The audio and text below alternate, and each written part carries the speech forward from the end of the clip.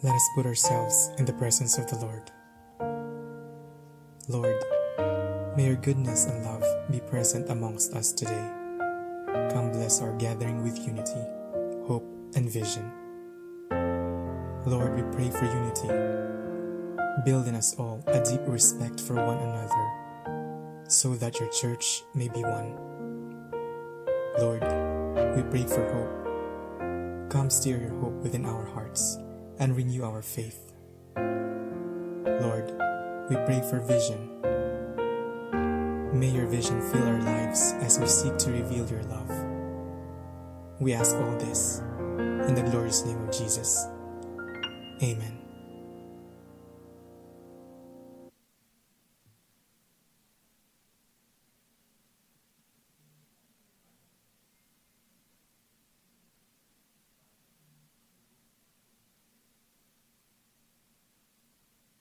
Mga kababayan, ang pambansang awit ng Pilipinas. Kayang magiliw, helas ng sinakanan, alam ng puso, sa dikit mo'y buhay. Lupang hinirang, tuyag ka ng magiting, sa manluluping, di ka pasisiliw, sa nagatang tutok sa simoy at sa langit mong pagaw, ay hinatang tudla, kawin sa pagkayang minamahal. Ang islang ng matawad mo'y tagumpay na naghihingi, ang bituin at araw niya kailan pa may di magdidinig. Lumalang araw ng walhagin pagsinta, mo'y langit sa piling ko. Aming ligaya na pagkay mga amin, ang mamatay ng dahil sa'yo.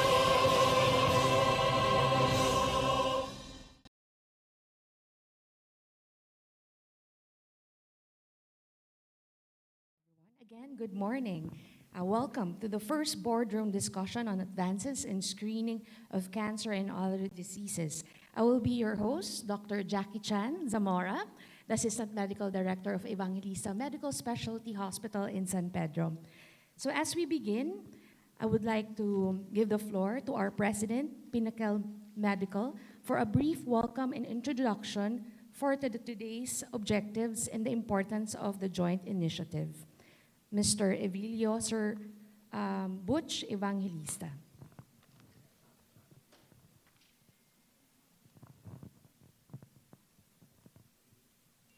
Good day, esteemed colleagues, distinguished guests, and valued participants. My name is Butch Evangelista.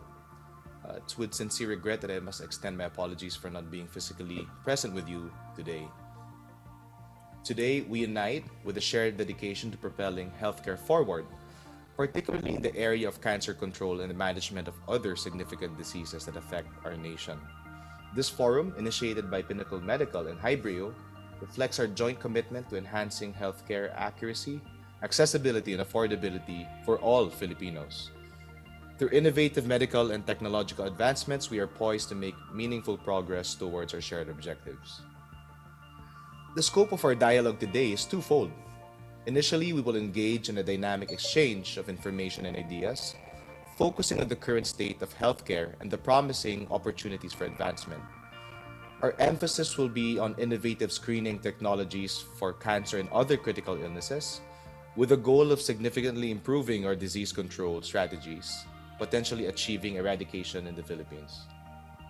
Subsequently, we will shift the discussion towards integrating and optimizing the insights and opportunities presented today.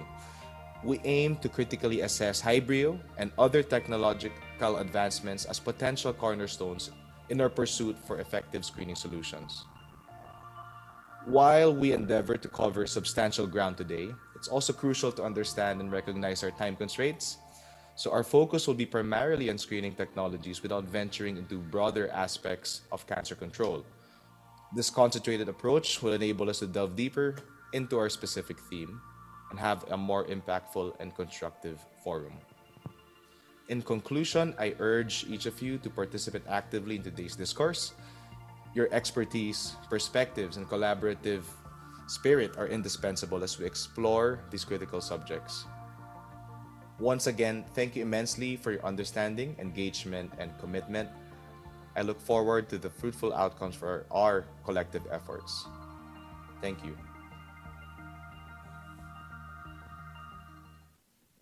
Thank you, Sir Butch, for that Good day, encouraging message. esteemed colleagues.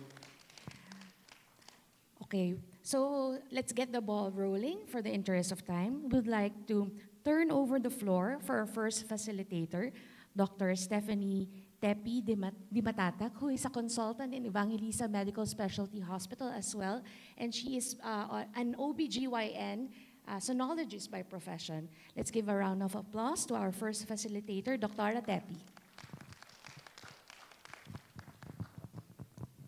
Good morning once again. Thank you, Dr. Jackie, for that warm introduction. I am Dr. Stephanie Dimatatak, an OB-gynecology practitioner, and I'll be one of the 3 facilitators for this forum.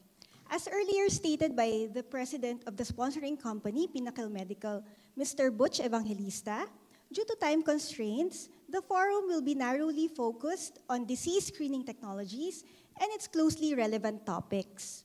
The first part of this forum will be dedicated towards taking a look-see and appreciating where we are right now in our quest for cancer control, as well as control of other prevalent major diseases in the Philippines.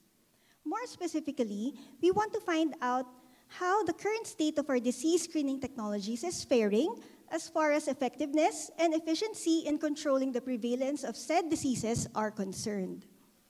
For the second part of this forum, our guests from Hybribio will talk about the latest molecular detection technologies for reproductive and sexual health, novel pre-screening diagnostic methods, and screening, genetics, and prevention. We request all those present in this boardroom who may have questions to ask from the speakers to please reserve them for the third part of this forum, which is the integration strategies discussion part, wherein discussions will be focused on how best to make optimal use of such disease screening technologies as opportunities in our quest to strategize our control and management programs for cancer and other major prevalent diseases. After said boardroom discussions, the fourth and last part of the forum will be reserved for questions and comments coming from the online chat participants and due responses from concerned speakers and parties. So moving on to the first part of the forum, our first speaker is a clinical associate professor of the UP College of Medicine. She is the president of the Asia Oceania Research Organization on Genital Infections and Neoplasia, and the immediate past president of the Philippine Infectious Disease Society for OBGYN. To talk about STD in the Philippines, knowing the numbers and the importance of diagnostics in the local setting, please welcome Dr. Sibyl Bravo.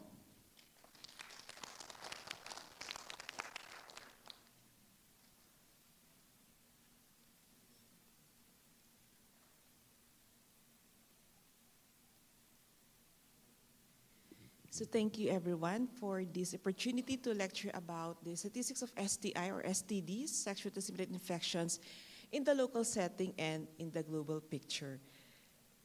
So the title will be about STI, knowing the numbers. So this will be our outline. As I've mentioned, we'll talk about the local and global statistics. And of course, we'll talk about the challenges that we meet every day as we go on managing these infections, in particular in the availability of the diagnostics that we have now. And of course, we'll talk about the current situation of selected STDs in our country. So from the WHO, and of course, we are very much overwhelmed that we have our officials here, of course, Dr. Magnata and Dr. Llave, and of course, our former UP Manila Chancellor, Dr. Carmencita Padilla. Thank you very much for this opportunity. It has been said that there are more than 30 to 40 organisms that would cause sexually transmitted infections. And among these, about 8 or so are linked with greatest incidence of these types of infections. So we have, of course, curable and non-curable infections. As of now, well, the four most common curable, considered to be curable, although some of these might be recurrent, are the following. So these are syphilis, gonorrhea, chlamydia, and trichomoniasis. Well, these are the more common ones, but of course there are other infections now that you may know of. And the so-called incurable, they could be managed, meaning we could help these patients to be maintained at low viral counts or bacterial counts, but these infections are usually persistent, are the following. So you would agree with me that hepatitis B, although we have lots of antiviral agents now, is incurable. As well, there are about less than 5% of the population. These are the so-called maswerte, lucky that they could achieve seroconversion, but majority of our patients suffer from lifetime hepatitis B infection, followed by herpes simplex. And believe me, we have had some patients whom we have to refer to psychiatrists due to them having major depression because of the recurrent nature of this infection.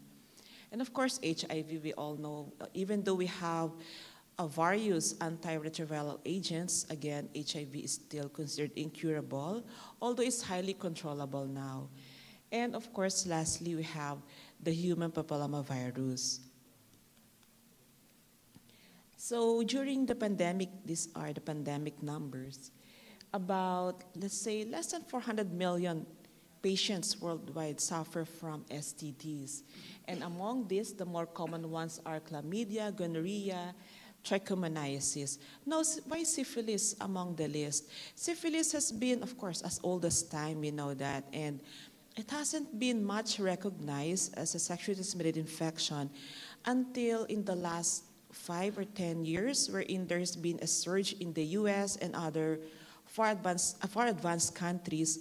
And here in our own local setting, we have been seeing more pregnant patients who turn to be positive for syphilis. So meaning our local statistics parallel that of global numbers. Well, one of the reasons is that, of course, we have been now educated and more healthcare workers are now into screening for syphilis. And number two is that we have the available technology and it's becoming more affordable for our patients. So we need really to educate everyone, especially about syphilis. And of course, we also have millions of patients having trichomonas infection. So there have been many studies, although we have to update our statistics with regard to monitoring these numbers. But this was a local study, but this is done, kasi idagan ng anak ko, in 2002, so this is about 21, 22 years ago, wherein they made a survey of the following infections. So these are prevalence studies among women. So you might see that for most of these infections, parang ang liit ng numbers. So like for gonorrhea, it's just at 0.75%. For chlamydia, rather high at that time, about 5.75%, and so on.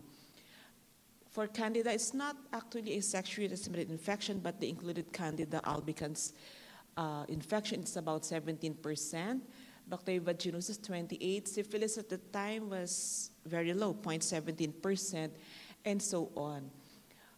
But these numbers are not true right now. So as I've mentioned, it has multiplied or undergone geometric progression. But what is quite consistent 20 or 22 years ago is that many people suffer from asymptomatic infection. And this is the one that we're worried about because they go on with having sexual activity, but unknowingly, they transfer the infection to their partners. So essentially, again, this is one of the major reasons why we have to educate everyone about sexual behavior and about screening and, of course, treatment and other preventive strategies. And at that time, young people, it was described, have relatively high prevalence of chlamydial infection. And this holds true until now, at current time. Sorry. So again, our own Department of Health has been, of course, our leaders in educating everyone and mandating, again, reporting of this reportable sexually transmitted infection, especially with regard to reporting for HIV. But again, other STIs are well reportable, such as syphilis, hepatitis B, and again, we enjoin every healthcare worker and also train other healthcare workers in rural areas with regard to this area of screening and monitoring for these infections. And of course, in Metro Manila and other urbanized rural areas, they have well-developed, probably, screening tools and well-developed system of monitoring and reporting to our DOH. Well, hopefully po, no, hopefully. So, take for example, this was the latest data from Quezon City. Well, itong pandemic, from January to November of 2022. Again, they have been seeing increasing cases of gonorrhea. Okay, so take note that in year 2021, from total of around 692 positive cases, it jumped to almost double, to more than 1,000 cases. So there's increase in about 52%. And other infections as well, such as trichomonas, again, syphilis. Although they might have seen a bit of a decrease, that's very small decrease in numbers. But again, in the 20 years ago, we have not been seeing this much number of cases of syphilis. Of course, genital warts is much on the rise, herpes, and hepatitis B. So hopefully po every city or every region in our country would have this systematic way of monitoring and reporting to our own DOH. So chlamydia. So we all know chlamydia. Well, the sad thing about this infection is that, again, majority of cases are asymptomatic. But again, unknowingly, we can pass on the infection to our partners. So ito po yung sinasabi namin to our patients. That's why later I'll show you which subsets of populations would really be recommended to have annual screening for these STIs. So again, we have been seeing ever-increasing numbers of new cases on a yearly basis. And there's diversity in serovariants for chlamydia trachomatis, such that for many patients, they might have different clinical symptoms. Well, in a local study, quite sabi natin recent na tong 2007, well, this was done in Iloilo, and the specimens were obtained from female sexual workers attending social hygiene clinic and regular women attending OBGYN clinic in screening for chlamydia using the rapid test. So in resource countries, actually I think this is a multi-regional study, and our country was chosen as one of the sites, and they conducted it in Iloilo. So take note that the positivity rate for women from the social hygiene clinic at that time was very high, no? So it was around 18 to 32%, but again, the rate of being asymptomatic or having asymptomatic infection was very high at around 72%. So hindi na totoo yung more than 50%. It's at 72% now. While at the OBGYN clinics in that particular region, the positivity rate using vaginal swab was just around 6.3%. So you would see the big disparity, but of course, this goes to show that a lot of our patients are with asymptomatic infection. This was a study we did 20 years ago exactly, in 2004. But I think baka 21 years ago kasi we did this in 2003. So we took the fallopian tube specimens from patients with ectopic pregnancy, and we checked them for chlamydia using PCR test. So NAT, nucleic acid amplification test. And true enough, from the 20 samples, almost all turned to be positive for chlamydia. So this now confirms our diagnosis or rather correlation with chlamydia as a cause of silent pelvic inflammatory disease that could cause, of course, fallopian tube blockage, abnormalities that could lead to having ectopic pregnancy. Now, moving on with gonorrhea. Gonorrhea, so again, we know the complications of this infection. Even though women are asymptomatic when they get pregnant and they get, of course, they deliver, neonates could have multitudes of infections, systemic at that. Localized infection is neonatal conjunctivitis, but there's a prophylaxis for that. But they can suffer from other infections such as purulent pharyngitis or even neonatal pneumonia. And again, gonorrhea can be asymptomatic. So one of the problems that we're having is gonorrhea and chlamydia are always co-infections. Co-infection with each other exists in as much as 80% of the time. So ganun po kataas, 60 to 80% of the time, there is co-infection of gonorrhea and chlamydia. Again, there goes to show that we have to perform screening for targeted populations.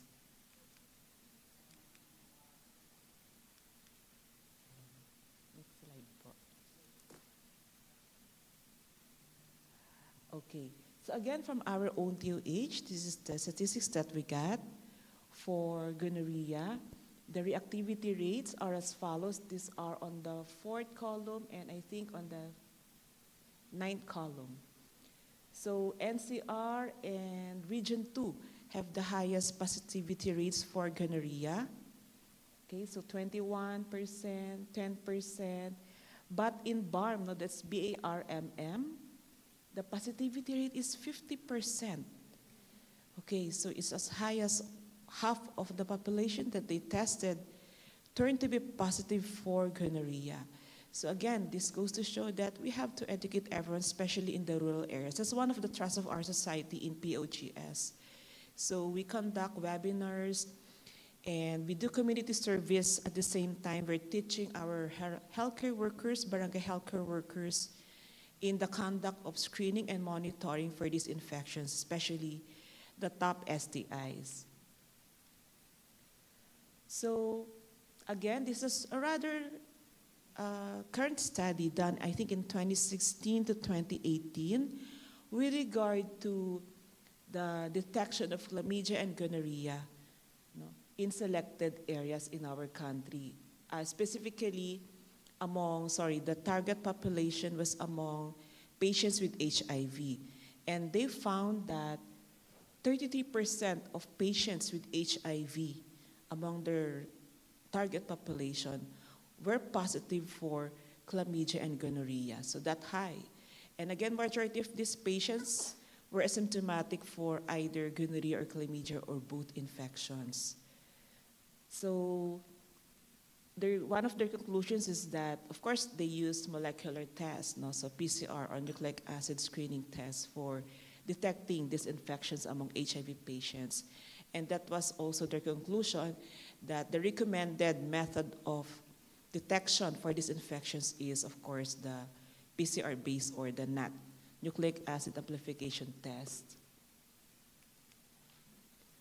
So these are the populations of patients that we recommend screening for. So first, for chlamydia, we have to screen all sexually active women, yung mga young, less than 25 years of age. But even though we are older than this, I think all of us, baka may mga young naman dito, as long as we're sexually active, we have risk factors for any STD. We have to subject ourselves to chlamydia testing. Of course, all pregnant women should be tested or screened for chlamydia. Kaya lang the problem is, of course, minsan the unavailability of the technology and the cost of the test. Of course, for MSM, when we have sex with men, or even the heterosexual cohorts, as long as they have multiple partners or other risk factors, if they have other STDs, then they should be screened for chlamydia as well. And again, persons living with HIV. So for gonorrhea, it parallels recommendations for screening for chlamydia. So young women or older women with risk factors, pregnant women, ideally we should be screening for gonorrhea, men with sex with men, those with HIV, and again, heterosexual individuals but with risk factors, especially those with other co-infections or those who have more than one or two sexual partners. For trichomonas, okay, this has been an infection that is again well underdiagnosed. Well, the problem is most of the so-called infections relating to vaginal discharge, to abnormal vaginal discharge, well, we're also guilty of that. As clinicians, we do not most of the time perform adequate laboratory testing. So what we're into is the so-called syndromic approach. Syndromic approach is not anymore recommended by WHO because most of the time we could overtreat. We just give antibiotic if we believe the patient has this infection, but we do not know, we might be overtreating. So again, it's the domino effect. We now have increasing problems with antimicrobial resistance. So that's the collateral damage. So for trichomonas, that's the background there. There goes again the importance of screening, no, aside from the reasons that I stated. And it also has much complications, no, especially among our pregnant women. So again, pregnant women could suffer from preterm birth, having preterm delivery, and of course having low birth weight babies. And their babies could also suffer from infections as well. So again, trichomoniasis, no? So the recommendation is that for those who are with risk factors, such as those living in high prevalence settings, women or males who are being seen at social hygiene clinics, and of course those who have multiple partners engaging in transactional sex, should or with history of intravenous drug use or other forms of drug abuse, should undergo yearly testing for trichomonas, as well as people living with HIV. Now, moving on with our, well, now favorite, no, infection, syphilis. As I've mentioned, we have been seeing increasing cases of syphilis among our pregnant women. But it's also, well, recommended not to screen for syphilis, even our non-pregnant patients. You agree with me? So, again, it's being caused by the bacterium Treponema pallidum, and as much as 10 to 15% of patients could acquire this infection from a single sexual contact from an infected individual. So it's highly contagious, especially during the primary and secondary stages, and probably in the first year of having latent stage of the infection. And of course, you know the consequences for congenital syphilis among untreated pregnant patients. So it could cause the multitude of the syndromes of congenital syphilis, and that's, of course, neonatal infection. To share with you our local numbers in our institution, the Philippine General Hospital. So these are our top infections for the past 5 years, so from 2019, encompassing the pandemic period, to last year, 2023. So you note that our top infections are the viral STIs, hepatitis B, but there's a turnaround. No? So in the past few years, it's HIV that is our top infection now, followed closely by the other one. So nagpapalitan ng other, Hep B or HIV. But in the past 3 years, it has really been HIV. Even in our private practice, we have been seeing ever increasing cases of HIV. Well, of course, as an obstetrician, we'll be referred to, no, with patients who are pregnant, no, and they're with HIV.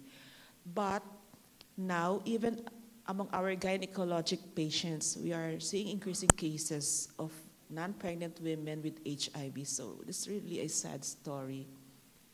followed again by syphilis no, in the past few years. So ang dami na naming syphilis talaga ngayon. Of course, condyloma and other infections no, would still be in the top 5 of our referrals. So again, for syphilis, centering on syphilis, well, you might say the numbers are still very low, but these are the cases that are well reported to our DOH. How much for the cases that are not reported? Or again, for those who are not doing screening, then again, we will have a big problem, especially for reproductive age women, and when they get pregnant, we might be seeing increasing cases of congenital syphilis. And I think it's a problem now in US and other far advanced countries. So talaga may trend, may surge. So again, who do we recommend screening for syphilis? Again, younger women or older women, again with risk factors. Of course, all pregnant women should be tested for syphilis, as well as men who have sex with men or straight heterosexuals, but they are with risk factors. And of course, transgender and gender diverse individuals should be always undergo yearly testing for syphilis. And again, people living with HIV. So again, one of our favorite viruses, it's the human papillomavirus or HPV. So we all know there are various subtypes, no more than 150, and around 30% of these could be oncogenic. So that's the main problem now. And those that are oncogenic have persistence rate of about 10%. But I read from a latest journal, so even more updated from this, that the rate of persistence for oncogenic types could be as high as 33% within 24 months. That's why, again, to share with all of you, we are seeing ever increasing cases of younger women having cervical cancer. So, of course, Dr. Elyave and our other colleagues are very knowledgeable about this.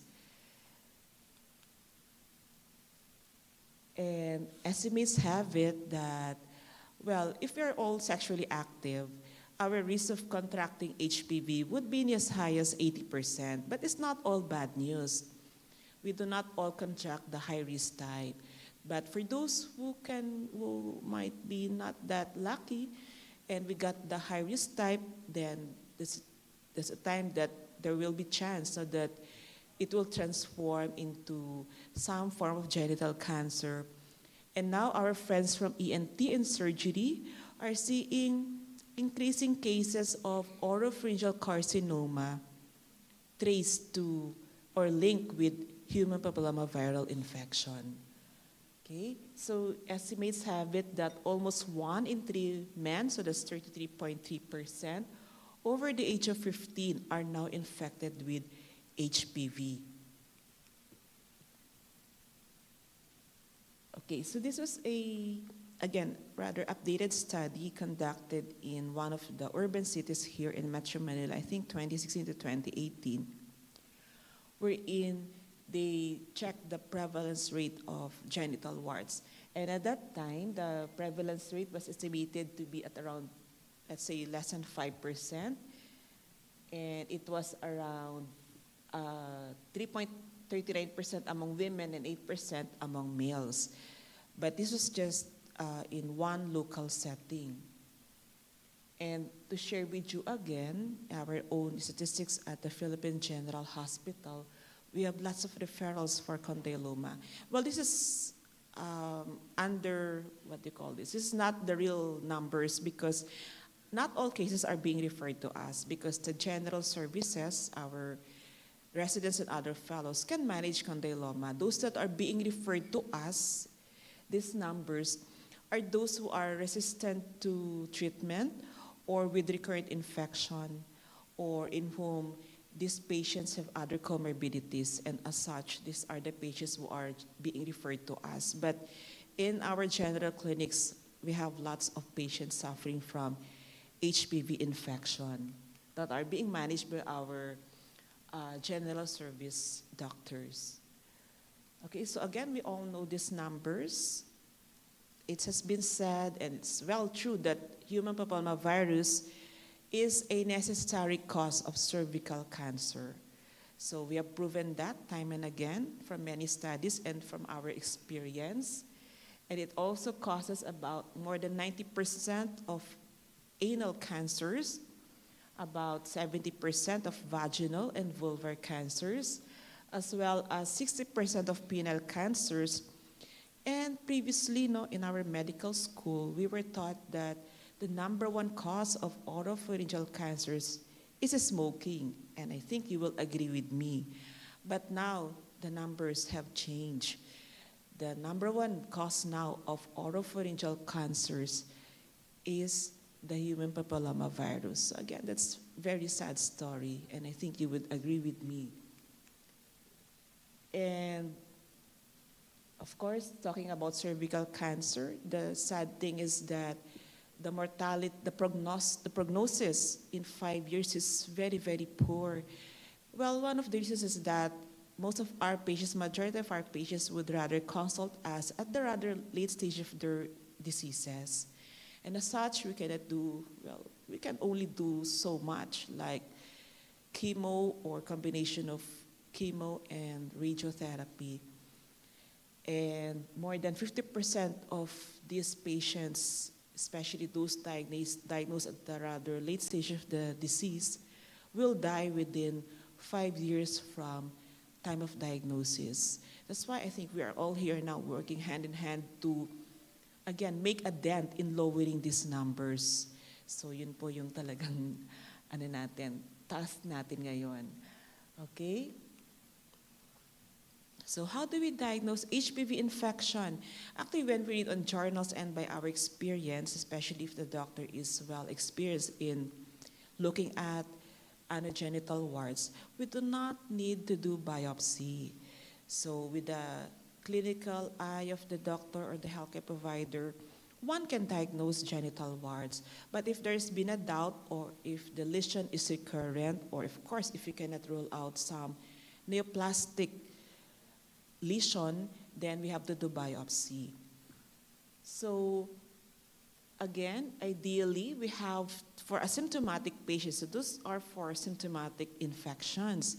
But again, the problem with HPV infection is the asymptomatic state. So again, it has been estimated that as much as 50 to 80% of individuals are asymptomatic for HPV. And as such, ideally, we should do HPV DNA screening. What's the frequency? Every 5 years, if it's done properly, essentially as a screening tool for cervical cancer. Okay, and we also perform other methods of screening as recommended. So we should always continue to look for every opportunity to screen for HPV, in other words, because as much as 80% of all sexually active individuals can be infected, and we don't know who among us will be positive for the high-risk oncogenic types. And among the preventive strategies, of course, risk behavior modification, lifestyle modification, educating everyone about the perils of these STIs, as well as vaccination as early as 9 to 14 years of age. Of course, we're not here to talk about vaccination, but it's prudent for everyone to know that this is a very effective form of prevention. And we have known the high success rates, almost perfect. Actually, in the Scandinavian countries, the success rate of vaccination is 100%, as well as in Australia and other first world countries as well. So again, what is the recommendations for screening for HPV or cervical cancer? For pap smear, the traditional swab and the slide, well, we tell our patients that if they have normal pap smear screening tests for the past 3 years, they could have it for every 3 years. But if it has been with the HPV DNA typing and they're negative the first time, they could have it every 5 years because the progression into cancer is quite long, no? Kaya lang, as I mentioned earlier, we have been seeing young patients having cervical cancer, and it's again, no sad story. An alternate screening tool is the visual inspection with acetic acid or the single visit approach because we can now offer treatment no, right away, especially in rural areas. So early treatment of precancerous lesions can be done now. It's highly doable. We just have to educate our co-healthcare workers. So this is my summary slide. I would just like to share that again, these are the recommended screening tool for the STDs. So again, for gonorrhea and chlamydia, well, most of these infections should ideally be tested through PCR-based methods or use of nucleic acid amplification test. Culture, we do not much do culture nowadays. Although I've heard there's the 24-hour culture for gonorrhea, but it's not FDA validated, so we're not using that. So for syphilis, it's very affordable. It's serum testing for any of the non-treponemal tests and the treponemal test. Trichomoniasis, we do it microscopy, but again, the problem is training. So most of our healthcare workers lack training for microscopy, with regard to detecting trichomonas. Herpes, well, we do it ideally through PCR tests again. Culture, we do not much do culture. It's very hard to transport the VTM to the appropriate laboratory. And of course, for genital warts, it's still PCR testing. So HPV, DNA testing for HPV. Well, I would just like to share with you this slide. Some of you might disagree with me, but these are the latest prices, or this is the list of prices that we got from our neighboring laboratories. So, kinda expensive, but hopefully with the help of our government and other agencies, we could lower this down. Or if we're able to make most of these technologies well available in our local areas, then this could be well affordable. And I think with the upcoming universal healthcare or implementation of the UHC, we could obtain help from our government. Okay? So again, as I've mentioned, the importance of doing it the first time is conforming to the recommendations. And as I've mentioned, most of these recommendations would tell us that we should test using appropriate lab technology. So most of these should be NAT-based or with use of molecular-based technology. And again, as I've mentioned, the disadvantage of using the syndromic approach to diagnosing and managing our patients is that we could be over-treating them with antibiotics or antiviral agents that could result to increasing problems with antimicrobial resistance. And believe me, we have had patients in front of us, they're crying, they are blaming each other in front of us. So that's also one of the disadvantages in doing or diagnosing these patients clinically. We don't have anything to prove that they are infected with. We just tell, you have this infection, so you and your partner should be treated. And sometimes they quarrel in front of us. So, and it could result to medical legal matters as well. And so there goes the importance of, again, of following recommendations for screening and diagnosing correctly our patients. Tests of cure for most STDs are not done, but again, most guidelines would tell us that test of cure is very, very important, especially for chlamydia, gonorrhea. Okay, and we also have the need for technology to monitor response to treatment. So that's also one of our dilemma in our practice. Most of the time, we do not do test of cure because of unavailability or the cost of the technology. And again, to decrease problems with resistance, we should follow recommendations on antimicrobial therapy. So the WHO tells us to incorporate laboratory testing to support our diagnosis, and again, no, hopefully stop our doing it the syndromic approach, our practice of that. STI screening strategies are very, very important, as well as, of course, diagnosing correctly and offering treatment to their partners. Actually, that's the end of my slide. So we need to do more prevalence studies to accurately determine the STI numbers or prevalence rates in our own local setting. And well, one of the reasons why we are not doing it correctly is, of course, the unavailability and the cost of the testing technology.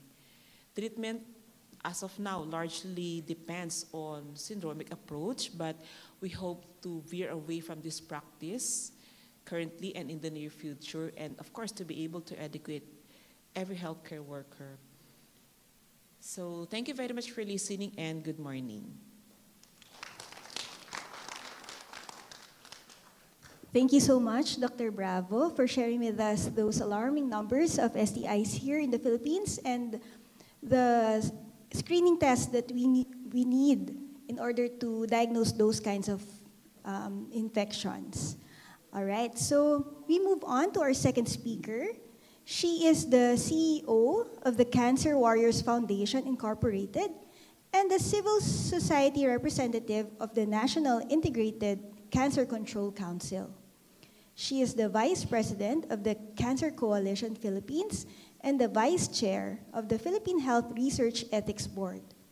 To talk about the civil society's view on the current state and future directions of cancer screening, let us give a warm welcome to Ms. Carmen Oste.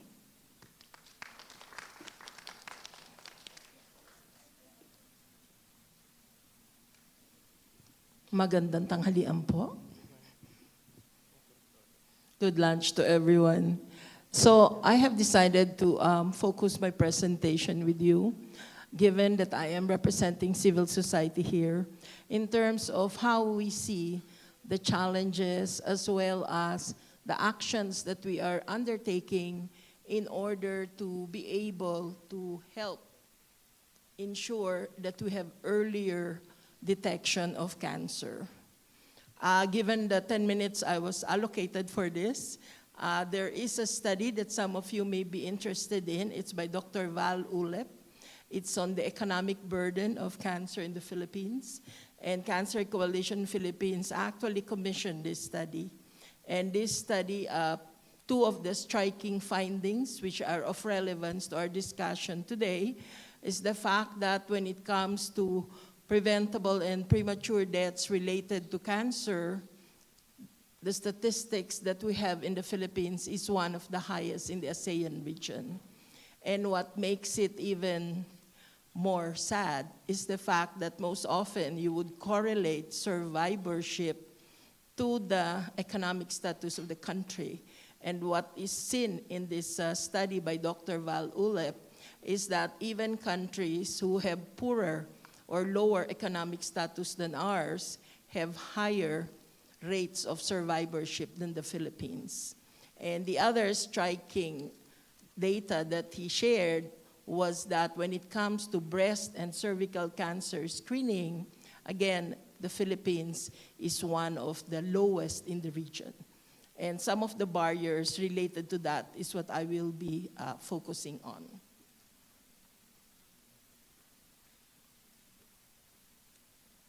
Why are we talking of early detection rather than just screening? Because there are those of us in the civil society who work with childhood cancer.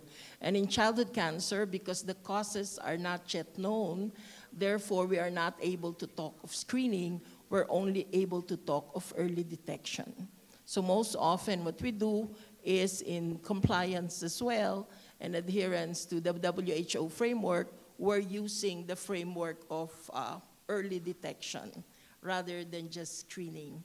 And as everyone here knows, because you're all specialists in your field, there are two components here, which is screening and early diagnosis. When we try to bring down this message to our kababayans who most often, when they hear of cancer, they associate it with certain death. The message that we bring across is kayang labanan ang cancer pag makita ng maaga at magamot ng maaga.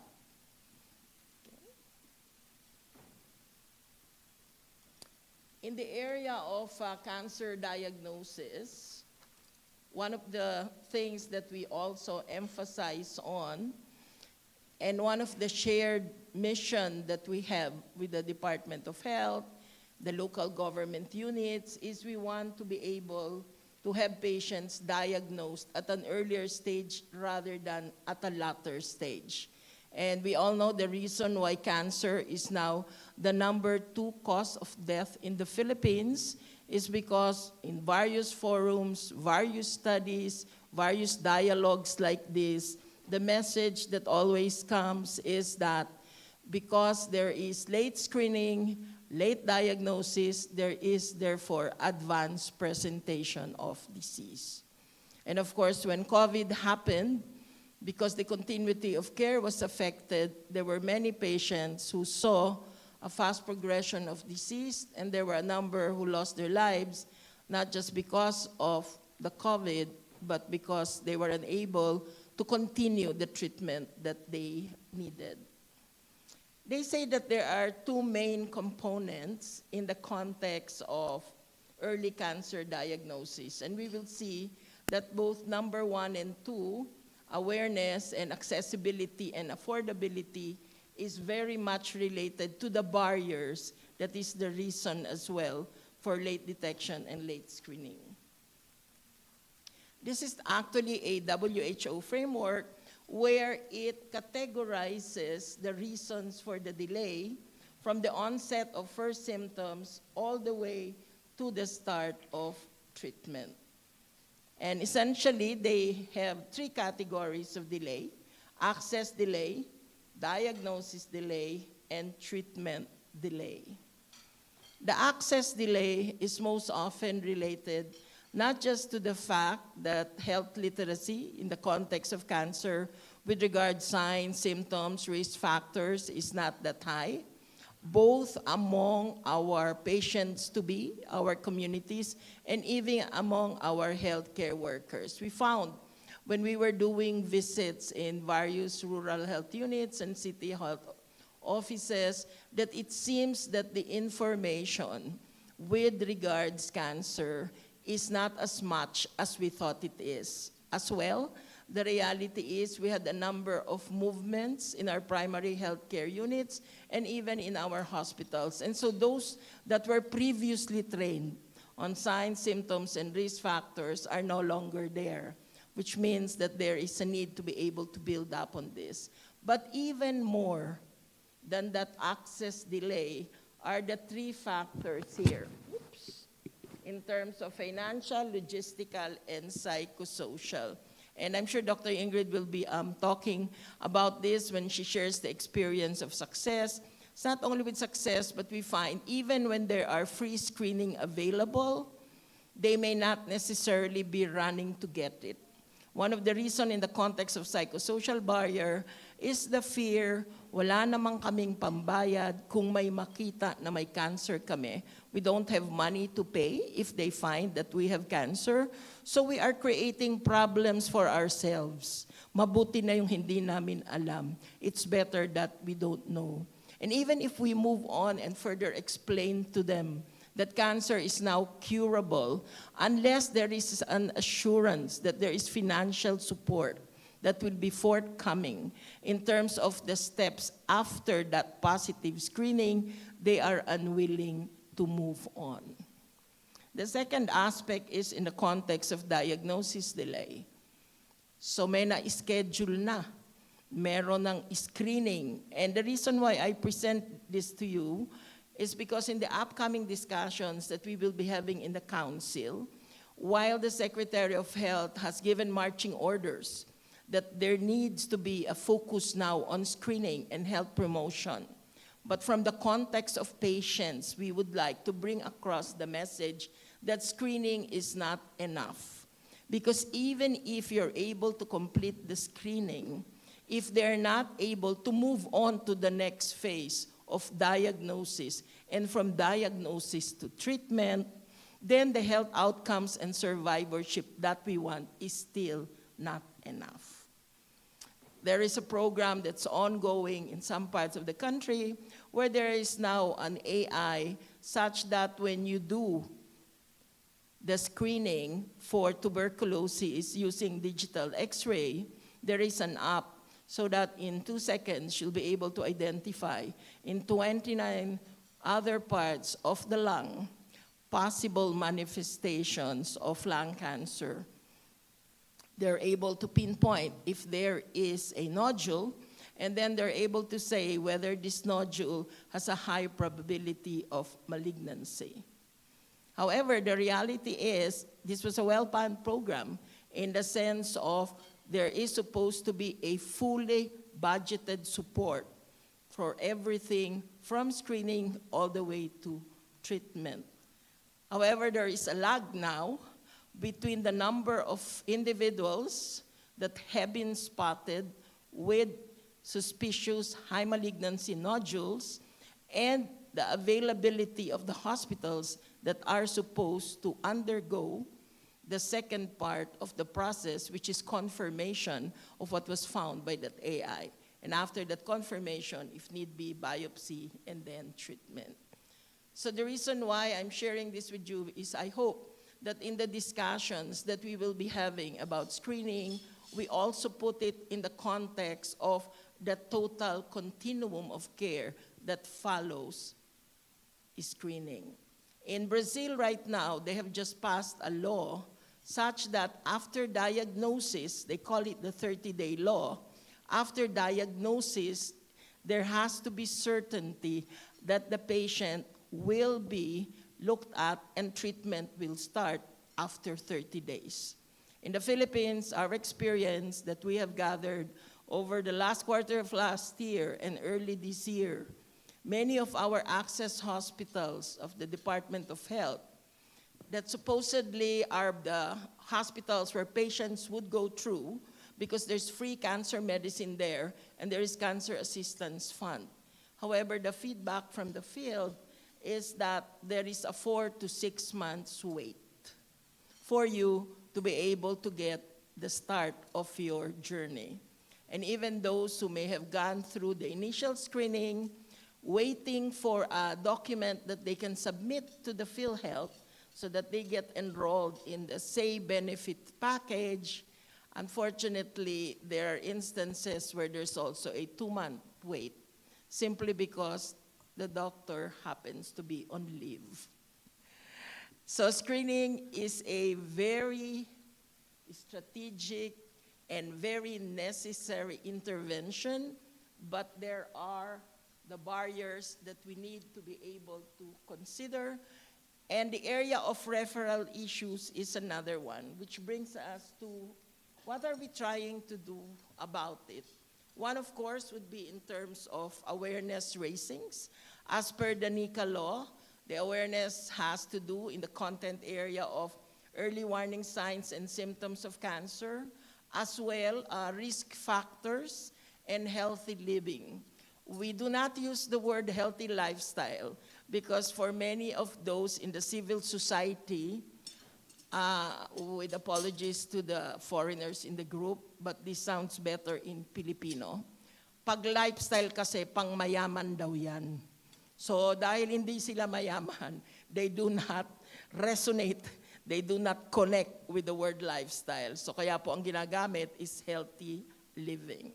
So in our country, we have this connotation of the word lifestyle, that it's associated with those who are better off in life. And therefore, we use the word healthy living among the civil society organizations rather than healthy lifestyle.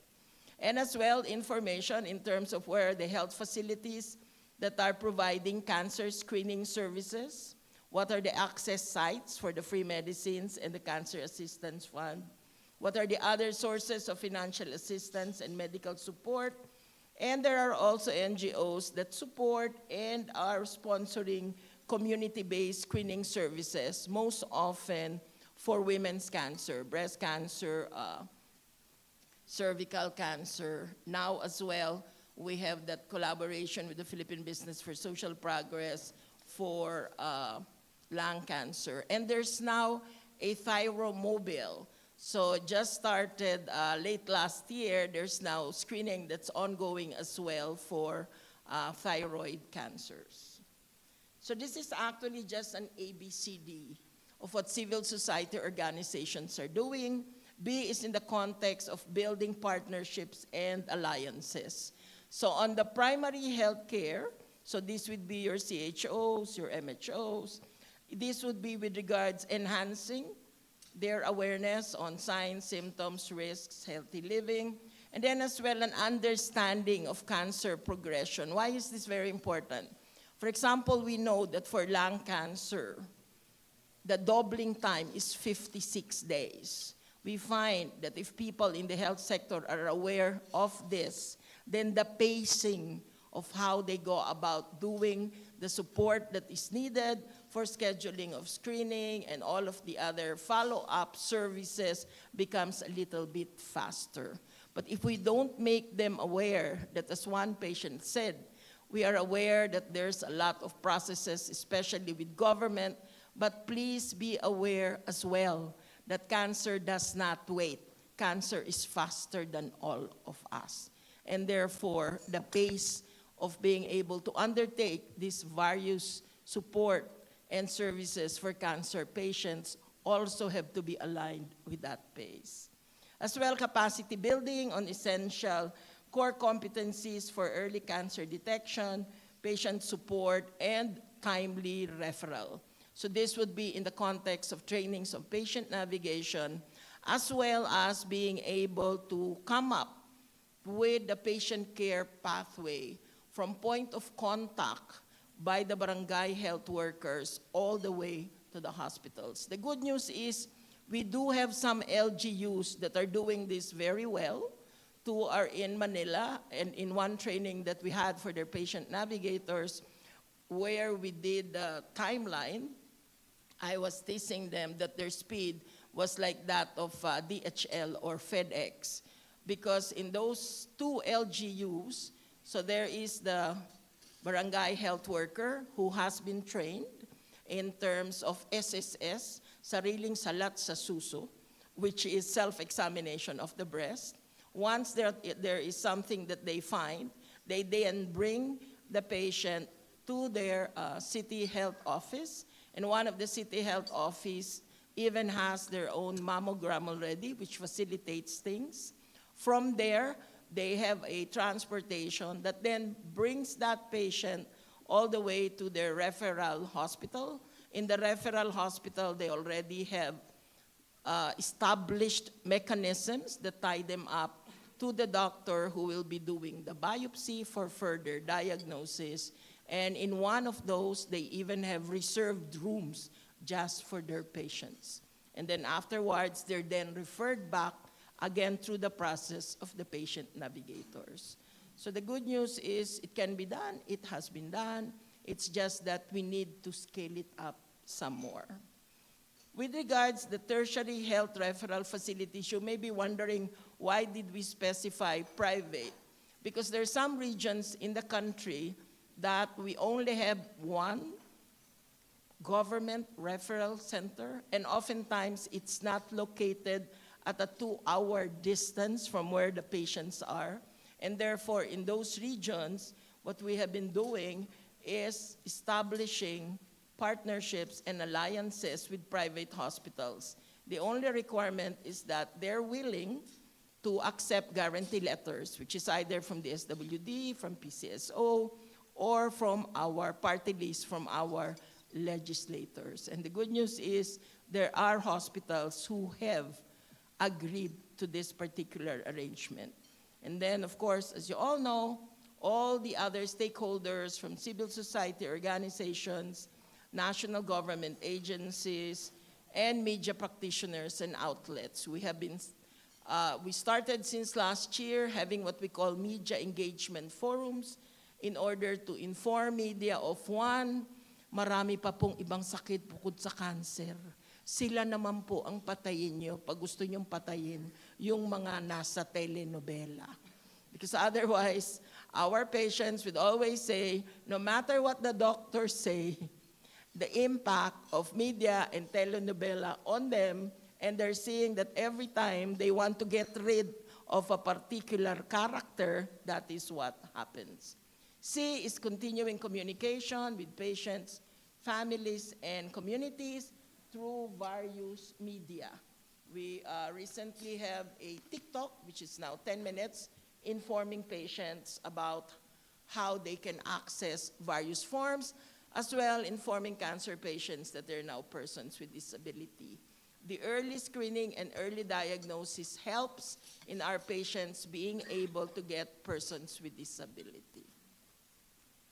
And finally, would be direct patient support. Many of our civil society organizations now also have funds to be able to support screening as well as all of the services that follow. And lastly, what we have learned through all the years of working in the health and development field is we don't wait for the right opportunity, but we create it. We are hoping that this roundtable discussion and board table meeting will be able to identify and shape better opportunities and better pathways so that patients, whether it be cancer, STI, or the other illnesses that we will be talking about, will have better opportunities for survivorship and better health outcomes. Magandang hapon po.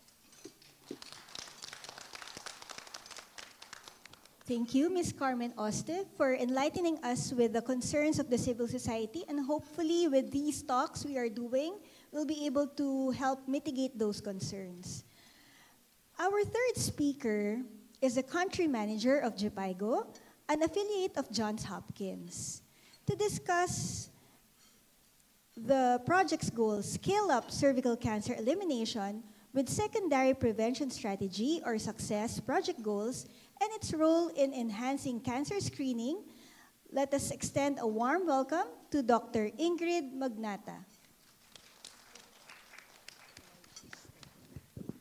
Hi, hello. Good afternoon. I am Ingrid. Allow me to share with you our project. These are the sort of portfolio on cervical cancer elimination that we have in the country. Though we started our cervical cancer elimination support to the Department of Health and this country through the Success Project or the Scale-Up Cervical Cancer Elimination with Secondary Prevention Strategy. Next slide, please. So we are from JPIGO. I have with me Dr. Liave, our technical advisor, and our laboratory specialist, Irene De Leon. Lozano, sorry. So JPIGO is a nonprofit global leader in the creation and delivery of transformative health care solutions that save lives. Next slide, please. And we are in around 38 countries now, and these are our areas of expertise, both here in country and at the global level. So we are a Johns Hopkins University affiliate. Next slide, please. As I have said, that our support to the Department of Health for this cervical cancer elimination is with the Success Project. This one is funded by Unitaid in partnership with Expertise France, who is in charge of the project implementation at the global level, because this project is also implemented in 3 other countries, in Guatemala, Cote d'Ivoire, and Burkina Faso, and here in the Philippines. And in country, we have with us UICC, represented by Ms. Carmen Oste, which is the representative representing Cancer Coalition. Next slide, please. And this project came in the country sometime in 2019.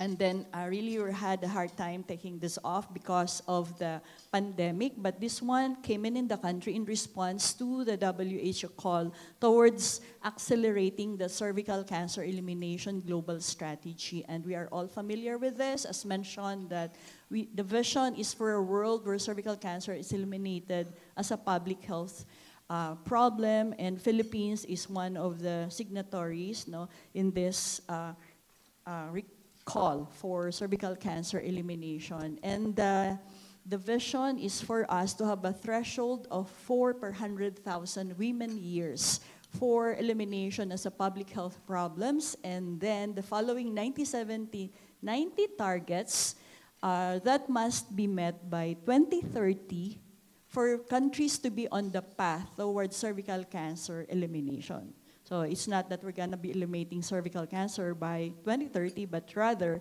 for us to be just in that right direction. So 90% vaccination for in the country, we're targeting the 9 to 14 years old, and then 70% of women are screened with a high-performance test by 35 years of age, and again by 45 years of age. And 90% of those women found positive should be treated. Next slide, please. And this is the framework that we're looking at. If we're not going to really strengthen and intensify our cervical cancer screening as well as our vaccination, it would be hard for us to reach that elimination level. So where we are now, the country for the immunization, we're less than 30%. And then for HPV, for the cervical cancer screening with the 70%, we are around less than 10%. So we have a long way to go. So this is a long-term run for the country for us to move towards cervical cancer elimination. And so if you look at this timeline, that we really need to intensify both the screening and the vaccination. Next slide, please.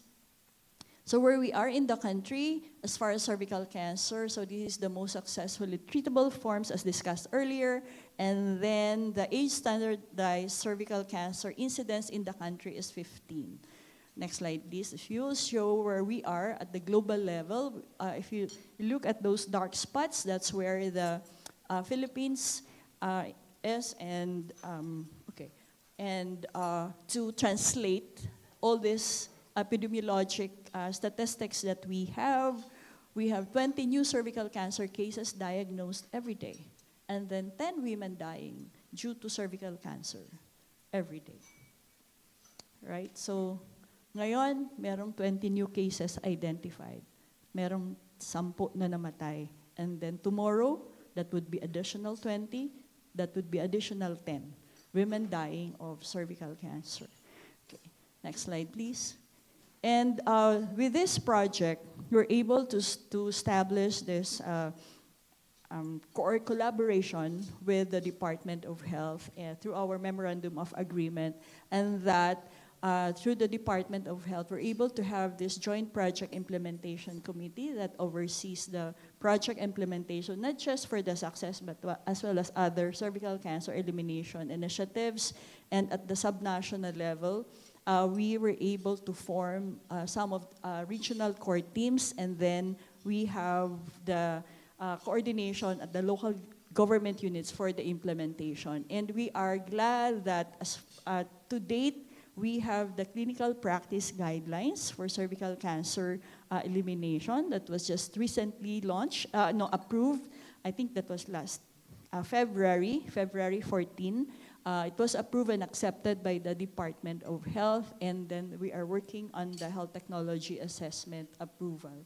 And as mentioned earlier by Ms. Carmen, that the country is into supporting this, all this cancer prevention and control through the Cancer Assistance Fund, and some of the cancer preventions and control and management are also now covered by PhilHealth, but for HPV screening, it's only the VIA and Pap smear. And of course, the treatment. And we're looking at having this discussion with the Department of Health as well as PhilHealth for the HPV DNA screening be part of the PhilHealth social or the social insurance coverage. Next slide, please.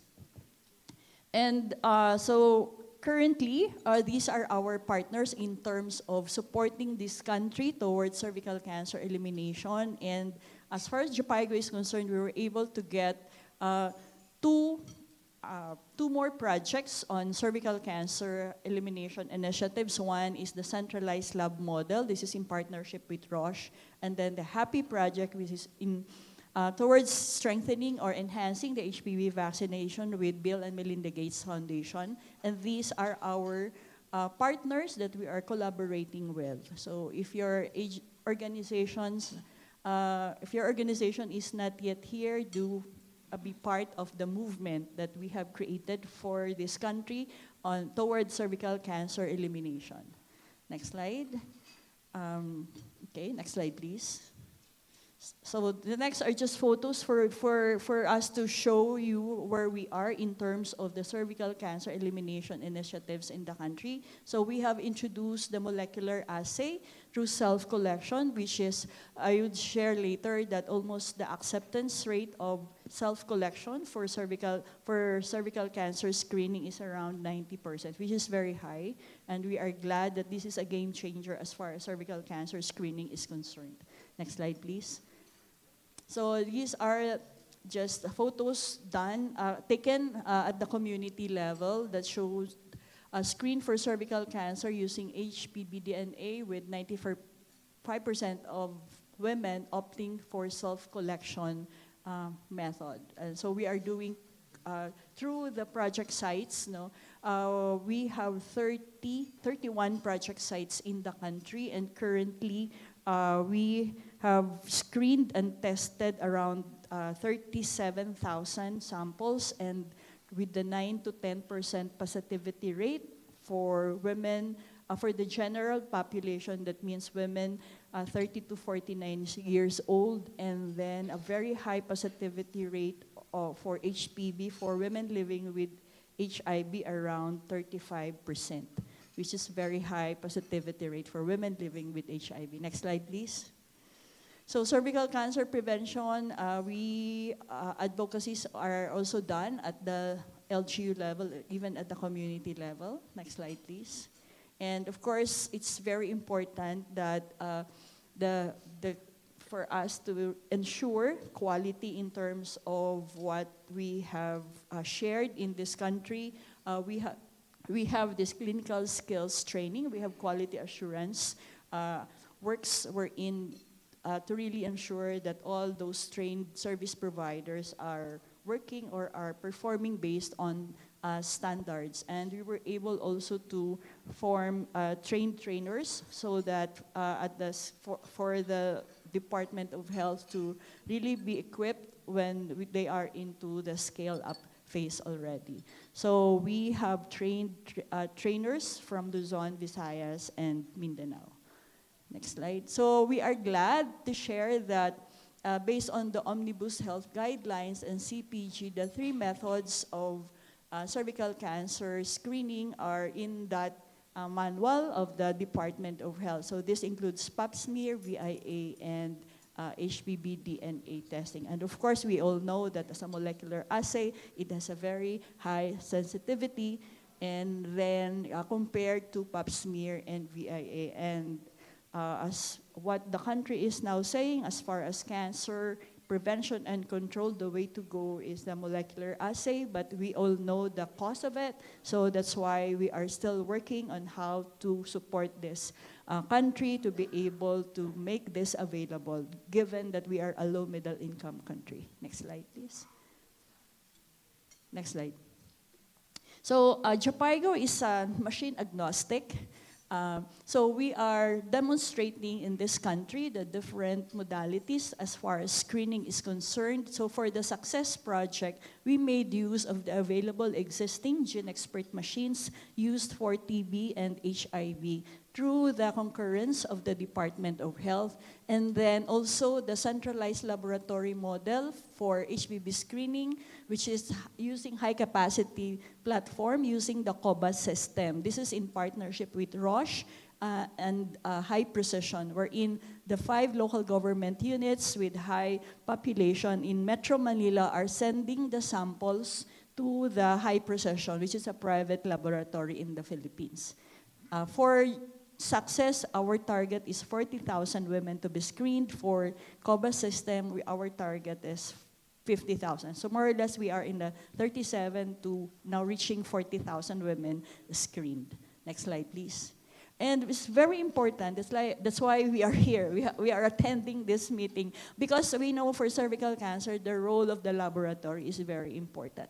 And then the role of the screening, I mean. So takeaways for HPV testing and thermal ablation introduction. So I've mentioned their thermal ablation because we just don't want to see screening being done at the community, but we want to see that screening is always linked with treatment.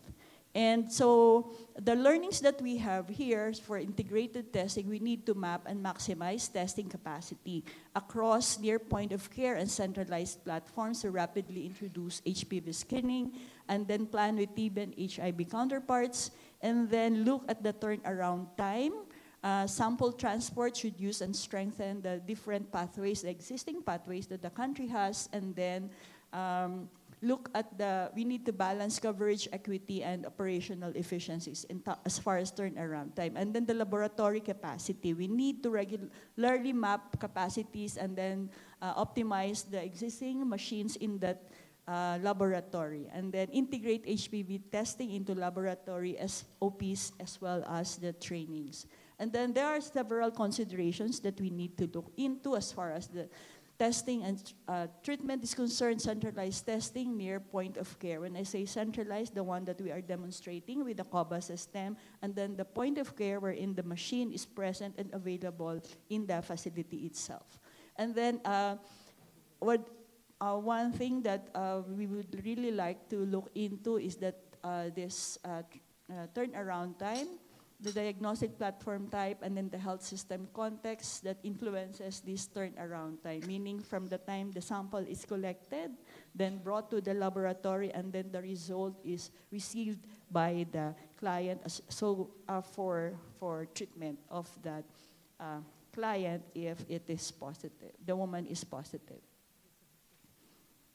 And then increasing lab capacity means scaling up infrastructure, enhancing technological capacities, and ensuring a well-trained workforce to handle large volume of tests. So we are sharing this with the Department of Health because currently we are supporting them come up with a strategic plan towards cervical cancer elimination.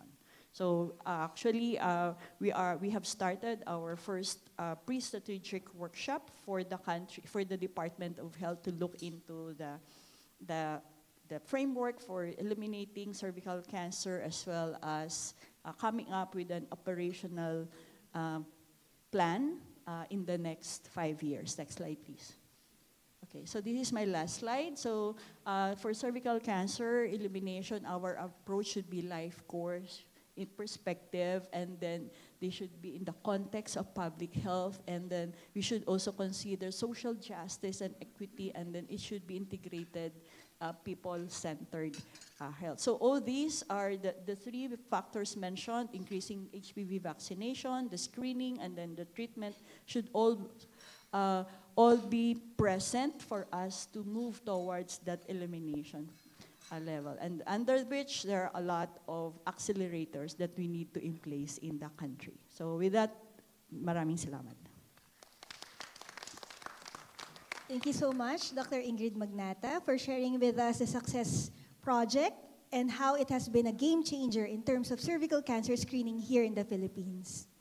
So our fourth speaker is the Outcome Manager of Cancer Prevention and Control Program of the Department of Health, Center for Health Development in Calabarzon, to share with us an overview of Cancer Control Program in Region 4A. Let us all welcome Dr. Justin Villaflor.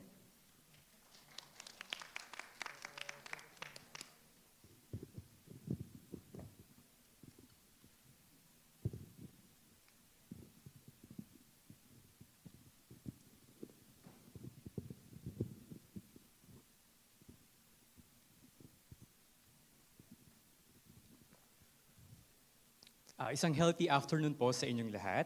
Ako po si Dr. Justin Villaflor, and I'm the Outcome Manager of the Cancer Control and Prevention Program of Department of Health, Center for Health Development, Region 4A, Calabarzon. So ang pinagkaiba po namin sa Department of Health Central Office, we are a separate institution na kami po ang nag-i-implement ng mga policies and programs ng Department of Health Central Office. So I will be presenting to you all the policies and programs implemented in our region. And just to give you a very brief background on a national level, kung ano po ang cancer control program ng Department of Health Central Office.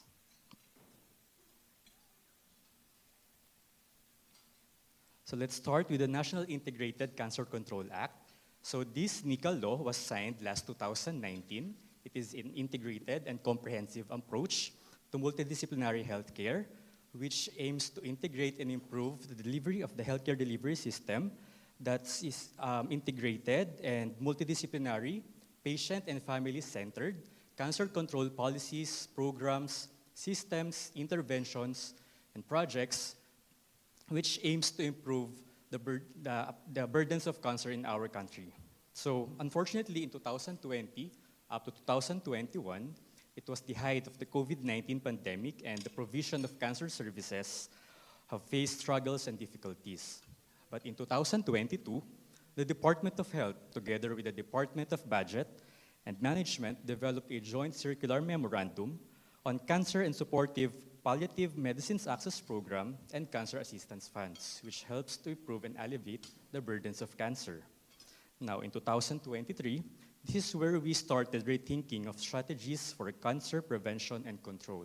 That's why in 2024, we have numerous projects and programs lined up for improving the services of healthcare of cancer program in the country and in our region. So what do we do here at Center for Health Development? So we do massive health promotion and education. So the National Cancer Awareness Month is celebrated every February of the year throughout the country in the Philippines. So the Cancer Prevention and Control Program, together with the Health Education and Promotion Unit, and in collaboration with national government agencies, local government units, medical societies, and non-government organizations, always lead the observance of National Cancer Awareness Month, which aims to intensify cancer awareness and increase cancer literacy across the nation. What else? We do health promotion campaign, Healthy Lifestyle Through Healthy Behaviors, with 7 priority areas, which namely are nutrition and physical activity, environmental health, immunization, substance use, mental health, sexual and reproductive health, and violence and injury prevention. So these are the focus for this year's health agenda of the Secretary of Health, these 7 priority areas. Now, what do we do in the cancer prevention strategies? So as previously mentioned by our speakers, one of the cancers that can be prevented, which also has complete list of services across the entire continuum of care, is cervical cancer. And just in the year 2020, there are already a total of 48 provinces and 57 cities under scaling up of HPV vaccination sites. But despite that, the accomplishments are still very low. So you can see here, just in the recent data that we have in 2022, we only have 27% accomplishment for HPV-1 and 3% only for HPV-2. This is mainly because due to lack of logistics for human papillomavirus vaccination. So we're targeting to expand and target higher number of vaccinated individuals among eligible population.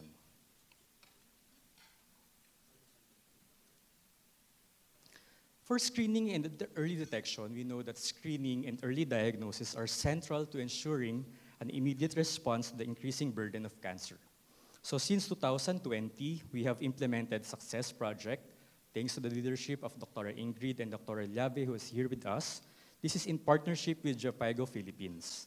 So here we have implemented a new technology of HPV DNA testing to check if a woman has human papillomavirus.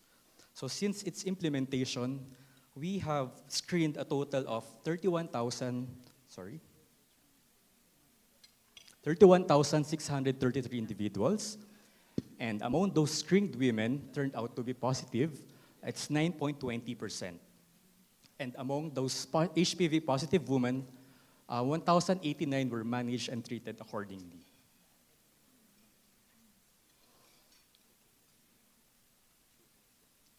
So for the treatment and management, we have been implementing the Cancer and Supportive Palliative Medicines Access Program even before its institutionalization, but focus on breast and childhood cancers only. But Since 2022, the Department of Health expanded the coverage to 8 focus cancers. And since the information system was started, a total of 13,951 patients were newly enrolled. So from the initial 2, naging 8 na po ang covered ng cancer. So gynecologic cancers, colorectal and other digestive tract cancers, adult blood cancers, head and neck cancers including thyroid, lung cancer, prostate, renal, and urinary bladder cancer.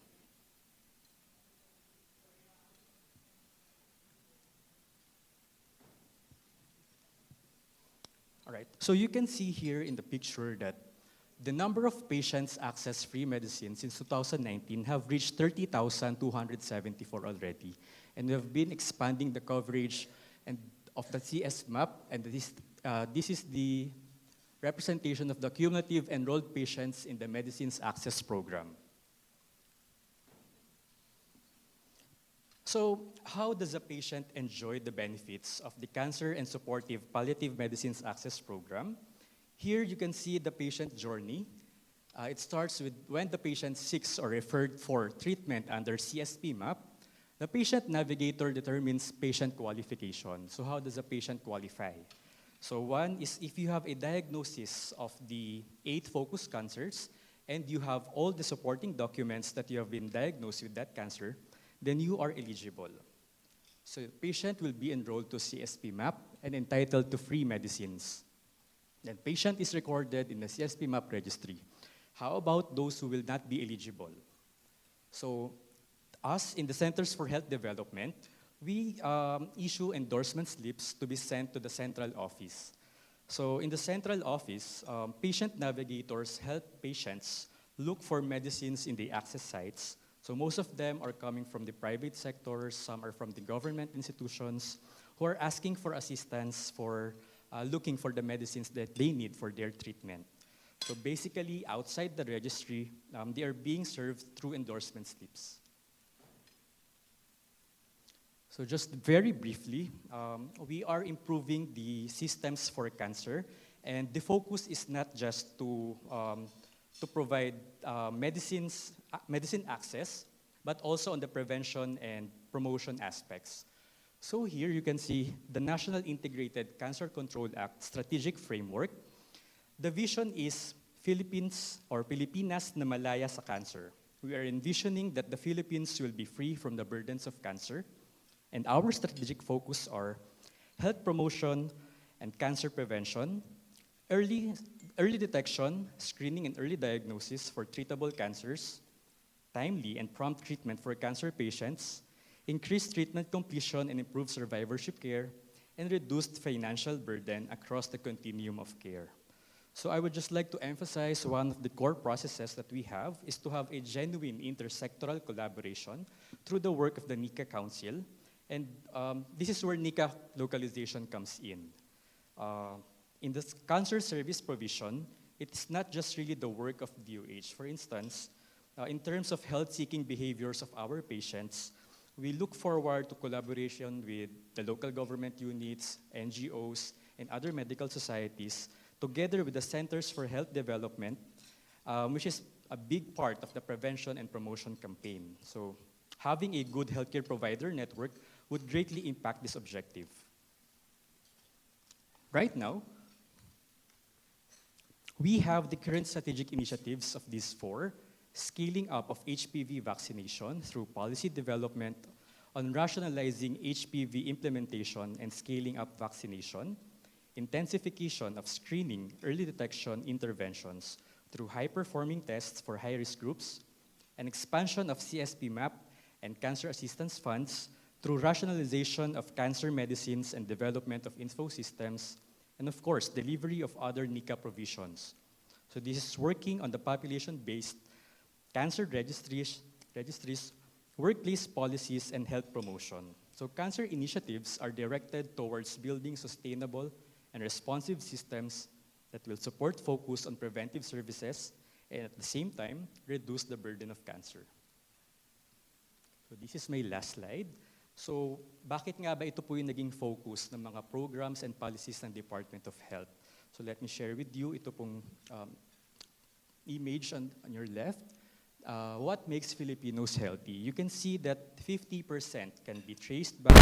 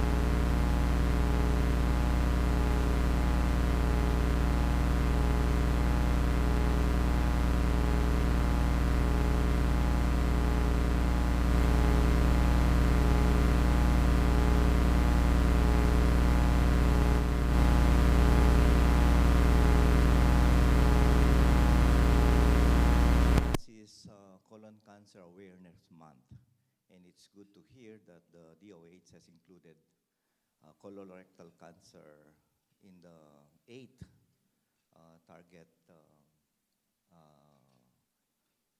problems that they are investigating or helping on.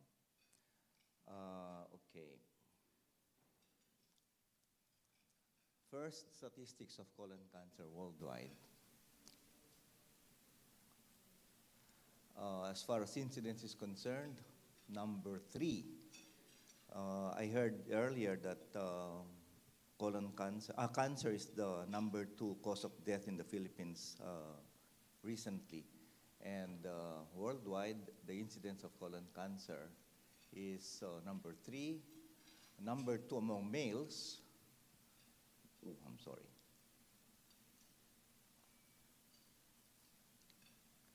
And number 3 among females. As far as mortality is concerned worldwide, number 2 among males, and number 3 among females. As far as the Philippines is concerned, these are data from the World Health Organization 2022. Among males, number 2. First is lung cancer. As far as females are concerned, number 2 also. Okay? Previously, it was number 3. As far as mortality is concerned, number 3. As far as the Philippine population is concerned. What are the risk factors for colorectal cancer? We have 2 large groups. These are the non-modifiable factors. You cannot do much about them. Age is number 1. Number 2 is family history of colorectal cancer. Number 3, if you have had previous polyps on colonoscopies, then you are at risk of developing polyps again. The last one is inflammatory bowel disease. There is a higher incidence of colon cancer among patients with Crohn's disease and ulcerative colitis compared to the population, general population. Interestingly, there are modifiable factors. Of course, we are familiar with alcohol and smoking. We are aware of red meat consumption, especially preserved or processed red meat, and then low fiber diet, which is protective, high fiber diet is protective, I mean. But notice that obesity and physical inactivity, madami tayong mga kasama na ang physical activity nila is pumindot lang ng tawag dito, remote control, no? Tapos kumakain lang ng chippy, nakahiga lang sa sala nila. And notice that It is one of the modifiable risk factors. The good thing about colon cancer is that it does not start as cancer. Okay, more than 90% of patients who would have colon cancer actually would have had adenomas previously. These are polyps that are precancerous. They grow in size in time, and they develop dysplasia, and these plastic cells are the one that would become cancer. And there is an average time of 10 years before an adenoma becomes cancer.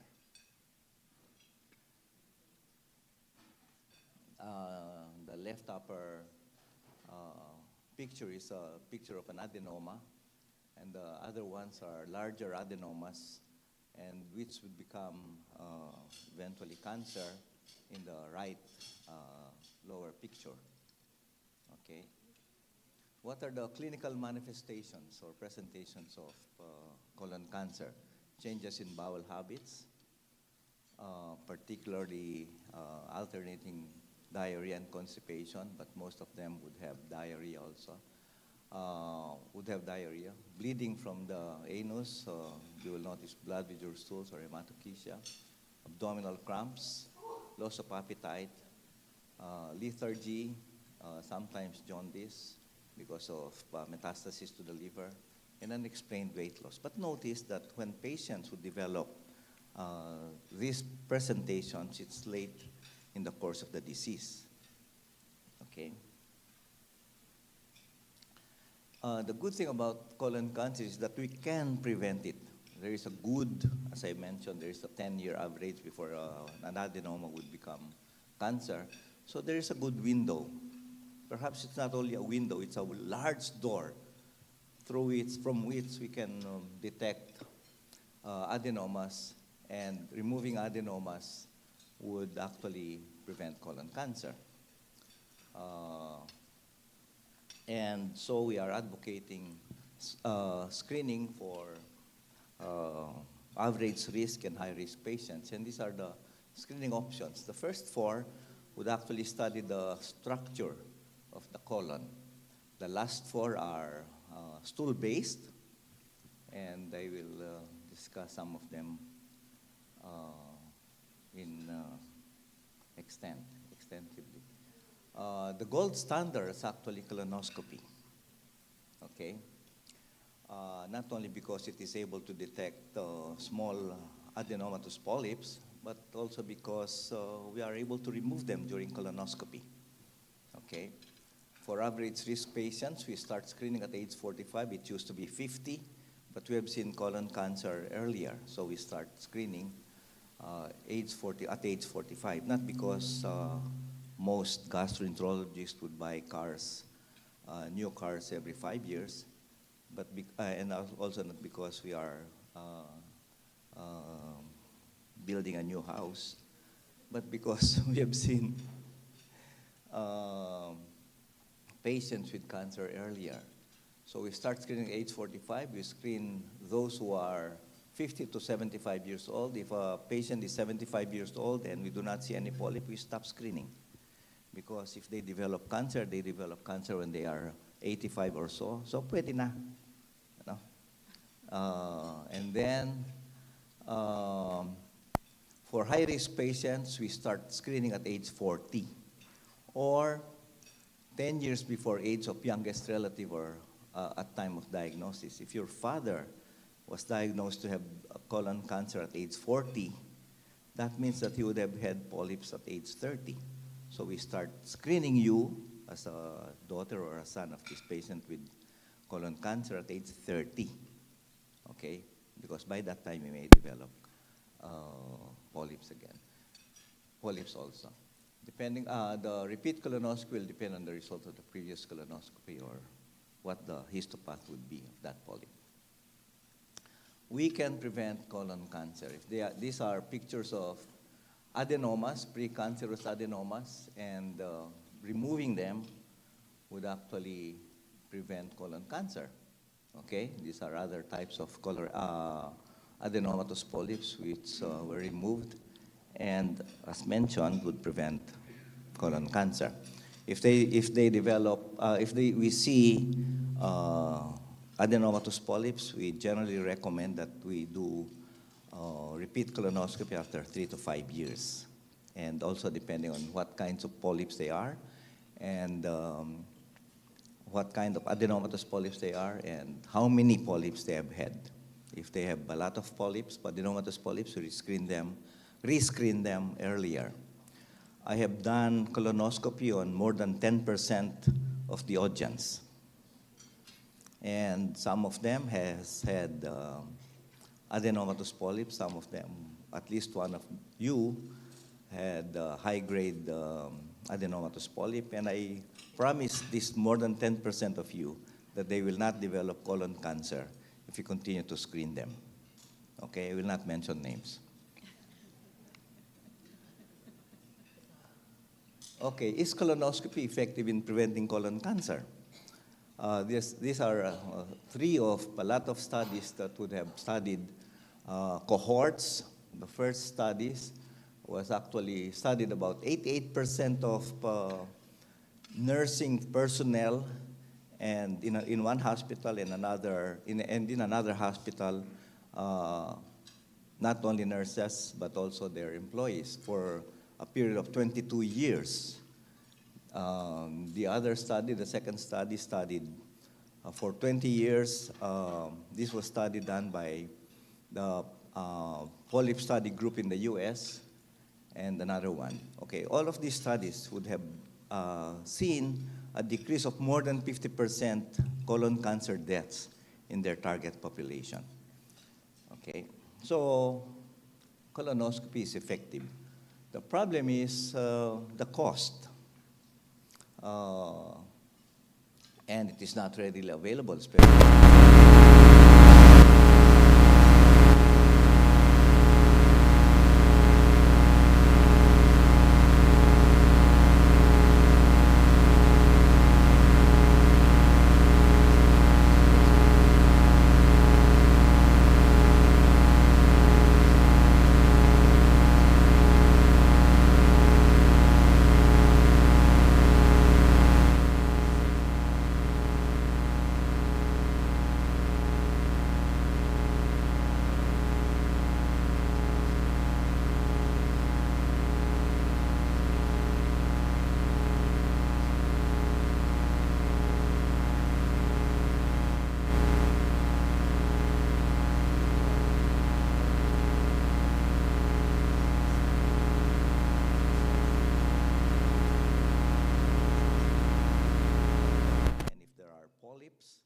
Or mass lesions that are seen, we suggest colonoscopy.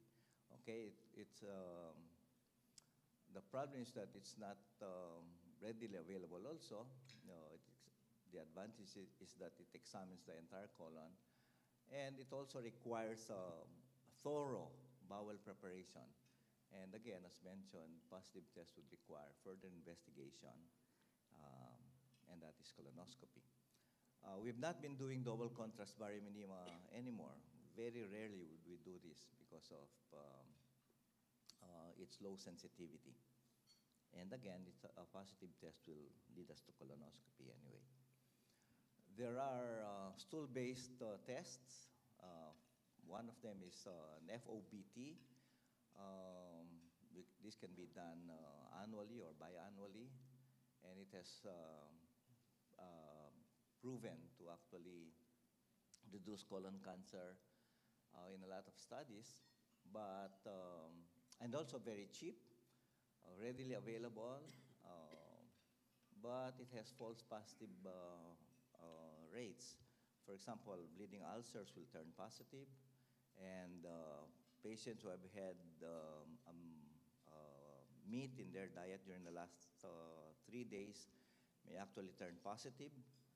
And so sometimes we do endoscopy or colonoscopy unnecessarily, okay? And then again, as a positive test will lead us into doing colonoscopy or some other investigations. FIT, or fecal immunochemical test, will test human blood so that we do not require our patients to go on fasting from meat for 3 days. And it is very sensitive. It is more expensive than FOBT, and again, a positive test will um, lead us to having colonoscopy. Okay? There are stool-based, multi-targeted stool DNA tests available, but not in the Philippines. Okay? The most common, actually, in the US is Cologuard. It seems like our colon would shed cells daily, and high-grade adenomas and colon cancer will actually shed these same cells, and they may have DNAs that could be tested to check for colon cancer and even high-grade adenomas. And this is readily available in the States, Cologuard. Its sensitivity is as high as 92+%. I looked at at how much it is. It says one of the things that I looked at said it is $500. But if you look at Lazada, it may cost you 5,000 pesos. Okay. But it's not readily available in the Philippines. Okay. The other one, multi-targeted stool DNA test, is Coloconf. It's new in the market. It has been tested in a lot of centers in China, and it will be discussed later today. Okay, hopefully it becomes very cheap, readily available, and with Pinnacle, they may help us through Ministry of Health to be able to use this for our general population, especially for the high-risk patients. Thank you very much. Vasco for sharing with us insights on colorectal screening. Our next speaker is a clinical geneticist and a professor in pediatrics at the College of Medicine, University of the Philippines.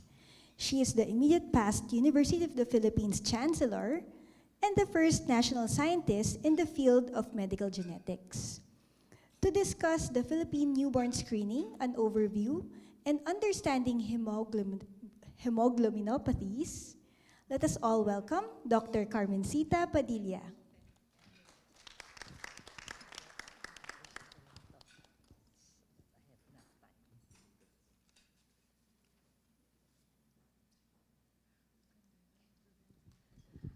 Magandang hapon po sa inyong lahat.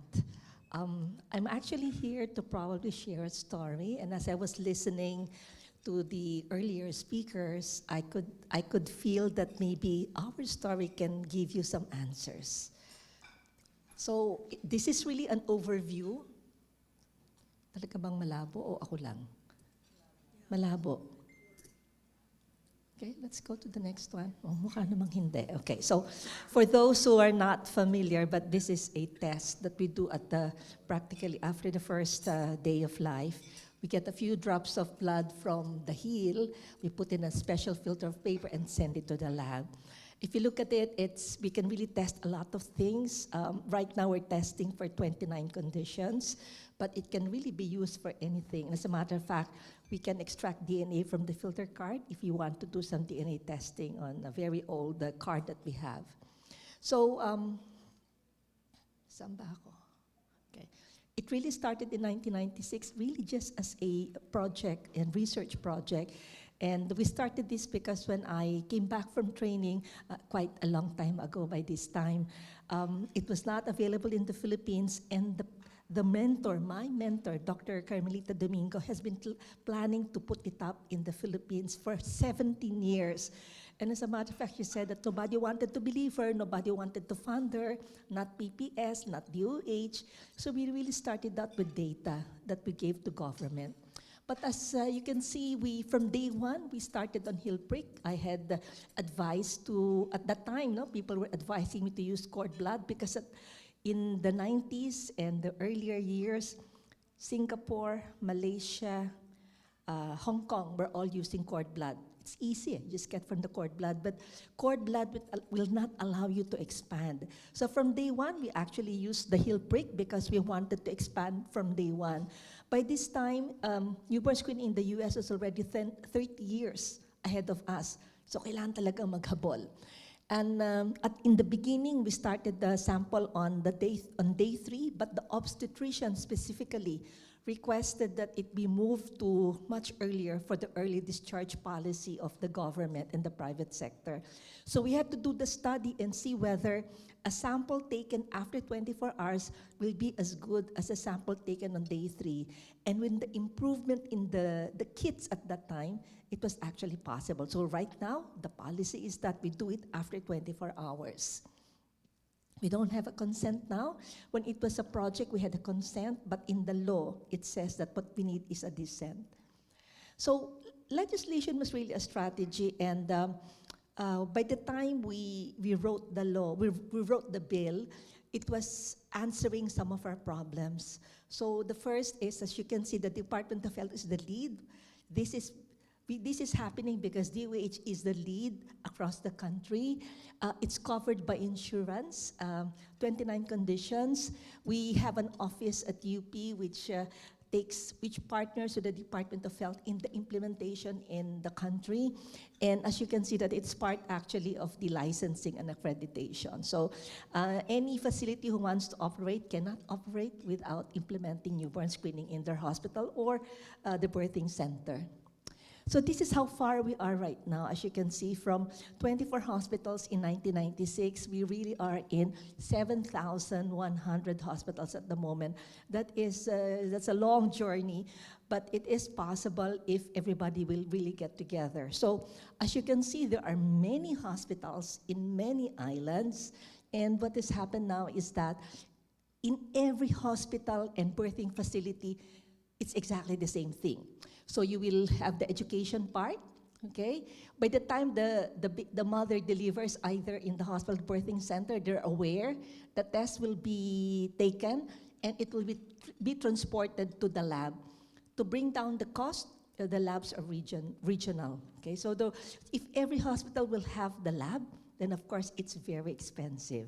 Way back in 2000, when we did a study on how much will it be if every hospital will be setting up the newborn screening lab. And in 2000, our calculation was, because of you have to make sure of the quality of the test, the cost will be about 5,000 pesos at that time. And we know for a fact that it's not doable. So the strategy is it goes to one of the regional labs, and then it goes back to the hospital for the result. Since you're obstetricians, most of your obstetricians, you know that when a sample goes back to the hospital, then if it's a positive case, then it is the responsibility of the hospital to recall the patient for confirmatory testing. This is just a screen. So which means it's that they have to go to another test called a confirmatory test. So it is the responsibility of every hospital. So in every hospital, we have a coordinator. We're not paying the coordinator. That coordinator is a volunteer from day one of the project. So it's very important that every hospital has a coordinator who will make sure that the sample is taken from the baby, and when the results are ready, then they come back and the patient is recalled. We have added something into the thing because we realized that when the result is released to the hospital, we have very few specialists in the country, okay? There are only 20 geneticists. There are thousands for OB, thousands for pediatricians, but there are only 20. So we actually set up the continuity clinic to follow up the patients that we have. So it started with these conditions. We're all the way down here. We are studying other conditions right now, but I don't think we will move from where we are at the moment because it's all dependent on the budget that's given to us by government. So, sorry. So this is the way it is. So you can't choose the lab where your sample will be brought. As you can see that we have, the first one was in Manila, and then we went to the Visayas, and then when the samples increased, we actually opened in Mindanao. So you can't just open a lab for the sake of opening because there is a cost implication. So we have a formula. We have a formula so that the price will go down. The cost is $33, and it covers from the pink brochure, I think by now alam na mga OB to, from the pink brochure to the poster, to the test, to the follow-up, and partially for treatment. 4% goes to the Department of Health, 4% goes to the partner institution of DOH, the Newborn Screening Reference Center, everything for a cost of $33 per baby. In the US and most countries, in the high-income countries, the cost of screening is $200 just for the test. So I think it's very important that we see the value of the regional testing centers, because this is the one that's driving the cost down. Now, if a test needs to be confirmed, there are other hospitals. If it needs further DNA testing, then it will go to some hospitals. But you cannot have the same thing in every hospital because it's very expensive. But if we're able to do this in a regional way, then the price is down. And just to share with you that from 2000, the year 2000, until 2019, the cost of screening was 550 pesos. We did not have to increase the price. You know, it's a strategy that we have to think of if you want to capture the attention of government, because cost is an issue, especially when you're asking insurance to pay for it. So one thing that we learned is that we don't have hospitals in the country to take care of them, so we started setting up clinics. This is also part of the $33 I was telling about. But in 33 sites right now, we have a pediatrician and a nurse paid by the program to track down the patient who's been confirmed to be positive. We have thousands of patients right now being tracked down by this group. The goal is to have 81 clinics so that we have one per province. But some parts of the country now decided to have satellite clinics at no cost to the government, which means some have volunteered already that our hospital will be a satellite clinic just to make sure that if there's a patient in this particular island, then we can send it to the community clinic and be monitored by the patient, by the clinicians. Now, we have many expert panels, okay? So, every condition has an expert panel, and we just, it's rotating. I think this group is still the same group up to now. If you notice, we have one for metabolic disorders, one for G6PD, one for thalassemia, one for CAH, and so on, and they meet monthly. Because there's no point in looking at the data at the end of the year. They have to review the cutoff for the screening procedure. So in other words, it's not just a matter of collecting the data. You have to analyze the data and see whether you're still having the same cutoff. Why is the cutoff very important? You do not want to recall too many patients, and then you do not want to miss a positive case. So the sensitivity and the specificity are very important points. There's a group that reviews any test that comes into the market. It has to be agreed upon by all of the labs. It has to be reviewed and tested in our population, because we're talking about 1 million babies a year. So I think, you know, it's very important that the experts come on board, because they have the technical knowledge, and this time they look at the applications that will help the population of the newborn population. So for here today, we're specifically interested on the thalassemia screening, and the thalassemia screening really is one of the discoveries that we had. You see, we only started thalassemia screening in December of 2014 in a small number of hospitals, and it's turning out to be the number 2 that we're picking up in the program right now, next to G6PD. So the quality of testing is very important. I just wanted to show that the Newborn Screening Reference Center actually has so many tools to monitor the quality. And it's not only the test. That's what I'm trying to show here. It's not only the lab. So the Newborn Screening Center are actually labs with short-term follow-up, but we look at the program also. There's no point in looking at the test if you will not monitor the program. But we actually monitor even the Department of Health. There's a tool to monitor them. Everybody gets monitored, including the main partner of the Department of Health. So when you're looking at a national program, it's not a matter of looking at the test, not looking at the numbers, but you're looking at the program implementation. Okay, so this slide actually tells the whole story, but I do want to share a couple of important points here. One, it really started out as research in 1976 in 24 hospitals, and I want to show you that in 2003 we had the presidential proclamation. Every first week of October is an awareness week, and as a matter of fact, in the early years and even up to now, every hospital is required to come up with an activity as part of awareness. Awareness is to go all the way down to the ground, cannot only be in national. The law was passed in 2004, and the message here is that, is the law important? For us, yes. But when people ask me, kailangan pa talaga ng batas? I tell them, if you can work very closely with the Department of Health and make it happen without the law, that is the best. If you look at the other countries in the region, only China and the Philippines have a law. But Japan, Korea, Australia, New Zealand, Singapore, Hong Kong, they all have 100%. So in other words, legislation is not the only tool, but it's really getting government on board to be part of the program. So you can see that even if you had the law, it was covered by insurance in 2006. It was a very long climb. And I give the credit to all the people on the ground. I call it a whole of society approach. It's the people on the ground. And you can see here that the green one is actually screening for 6 conditions, and the yellow one is screening for 28 conditions. What happened in 2019? In 2019, we were covering already 93% of the population in all of the islands, okay?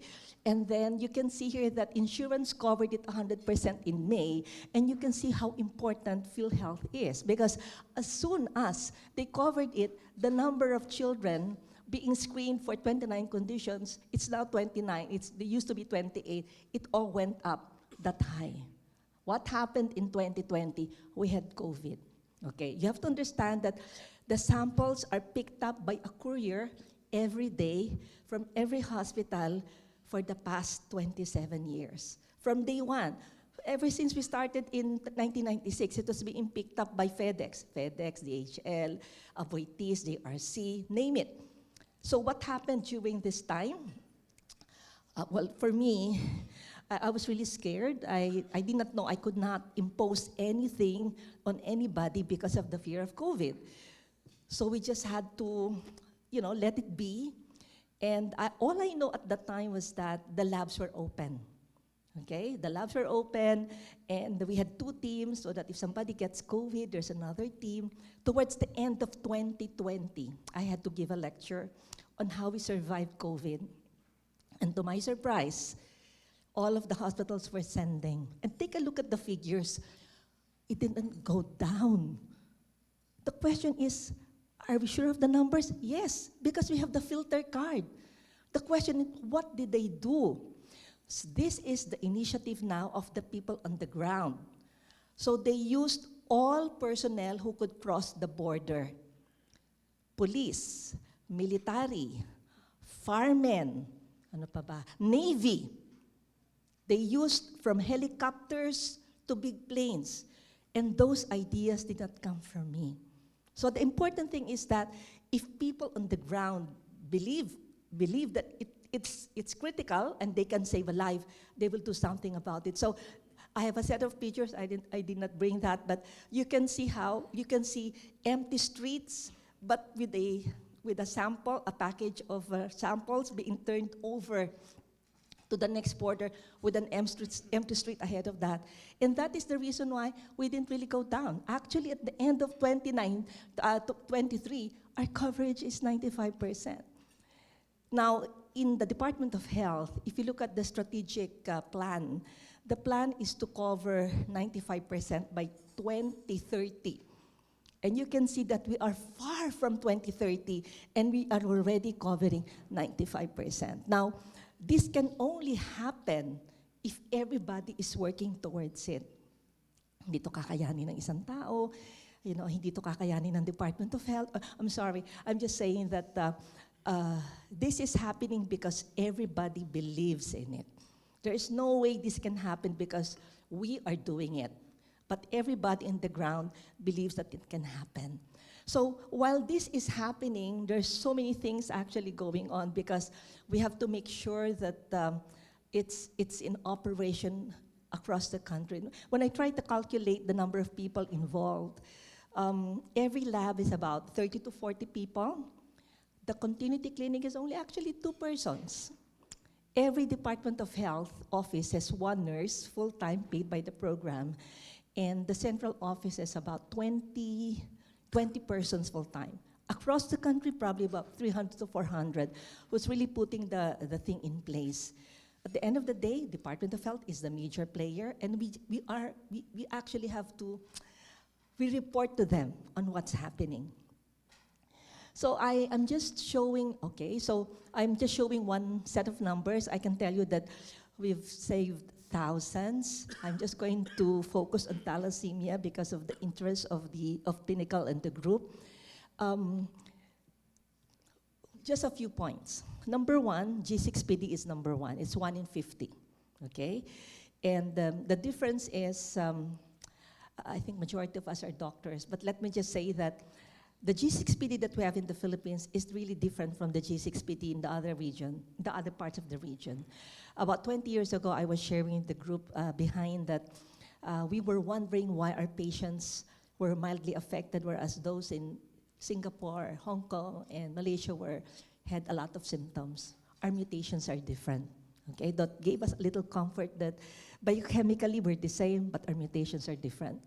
When we started the expanded screening, the only reason we added thalassemia was the data I used to defend the expanded newborn screening came from San Francisco. So that's right, San Francisco, where there were quite a number of Filipinos there, and to find out that we had a lot of thalassemias. So for the past 10 years now, we've been working on this.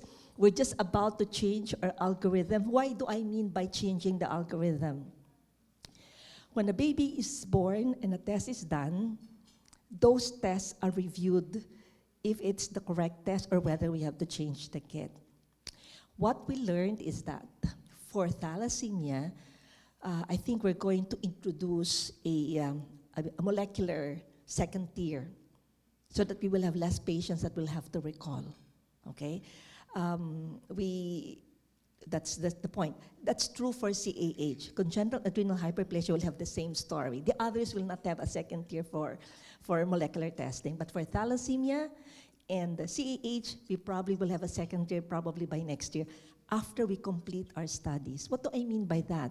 We cannot pick up any commercial kit because it might not have the mutations of the Filipino patients. So we have to be very careful about that because you might get a false sense of security that is normal when the baby isn't normal. Third point, despite the fact that we have the commercial kits, there are some patients who are definitely diagnosed to have thalassemia, but we're not picking up any mutation. Those patients will have to go through another set of testing. As a matter of fact, we were just in Thailand, I think 2 weeks ago, because we're asking a group there, we sat down with the group who have been working on thalassemia because we need help to make sure that we are able to explain the molecular component of these patients that we could not understand. So when you're running a program, it cannot end with numbers, because at the end of the day, you should be able to save them. So since this is really very similar to what you've been saying, that screening is better than early diagnosis, I totally agree, because these are the patients we save from screening and from death and mental retardation. It's as important as any other test that we have, but the decision is going to be important, and we need the Department of Health. So I have a huge lecture on campaigns, but let me just make a point here that from print, we have moved to digital. As a matter of fact, we already have an app. I don't know if I can show that. I can. Sorry. It's malakas. Okay, I just want to say that we've reached a point since we have 7,000 hospitals, and we need to reach, and we have an app now that's on the cell phone, and so that they can get new ideas from us. The other thing that we've introduced actually is webinar series. This one is, I'm already in season 3. So we realized that, we can actually do it by Zoom. So this is really educational. It's really for the hospitals, for the midwives, the nurses, the doctors. We talk about conditions, we highlight patients, but the awareness is critical and will have to be continued. So I finished 2 seasons already. I just finished, we're about to start season 3. And this is actually sponsored by UP. So, okay, saan ba ako? Tumigil. Okay na. But despite everything, I'm telling you, we still have a lot of problems. After 27 years, I'm telling you that we still have a problem with recall, especially the one from the island community, up in the mountain. I have to give credit to CAR. Ito yung ating mga Banawe, Baguio. Their coverage is more than 90%. Way ahead of NCR and the other places. So that's why they're my model in saying that the distance should not be an issue, the mountain should not be an issue. We still were trying to reach out to all patients. There are some patients when their children are normal, they tend to be complacent. That's why we have to follow them up. Treatment is very critical. I've been asked many times, do we pay for treatment? We partially support metabolic. It's also part of the fee, but we have to work hard with PhilHealth. We're working now with the societies. We're trying to help them how they can defend with PhilHealth so that it can be funded, because we cannot afford that. You have to understand, this is a newborn screening program. The treatment program is actually separate. And last but not least, then of course we have the disasters. But the newborn screening program is a test of resilience. All over the world when I give this lecture, people are amazed what Filipinos can do. And I did not even have to initiate it during COVID. But the feeling of being able to do something despite COVID is actually really feels good for all of us. So I hope you've had some lessons that you could pick up from this story, and we hope that we can have cancer screening in the country because it's as important as newborn screening. Maraming salamat po.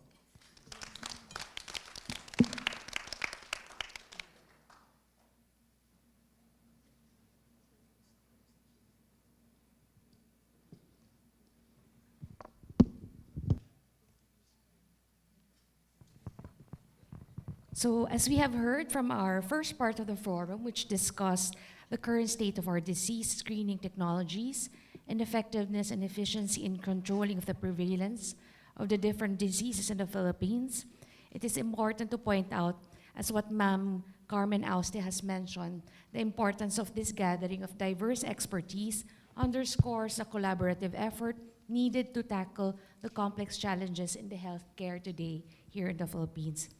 I'm also proud to share Evangelista Medical Specialty Hospital, through our ever-dynamic and energetic Medical Director, Dr. Evangelista, played a very active part in the advocacy of cervical cancer screening, which I myself was trained as well in the SUCCESS program with the equally energetic Dr. Aliave.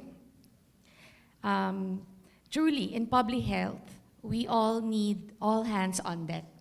Dr. Carmencita Padilla has mentioned this can only happen if everybody believes in it. So therefore, for the second part of our forum, our guest, Hybrid Brio, will be talking about the latest molecular detection technologies for the reproductive health, novel pre-screening diagnostic methods, and genetic screening for other diseases. Together, we will delve into groundbreaking research, innovative treatments, and novel approaches aimed at improving patient outcomes and quality of life. In the interest of time, hope you're enjoying your dessert. Let me turn over the floor again to Dr. Tepi for the second part of our forum. Thank you, Dr. Jackie.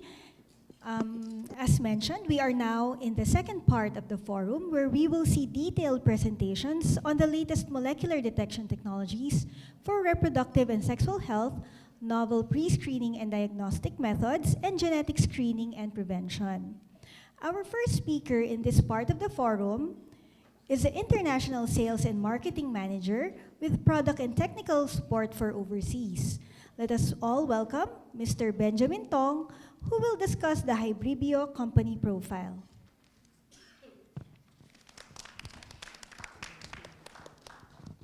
So, good afternoon, everybody, especially the professionals and doctors. I'm glad to be here, and my team glad to be here today to share with you about our informations.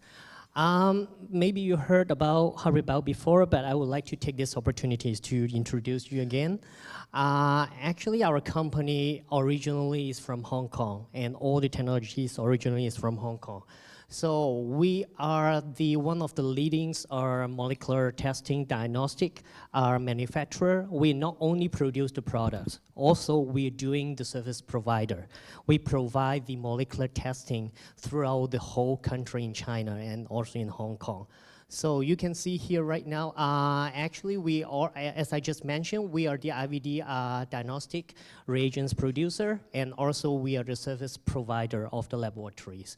So right now we have 5 different major areas of the products production. I'm going to show you later on about this. And globally, we're working with our more than 6,000 hospitals and laboratories worldwide. And our R&D centers, we do have 8 R&D centers. And also, as I just mentioned, we have 37, close to 40 right now, clinical laboratories. Everything is based on molecular testing. And also 16 are physiochemical laboratories, which is going to do some forensic science or other kind of testing as well. So as I just mentioned, the technology originally is from Hong Kong, and also we work closely with Hong Kong University together. And we have 2 different the R&Ds and the headquarters, one in Chaozhou and Guangzhou as well. So this is actually the schematic map of how we all the laboratories located in China. So besides the molecular testing, the general molecular testing, we're also using mass spectrometry and also sequencing to provide services to the public. So as I just mentioned, the R&D actually we are focusing not only on the prenatal screening or the basic testing, we actually go for the other testing, including the infectious disease and also the other tumor cancer and the also the pharmacogenetics as well. So this is the 5 areas actually we are focusing on. So including the reproductive sexual health, the genetic disease, and the cancer by methylation, pharmacogenetics, and also infectious disease.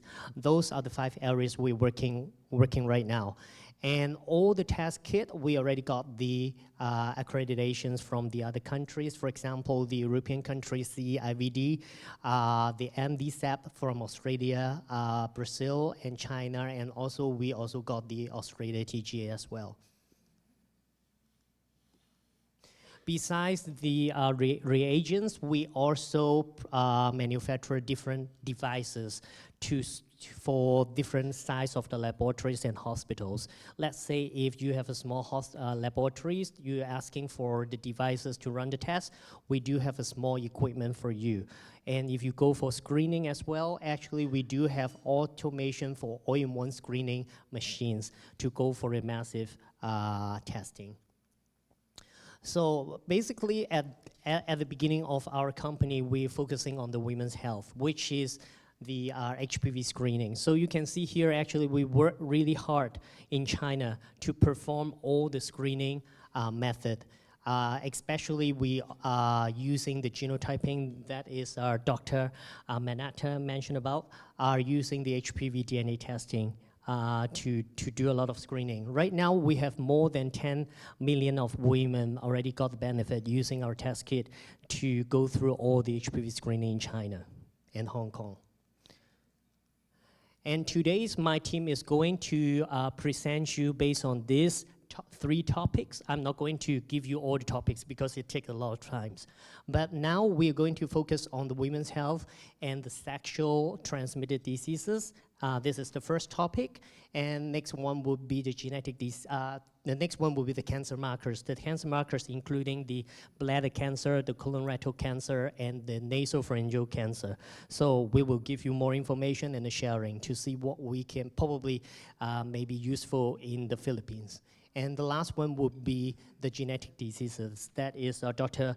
Padilla just mentioned about thalassemia and G6PD. We will going to give you more information and share with you.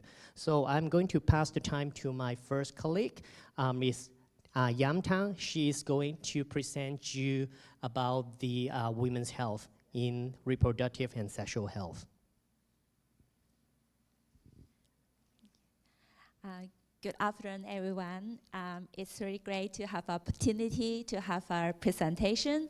And here is my topic, reproductive and sexual health for women by molecular detection. The molecular detection is well known during the pandemic. There were several RT-PCR machines have been settled in the lab. It's not the time for this machine to retire, because they can be used for detect several infection disease. So here I would like to introduce how to use the molecular detection for these three types of the infection disease. HPV and related disease, as Dr. mentioned that the HPV, there are more than 150 different genotypes, and it's the sexual transmitting DNA virus. But not of all these 150 times this genotype will initiate the cancer. Only 14 genotype will be recognized as the high risk to cause the cancer. So if we for the cervical cancer, we recognize that 14 times. So the cervical cancer is the most common women's cancer. In 2020, based a study to show that there were 604,000 new cases worldwide. Unfortunately, more than half of them could not survive. It shows the same ratio in Philippines.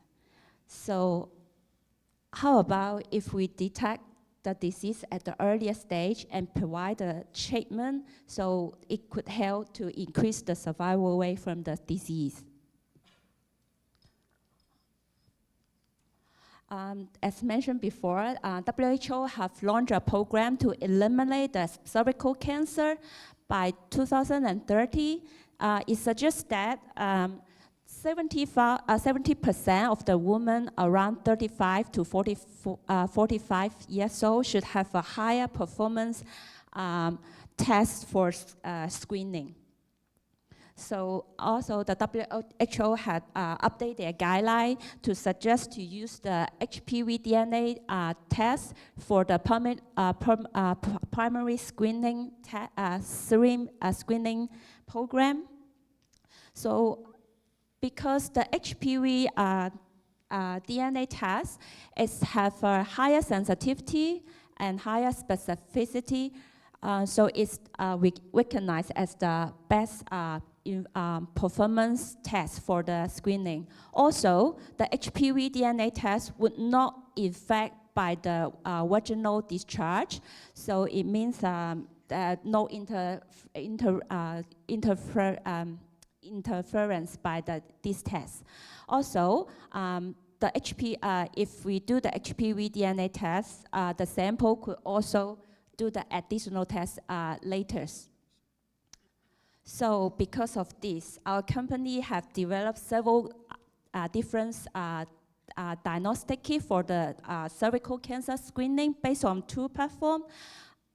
So here I would like to introduce how we use the RT-PCR machine for the cervical cancer program. So our kit is CE-IVD approval, and based on the RT-PCR platform, so the result could release very quick, just within 3 hours. And as I mentioned, the only not all the genotype or not all the HPV genotype will cause the cancer. So our kids have 40 high-risk HPV 16, 18 genotype kids, which detect the 14 high-risk HPV types. Also, our kits could be used in the sample for the cervical swab, liquid-based cytometry, urine sample, and exfoliate skin cell. And here we also have the another option, just similar the 40 HPV. We give more detect genotype.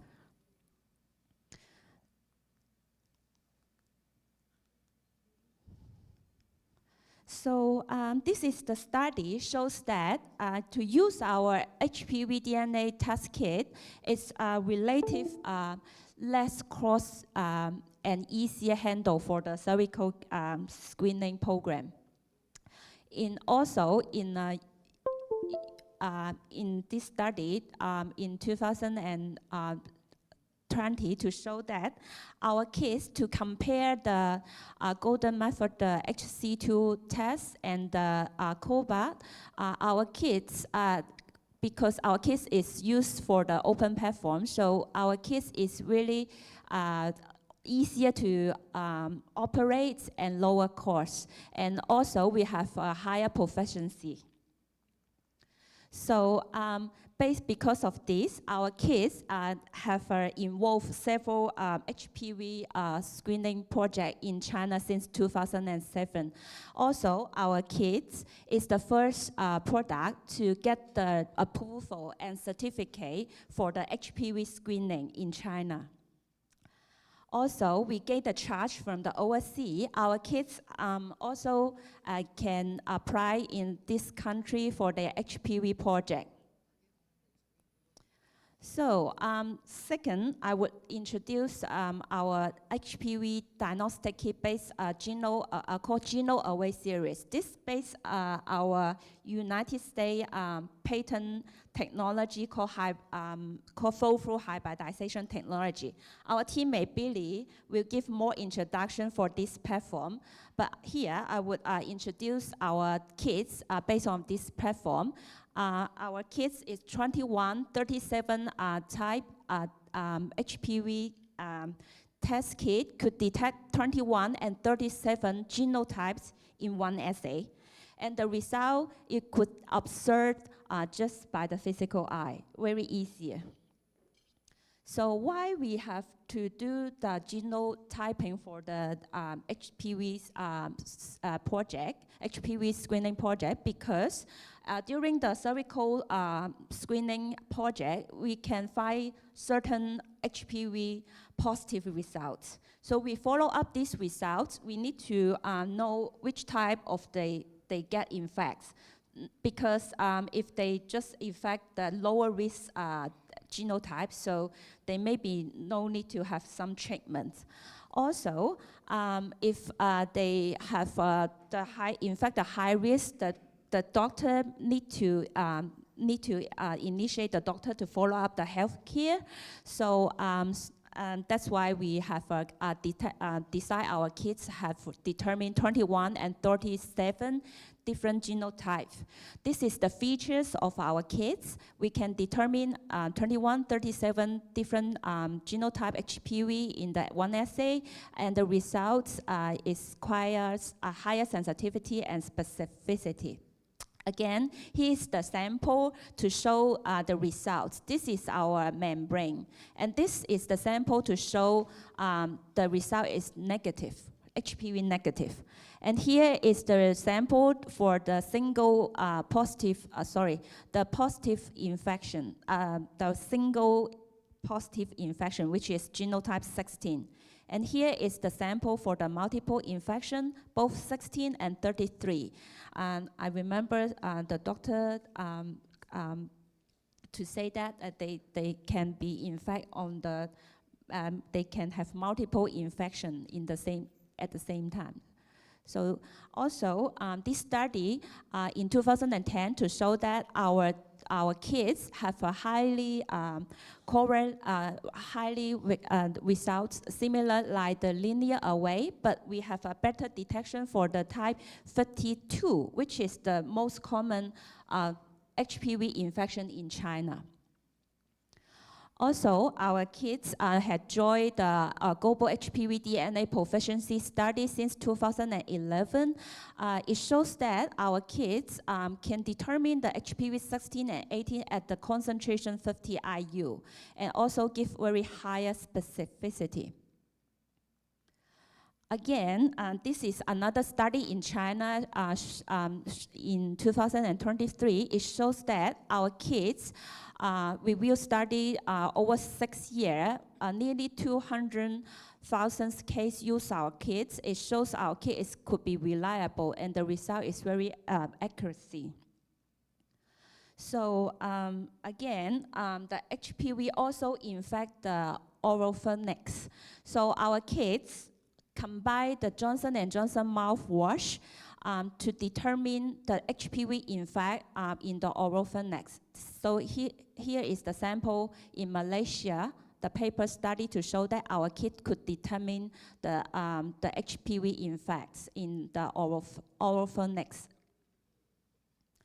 So the WHO also suggests to use the cells collection sample to increase the HPV screening rate, because due to some country, they have some religion cultures, so the people, they don't want to go to the clinic to take the sample. Also, it's not easier, or it's very higher cost to send a higher professional, well-trained and professional group to over all the country to take the sample from the screening project. So to use the cell sampling kit, it's helped to improve this limitation. So our company have developed two cell sampling collection kit, which is the cervical swab cell sampling kits and the urine sample collection kits. In a Thailand study, it shows that to compare the cell swab sample and the urine sample in our HPV diagnostic kits, the urine sample also could detect the HPV infection in the urine sample. But based on this study, they choose the random urine sample. So the sensitivity is around 18%. So later, the study in 2021, it shows that if the sample, they select to use the phosphor urine sample, this could be held to improve the test sensitivity. So also, WHO also suggests to use a new test kit called E6, E7 mRNA test kit. This test kit, most of the study shows that the HPV E6, E7 oncogene is the key factor to initiate the tumor develop. So how this E6, E7 initiate the tumor develop? First, the continued infection of the HPV DNA, the HPV infection, so the cervical cell will release the HPV E6, E7 mRNA. And in the latest lower cell stage, the accumulation of the E6, E7 mRNA will turn on the E6, E7 oncogene. So this oncogenetic turn on actively, so will give the latest develop to the precancer or the cancer stage. So also, if we only do the HPV DNA test, the positive test result only shows that the people have in fact the HPV, but it could not tell that HPV have the integration with the cells. So this kits, E6, E7 mRNA kit, could determine whether the HPV have integrate with the cervical cell. This is the study in 2022. Compare the HPV DNA kits and the E6, E7 mRNA kit in the abnormal pap smear samples. So it shows that the HPV E6, E7 mRNA kits have slightly dropped the sensitivity, but very higher specificity and the positive predicting value. It shows here. So this kit, it could help to, for the doctor to follow the HPV DNA test positive results. So our company have also can provide these kits. This is the features. Our kits could be used in most RT-PCR platform which have the channel friend and hex channel. So here is the sample for the results. This channel shows that the people have the E6, E7 positive mRNA results. So because of this, in the market, there were several E6, E7 mRNA kits also, but our kits, compared to those different kits, our kits is based on the RT-PCR platform. So it means your lab don't need to have extra analyzer or instruments. Also, our kits sample, the packing is 24 and 48, which means like you don't need to weigh or accumulate certain sample for the test. So it's very flexible, no waste for the reagents. And the next slide, I would like to bring up the tumor suppressed gene methylation. This topic, my good mate, Anchi, will give more introduction. But here I would like to bring up those two genes for the cervical cancer determined. Here is the study to show that SOX1, PAX1, or both of genes have already higher methylase stage at the high seal and cancer stage. Also, at the cancer or higher seal stage, the PAX1, SOX1 genetic methylate show the very high accurate results. It means that those two genes, SOX1, PAX1, is a very promising biomarker for the cancer determined in cervical cancer. So because of this, our company also provide a kit.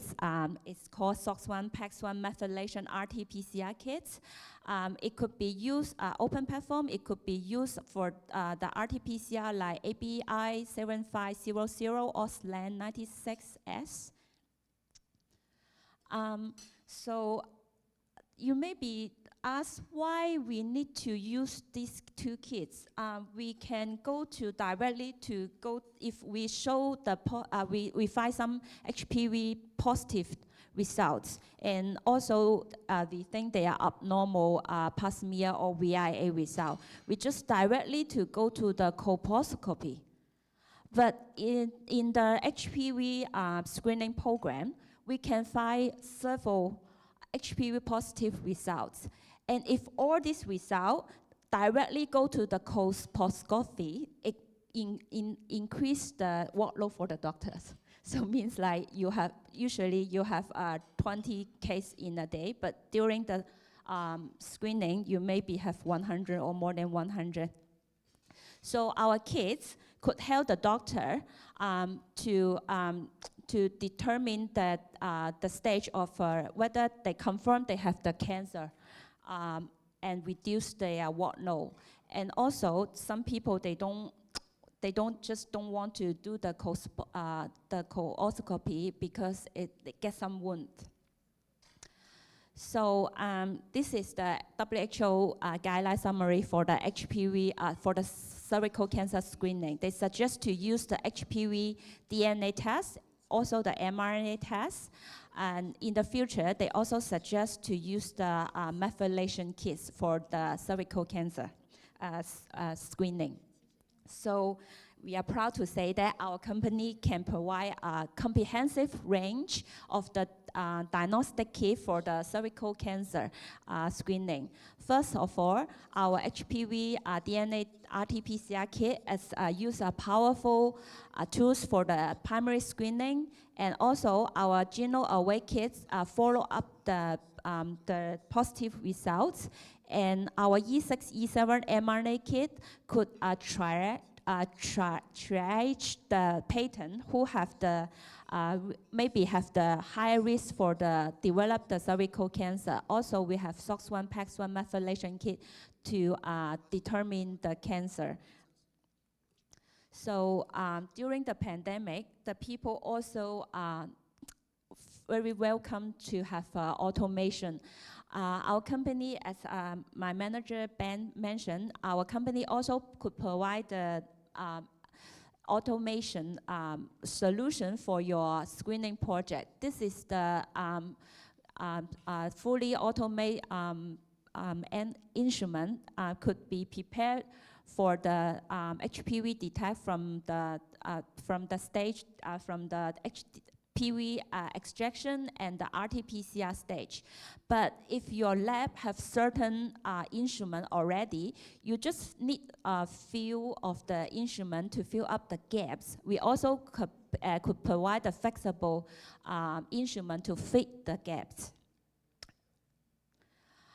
In summary, our HPV 14 high-risk 16, 18 genotype RT-PCR kits is useful and powerful for the primary screening project.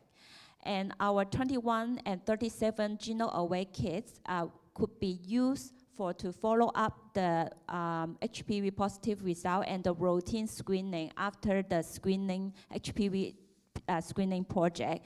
Our kits is already validated by the WHO HPV lab net proficiency. And also, we could provide the E6, E7 mRNA kits and SOX1, PAX1 methylation kit to follow up and reduce the unnecessary the colposcopy and prevent the overtreatment for the patients. And also, our company can provide the automation solutions for the HPV project. HPV, as mentioned, is the sexual transmission disease. So my next topic is the other sexual transmission disease in Philippines and how to use our kit for the screening. As doctor mentions that this 3 is the most common sexual transmission disease in Philippines, and it seems like there are many people get the infections, but not so many people would talk about the sexual transmissions disease because at the earlier stage, there are nearly low symptoms or minor symptoms, so the people, they don't know they already infect this disease. So the WHO suggests that to enhance the laboratory capacity for the STD test to prevent the expression for the disease. Also, in the United States CDC, they suggest to have the STD disease regularly every year. And also, they provide some guideline for what kind of the STD they should test during the people have symptoms. And also, the pregnant women also will infect the STD disease. But the STD disease during the pregnancy is not a routine test. So the pregnant women can ask their doctor if they think they have high risk. So usually, there are some tests called culture for detect the infection disease in past few years. But there's some limitation for the culture test. First of all, it releases the result very slow. We need several days. Also, they need to have a well-trained microbiology to operate this test. So it's need to have some money for the people to get to the university to get the well trained. So if we use the molecular way to detect the STD disease, this will improve the limitation for the culture test. So because of this, our company can provide these different several STD test kits. And this is the first I would like to introduce called STD3 RT-PCR kits. This kit is CE-IVD approval. It could be detect 3 different STD disease at the same run in one assay, which is CT, NG, and UU. Also, we have more kit could detect more STD. This is the core STD11, could detect CT, NG, UU, UP, MH, MG, and so on. As I remembered in the presentation from Dr. She say there's some co-infection between the STD disease. So we listen the need from this. So sooner in this year, our company will launch a new STD Campbell, which could determine this different STD disease. It's Campbell, you can flexible to choose these 3 different groups of the STD disease, depends on your needs. Also, as I mentioned, we also could provide the STD kits based on our technology platform called GenoAware Diagnostic Kits. These kits, again, you can easier to see the results by a physical eye. This is the study in China. It shows that if we do the STD screening to combined with the HPV screening test, it gives you more effective. Because I remember there's this is the paper to show that because the infection of the STD also could associate for the cervical cancer.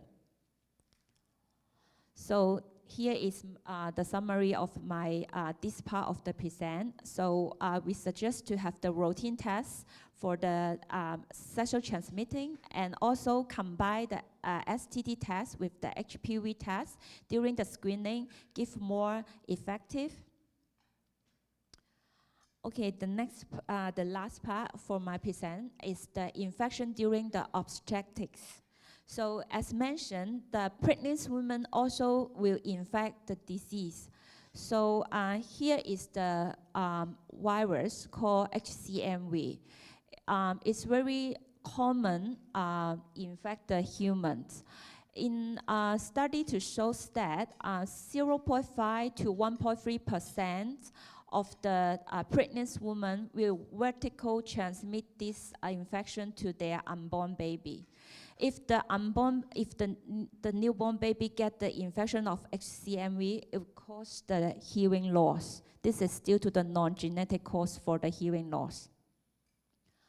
So it's very important to determine the baby infects at the earliest stage, because the earliest stage detect and we can provide the treatment as soon as possible, then could improve the baby hearing and the development. So the baby, it is preferred to use the salivate and the urine sample for the baby to detect the HCMV infection. So because of this, our company could provide a HCMV RT-PCR kit to determine the infections. Again, it's based the RT-PCR platform, and also we get the CE-IVD approval. So we could release the result in very quick, and our kits could be used in the sample for the serum, plasma, and the urine.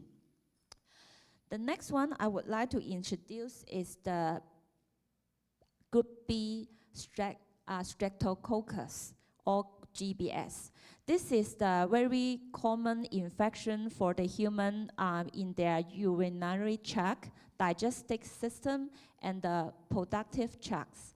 So based on a study, it shows that 11% of the Eastern Asia women, they are the GBS carrier.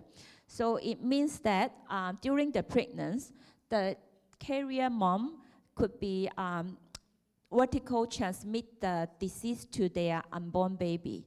So in Hong Kong, we usually have a routine test for the GBS for the pregnant women during 34 to 37 weeks. So they have a test for the GBS, but they use the culture test.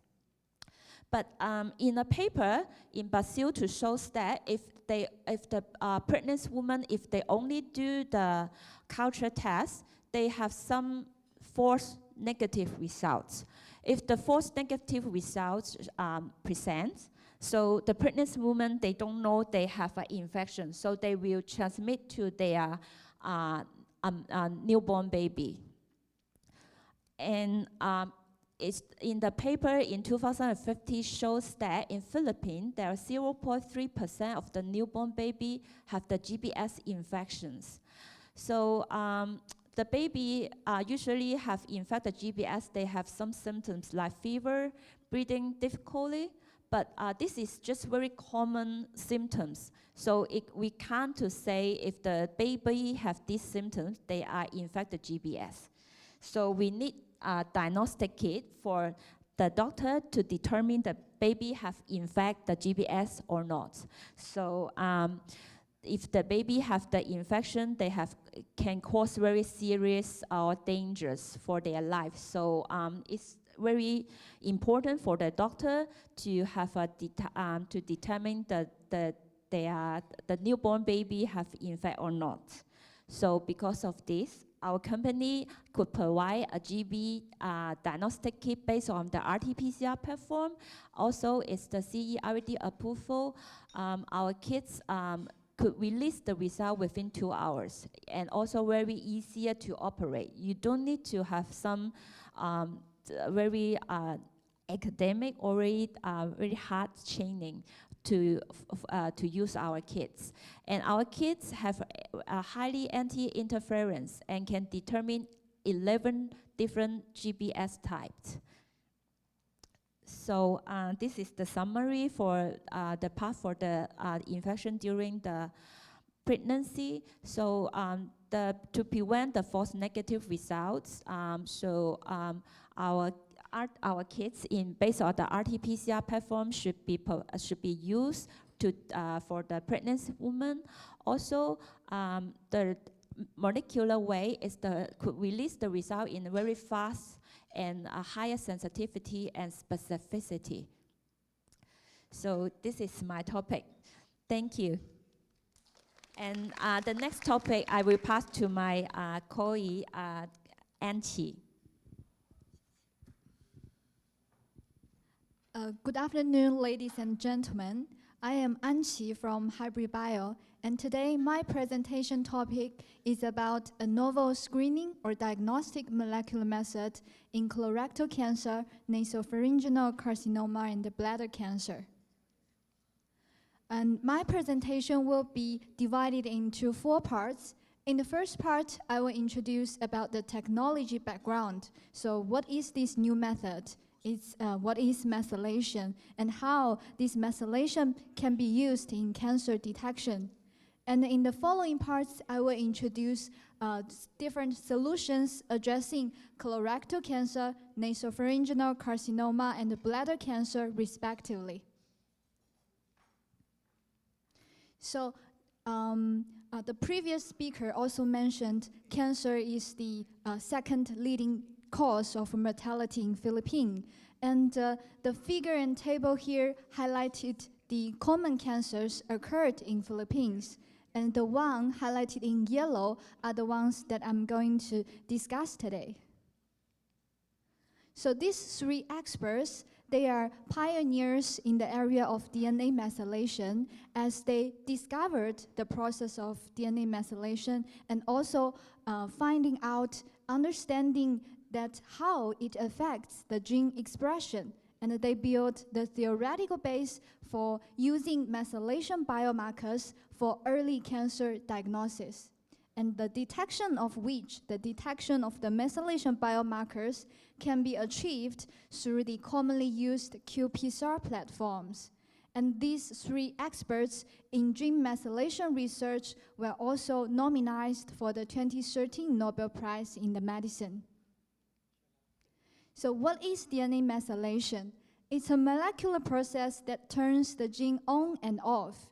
So when the methyl group binds to the DNA sequence, it turns the gene off as it stops the gene from transcription so that it cannot make the protein and it cannot function properly for the gene. So the gene is turned off.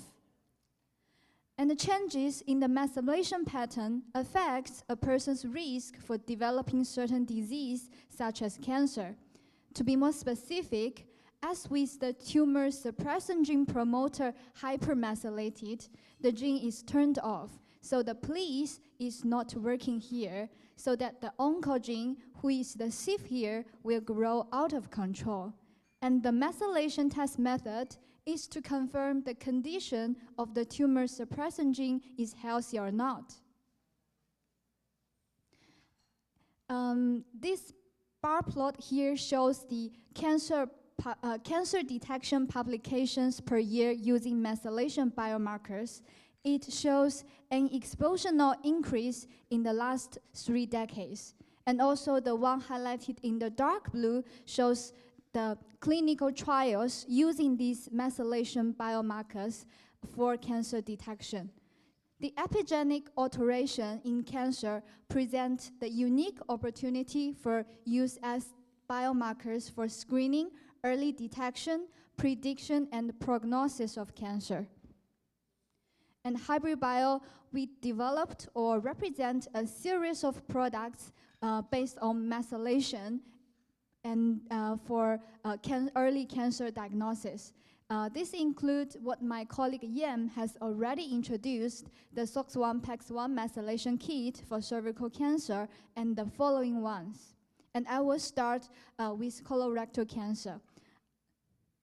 So as Dr. Basco has already mentioned in his speech, that the CRC is a lazy cancer because it's not easy to discover, and it usually takes 10 to 15 years to develop from neoplasia to advanced cancer stage. When people have the obvious characteristics of CRC, the so-called 5-year survival rate was already less than 12%. However, this 5-year survival rate can be high as over 90% if the early detection can be made. And Dr. Basco also introduced these advantages and disadvantages of these commonly used methods for CRC screening. These include the imaging methods such as colonoscopy, flexible sigmoidoscopy, and CT colonography. These are quite accurate for detecting polyps and tumors. However, their disadvantage may lie into the costs and maybe the complex intestinal preparation, and also the CT also make the patient exposed to the radiation. And there are also other non-invasive methods, such as the fecal immunochemical test and the fecal account blood test. These tests has the obvious advantage of convenience. However, studies has showed that they have somewhat variable or lower sensitivity, which limits its use. For example, in this study, 20 to 30% of colorectal cancer, 70 to 80% of advanced colorectal adenoma were missed by FIT method. Besides, these two methods are also limited by intermittent bleeding, because not all CRC patients will have blood in their stool. And that's why we recommend this novel method, which is methylation-based stool DNA test. It doesn't. It has been documented with superior performance and also convenient procedures, which requires no complex intestinal preparation, no need for time off, and also no dietary or medication restrictions. This novel method for our kit, we employed two targets for testing, which are SDC2 and TFPI2. The SDC2 will have better performance at monitoring the left side colon, and the TFPI2 will take care of the intestines of right side. And with the detection of both targets, our intestines will be completely monitored without dead corners. So this is a study that in the left figure, it shows the detection sensitivity of these biomarkers in detecting CRC occurred in various locations of the colon. And apparently the blue curve, the green curve, which is SDC2 and TFPI2 targets in combined, has the highest sensitivity. And in the right figure, it also shows that with the use of dual targets, it can improve the detection sensitivity of adenoma. The iColonCoV kit is also evaluated through the large-scale multi-center clinical trial, which is conducted in 3 hospitals in China. And in this study, it enrolled over 1,000 participants, and the sensitivity and the specificity were calculated and compared to the result of his pathological diagnosis. And apparently, the overall sensitivity for detecting both early and late stage CRC are all around 95%. And it also shows at 63.4% of sensitivity for detecting advanced adenoma. And that's very crucial for making early screening or diagnosis for the CRC. As this slide also shows that the iColonCoV performance is much better than the FOBT and FIT method, and that actually the sensitivity is close to the colonoscopy method. And we suggest this 2-steps model for tumor screening. First, use the DNA methylation test to quickly confirm if the tumor or cancer is threatening us or not.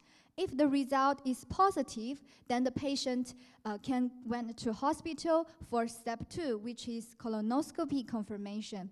And actually, the step 1 can be done at home.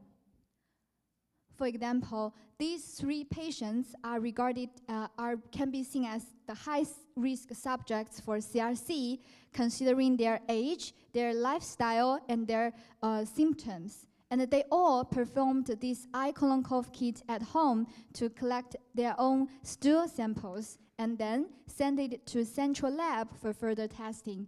And it clearly showed all of them has a positive result. And they all then went to hospital for the histological confirmation. And they all found with colorectal polyps, and these are all removed immediately. So the risks are minimized for them.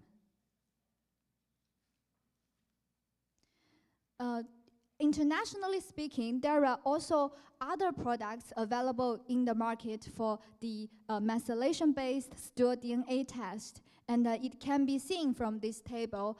Our methylation kit shows a better performance in terms of CRC sensitivity as well as the sensitivity for detecting adenoma. And also, the operation hour takes much less time than the other products. So what should a patient do for CRC screening? Patient can collect their own samples at home using the sampling paper, and then scoop a full scoop of the fecal samples and put it into the collection tube, which contains the DNA stabilizing buffer. And then send it for central lab for further testing. So when the medical laboratory receives the samples, the following procedures will be done. And it's just like the regular PCR operations. And with Station 3 as an extra step, which is to bisulfite conversion. And this is to create a sequence difference between methylated and unmethylated DNA so as to perform methylation-specific PCR steps in the following procedures. So this product only uses 5 to 15 grams stool samples as the specimen, and it can be run on the following mentioned qPCR platforms. And with the innovative use of the DNA stabilizing buffer, making this kit a reliable at-home screening kit without any unpleasant smell. So it's very convenient and comfortable for the patients. And also, with this DNA stabilizing buffer, it allows the sample to store up to 30 days in room temperature, avoid DNA degradation. And as mentioned earlier, with the use of dual biomarkers, the product sensitivity for CRC reached over 95%, and also it has a good sensitivity for detecting adenoma. The next topic is about nasopharyngeal carcinoma.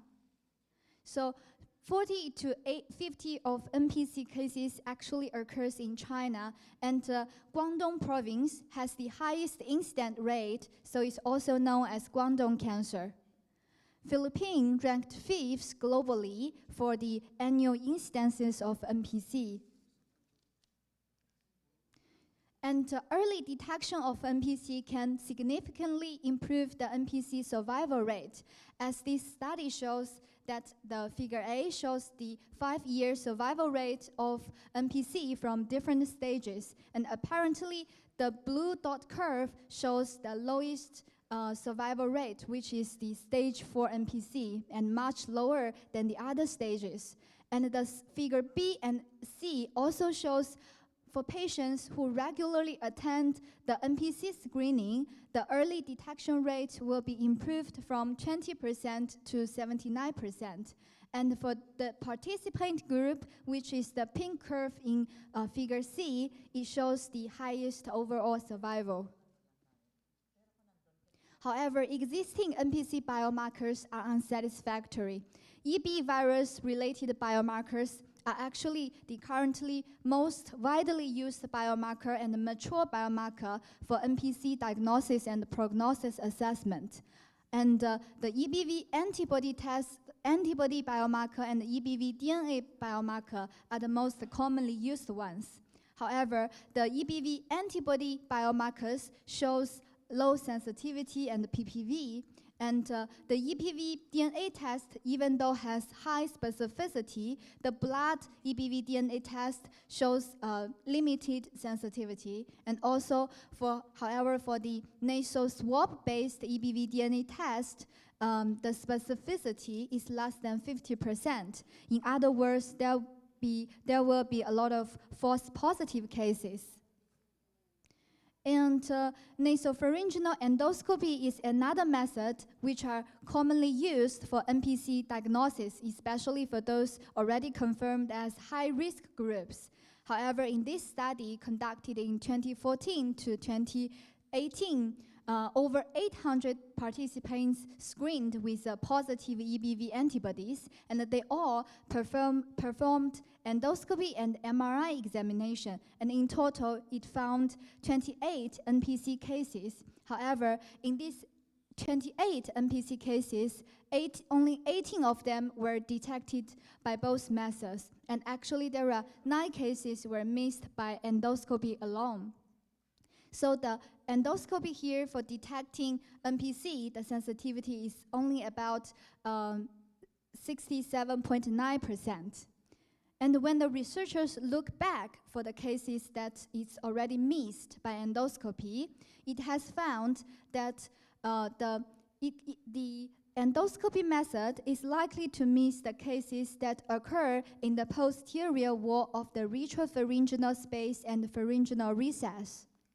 So these are two actual examples. So under the nasopharyngeal endoscopy, there are no obvious abnormalities found. Under MRI, it's found thickening of the right recess or the thickening of the right retropharyngeal space. And our EBV-CP methylation kit gives a positive result. And the final diagnosis were stage 2 and stage 1 NPC respectively. Another benefit of the EBV-CP methylation kit is that it can significantly distinguish between benign and NPC lesions. As the right figure shows that the benign nasopharyngeal lesions, just like the inflammation or in other healthy participants, it shows low level of CP methylation level. However, the NPC cases shows high level of methylation. And the EBV-CP methylation test can effectively distinguish the benign from the malignant nasopharyngeal lesions. These are 3 examples. So under the endoscopy method, they are found with nodules. However, the CP methylation test kit tells a negative result, and the final biopsy also confirmed that they are all chronic inflammation cases.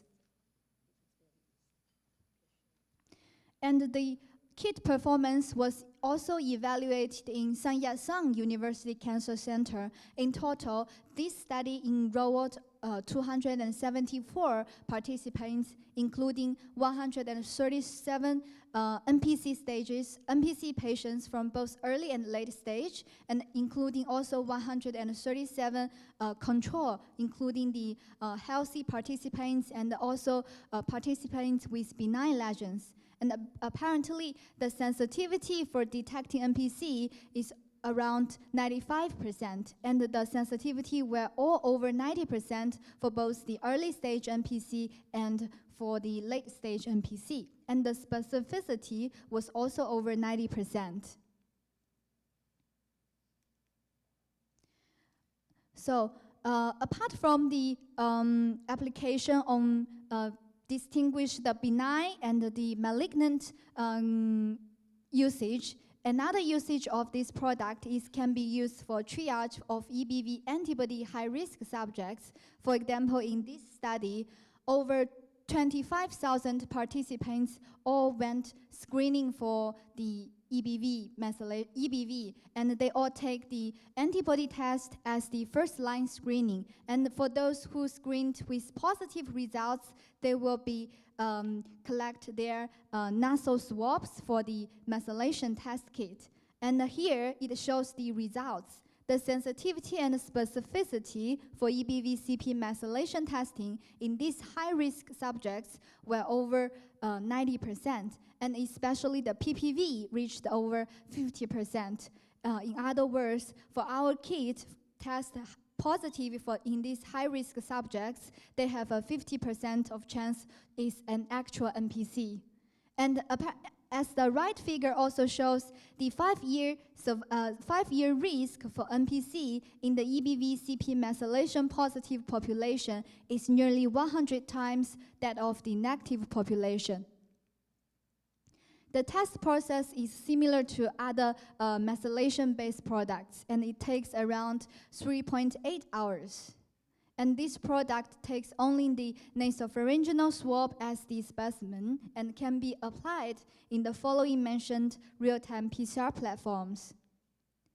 And the key features is also summarized here. With the use of nasopharyngeal swab is very convenient for sampling, and this test kit complement with the EPV antibody test greatly improve the PPV for NPC diagnosis, which reduce unnecessary concerns for patients and also reduce referrals to MRI or nasopharyngeal endoscopy.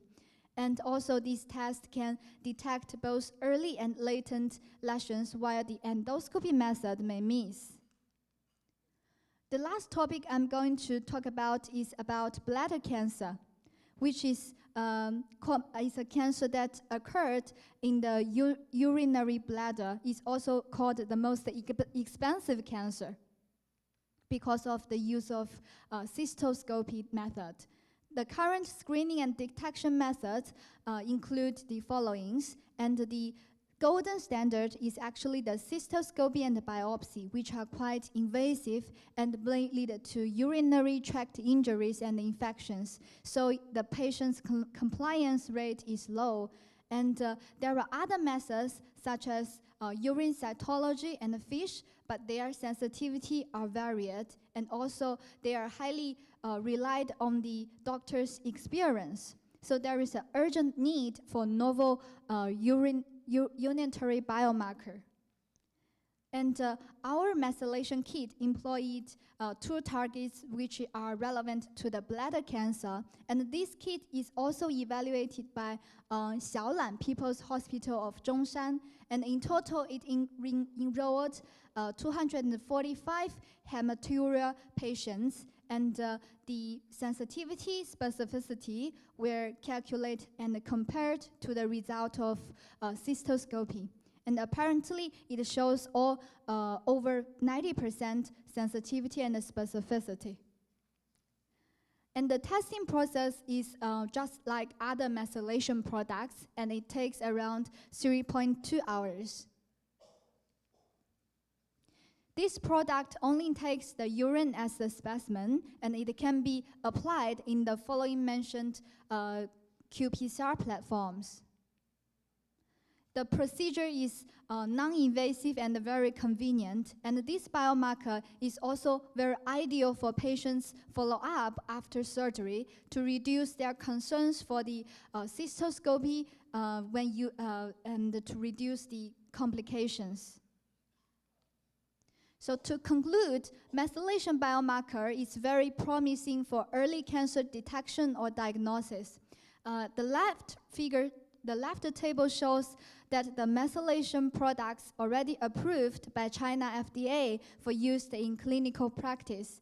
And also in US, the stool DNA test is also, some of the products is also approved by FDA and also recommended by American Cancer Society as one of the test methods to screen for CRC. And to conclude the features, the methylation-based method is documented with high accuracy based on their superior performance and also the convenient procedures, which usually is easy to collect their samples and also do not cause any pain or to the patients. And as this test kit can be also performed on the commonly used qPCR platforms, the cost will be leveraged and is very cost-effective method. And that's all of my presentation today, and thank you. Now it's my next colleague, Billy, will introduce the methods in genetic disease prevention.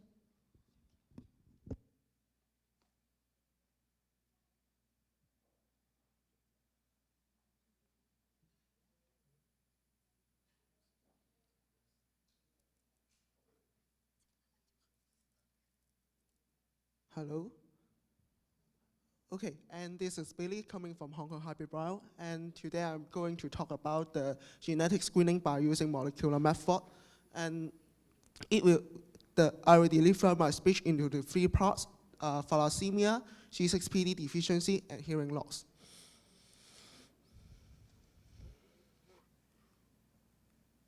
And let's start with the thalassemia. And let's see the thalassemia in your country.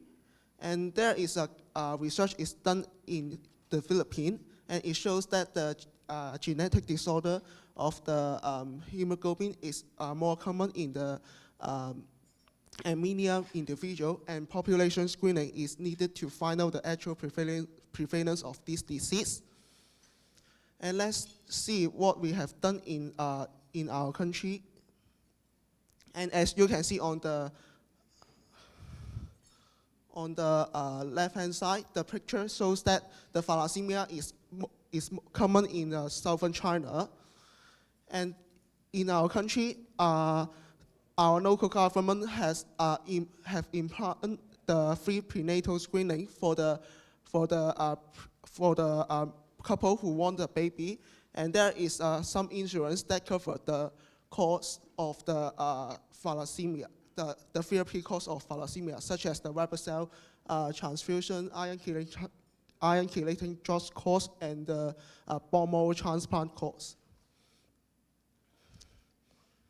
And let's see what and as you can see in this announcement from the Guangdong government, and it shows that the prenatal routine blood test is reached to 95% by last year.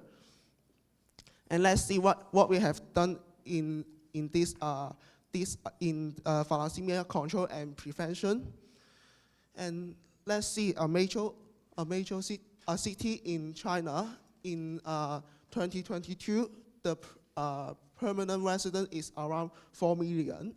And at the same year, the newborn babies is around 31,000. And in major, the city that are introduced, we built up a standardized laboratory to collect all the blood to conduct the routine blood tests. And as you can see on this table, we will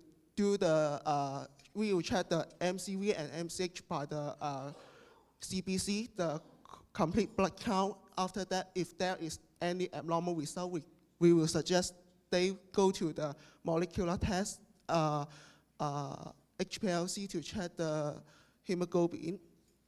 And after that, we will send them a genetic counseling.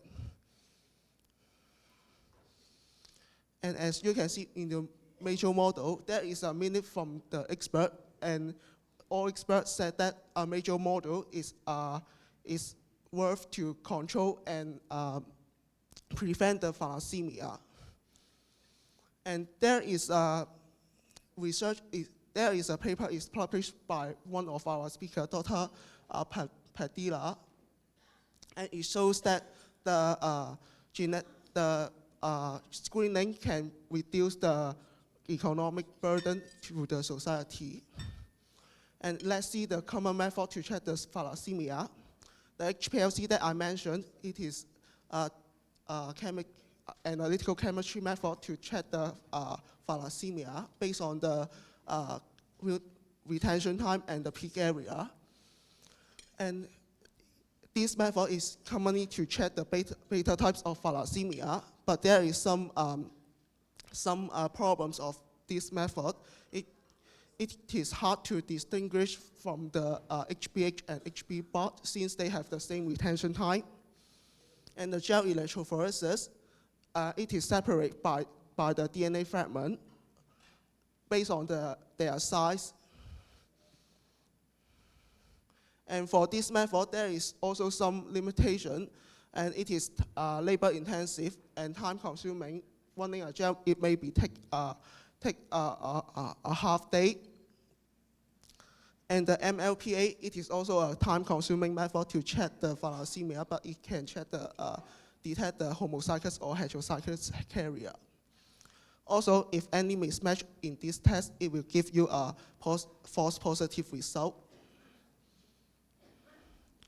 And then the ARMS, and it is also commonly used for the beta thalassemia detection, but it is also time-consuming, and the different assay is conducted for this test. And then the melting curve, and it is for this method. If the SNPs is close together, it is hard to distinguish the result. And let's see what is the benefit of molecular method. Based on molecular method, different types of alpha can be classified, such as the alpha SCA deletion and the alpha 3.7 and 4.2 deletion can be classified. For the beta, also different types of beta types of thalassemia can be classified, such as the codon 17 and 4142 mutation. And let's see two examples to see why molecular is important in thalassemia. If if a parents is alpha thalassemia heterozygous and beta thalassemia homozygous, they have the chance to get a thalassemia intermediate baby. But for the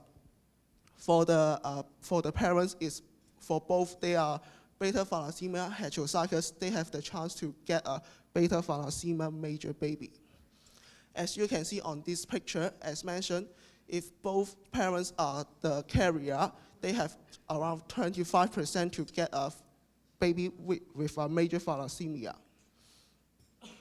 And there is a research is done in Malaysia, and it shows that molecular method is good for the management of the beta thalassemia and diagnostics. And there is also a research is done in Italy, and it also shows that the molecular method can be used to find out the heterozygous beta thalassemia. And here is a research shows that molecular genotyping can provide you with a fast and accurate, reliable method to check the different types of alpha or beta thalassemia mutation. And let's see our test kit. And in our test kit, it can, as mentioned, it can identify for both alpha and beta thalassemia in one reaction. It can show you the homozygous and heterozygous carrier. And this is the workflow. Yeah, on the right-hand side, the machine, this is the instrument that we use to do the hybridization. After the sample collection, we do the DNA extraction, and after that, put it into the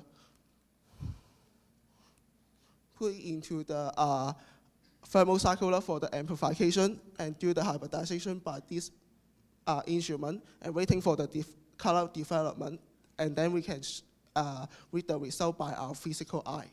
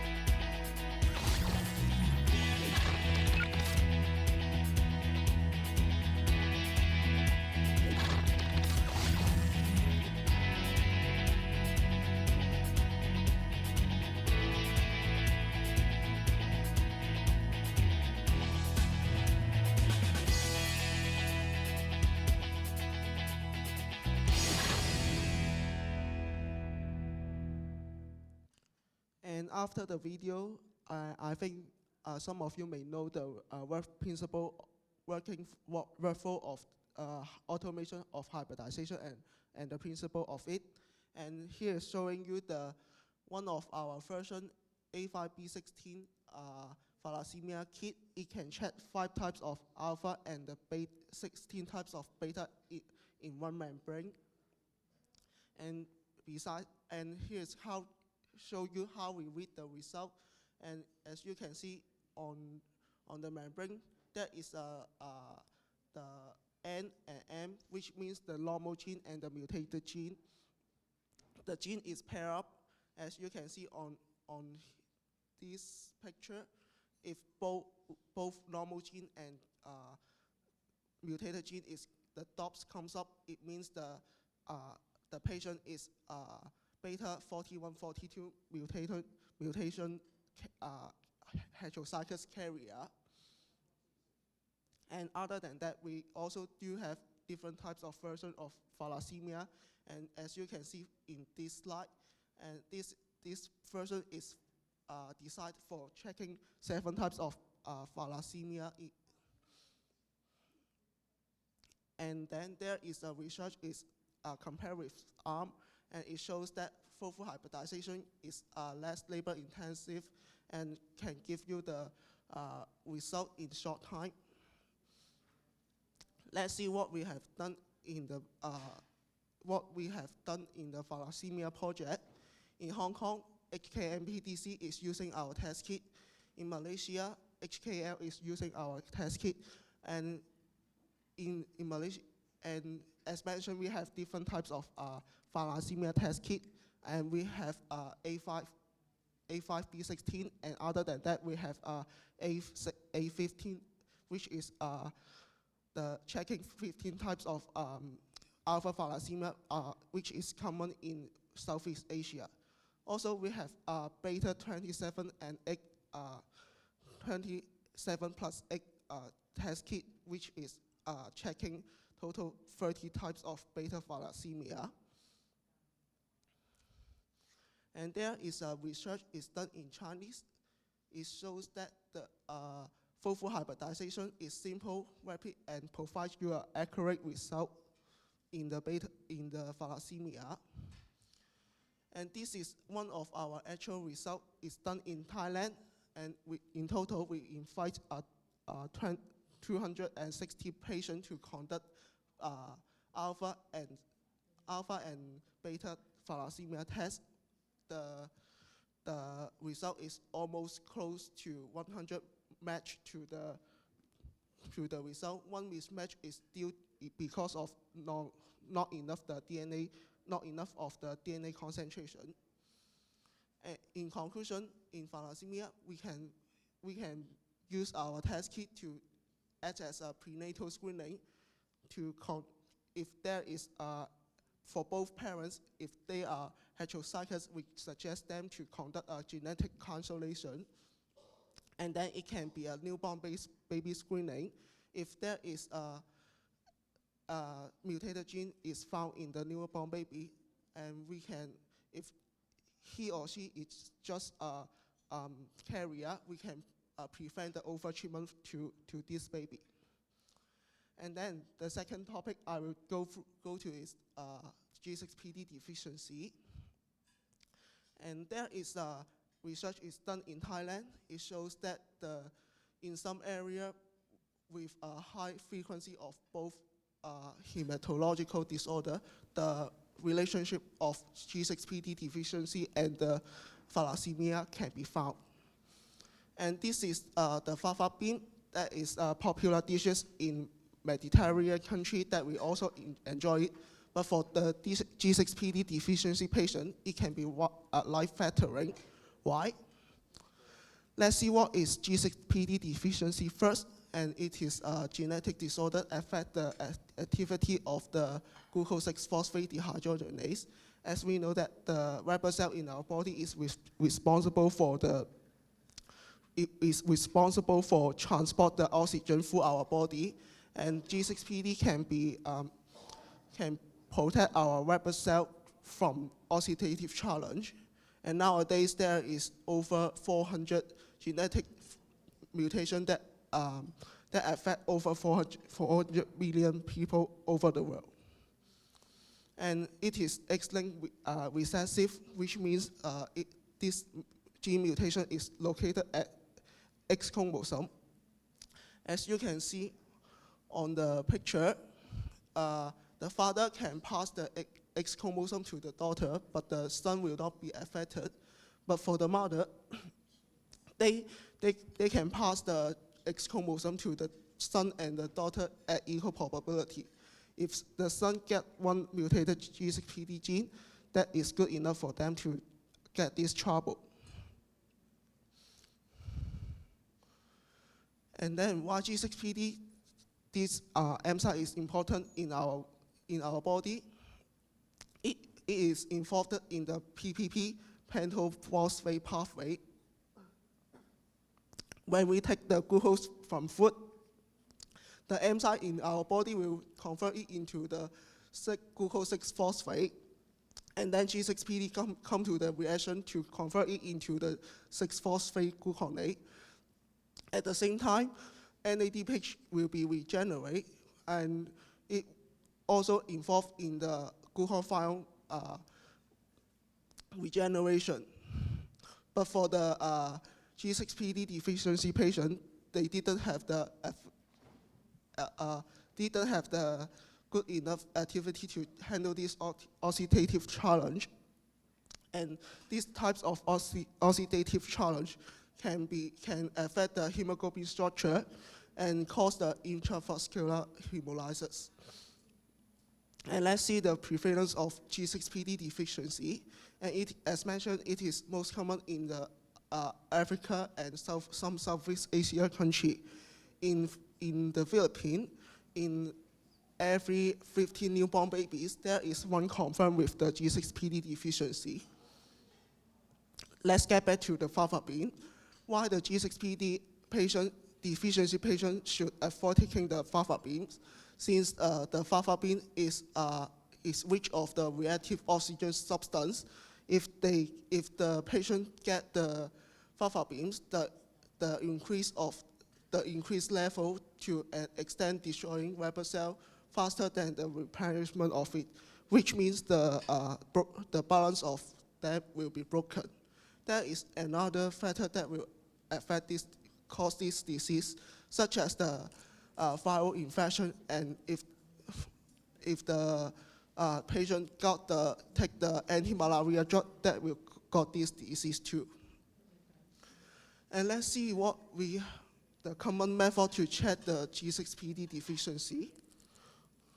And we can measure the NADPH production of the G6PD enzyme by the spectrophotometric method, and it is quantitative and golden method. It is based on the difference in absorbance of the sample at 340 nanometer. And we have the normal enzyme activity value, and if the enzyme activity value fall into the normal range, and we can say that the patient have the normal enzyme activity. Also, we can check with the fluorescence spot test, and it is qualitative. But there is some problems by using these tests. In China, take China as an example, there is a significant figures show that the G6PD deficiency was associated with the thalassemia. So the blood index and the G6PD enzyme will be affected to each other. Also, as mentioned, the female heterozygotes can turn the spot to show you the color in fluorescence tests. Therefore, molecular method can settle this problem. Also, we can using the HybriMass, the instrument same as the thalassemia that I introduced. And there is two versions for this test kit, the Chinese version and the Malaysia version. By using the Malaysia version, we do a research in that country, And also it shows that this method is easy to do and less time consuming, and you can get the result in short time. And this is the mutation that we can cover in our test kit. And how we apply this test kit into our real life. It can be a qualitative screening for G6PD mutation. It can help diagnose with the deficiency and prevent the exposure to the life threatening. Also, it can be used for the newborn baby screening.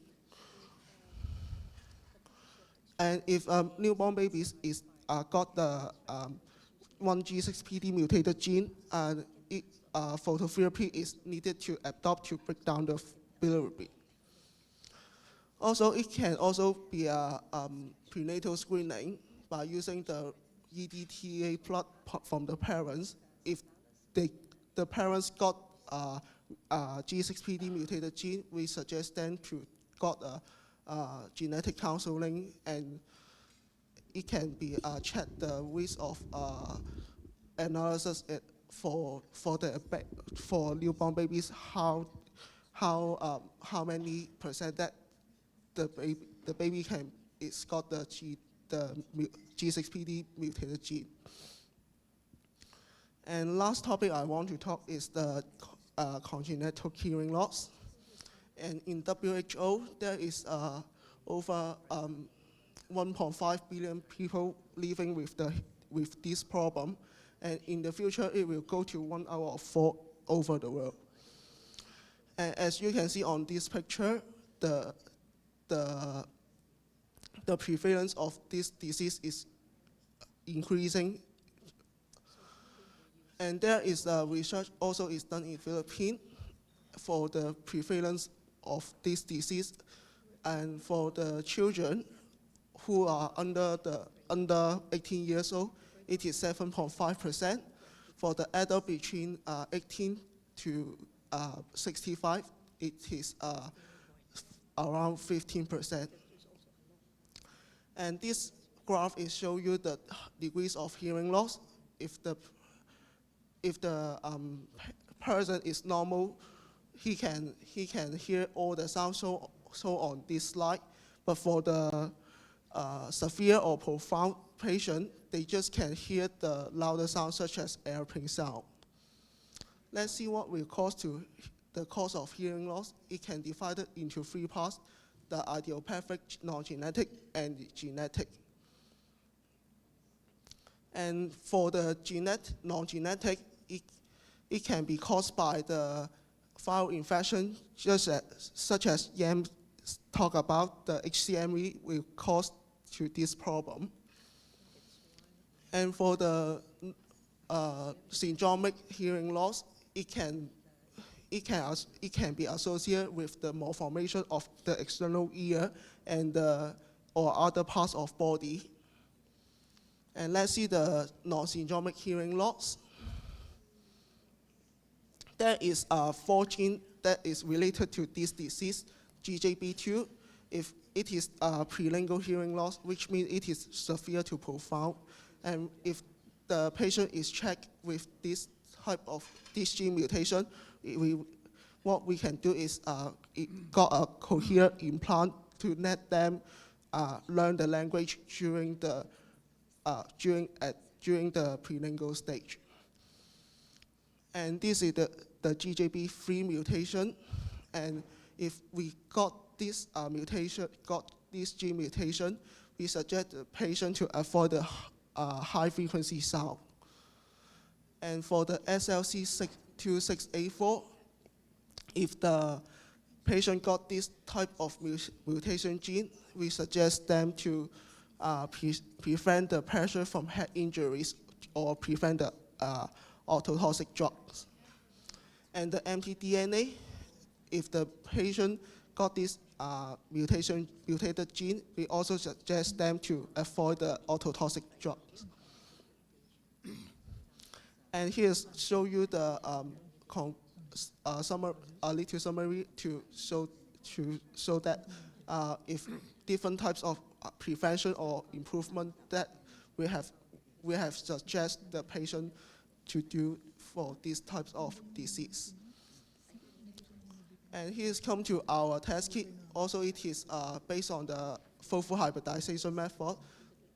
It can check the homozygous and heterozygous carrier at the same time. The workflow is similar to the thalassemia and G6PD that are introduced. And this is the the mutated gene that we cover on the membrane. And let's do get the summary of this topic. Based on this test kit, we can do different prevention for different types of mutation, such as the prevention of, avoid the head injuries or loud sound, and got a hearing aid implementation for this type of patient. And this is my topic on genetic disease. Thank you.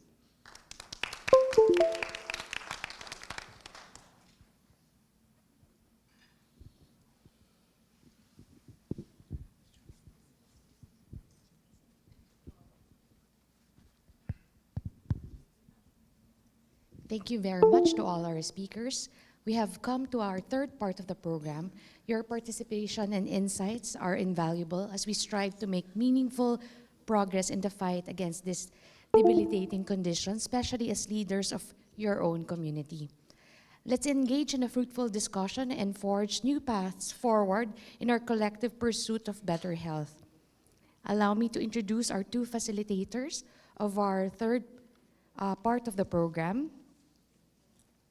We have our retired Lieutenant Colonel Eduardo Evangelista, MNSA. Just a little bit of FYI information.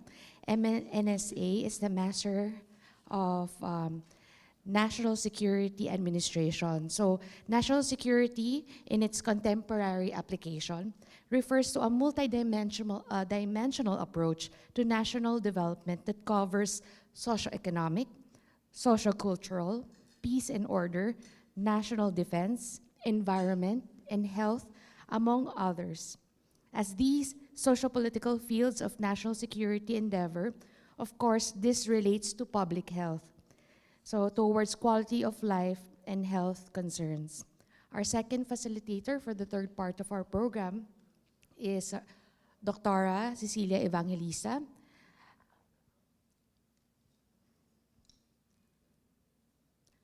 Our medical director in Evangelista Medical Specialty Hospital. She is a OBGYN by profession and our medical director in our hospital.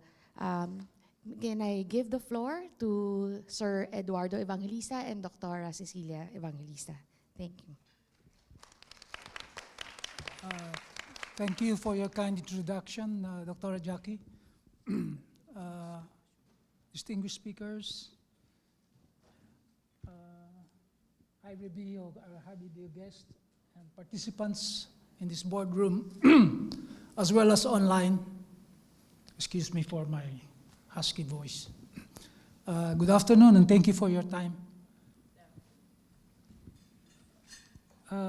Dr. Evangelista will serve to facilitate discussions during this third to the last but vital part of this forum, that is the integration strategies discussions. Our objective is to contribute to the total effort to strengthen our strategic approach to cancer control and other forms of disease control endeavors in the Philippines through the optimal use of advanced disease screening technologies. The flow of these boardroom discussions will be focused on two elements. The first element will be characterized by discussions premised on clarifying and elaborating how hybrid bio products have been scientifically proven to be a reliable basis to use in disease control strategies. The second element will be specifically focused on the feasibility, the opportunities and challenges presented by the hybrid bio disease screening technologies in terms of screening significantly prevalent major diseases in the Philippines. By feasibility, opportunities, and challenges presented by such advanced technologies, we mean relevance and accuracy of technology's effectiveness to help the Philippines in its disease prevention and early detection strategies. Accessibility, cost efficiency, and affordability of the technologies that will benefit the greatest number of Filipinos possible. And last but very crucial to the discussions, but the question will be, will the screening technologies be motivationally acceptable for doctors to push for and for the patients to undergo? I now turn over the floor to Dr. Cecilia Evangelista. Dear participants, both here physically present and those joining us nationwide through Zoom, let me just point out, as a matter of emphasis, that this boardroom discussion was conceptualized more strategically and specifically to talk about and consider the possible use of our almost 250 molecular labs, both public and private, originally set up for COVID screening tests during the pandemic, that may now be mostly idle assets, which we propose to be transformed as molecular labs, but this time to house the various advanced disease screening technologies that companies like Calibri Bio has to offer. By doing so, the Philippine healthcare system will definitely benefit in terms of promoting prevention and/or early detection and treatment of such diseases, which in turn would contribute to a more healthy and productive Filipino population and to significantly budgetary savings in terms of health economics that can be put to other greater use for the benefit of Filipinos.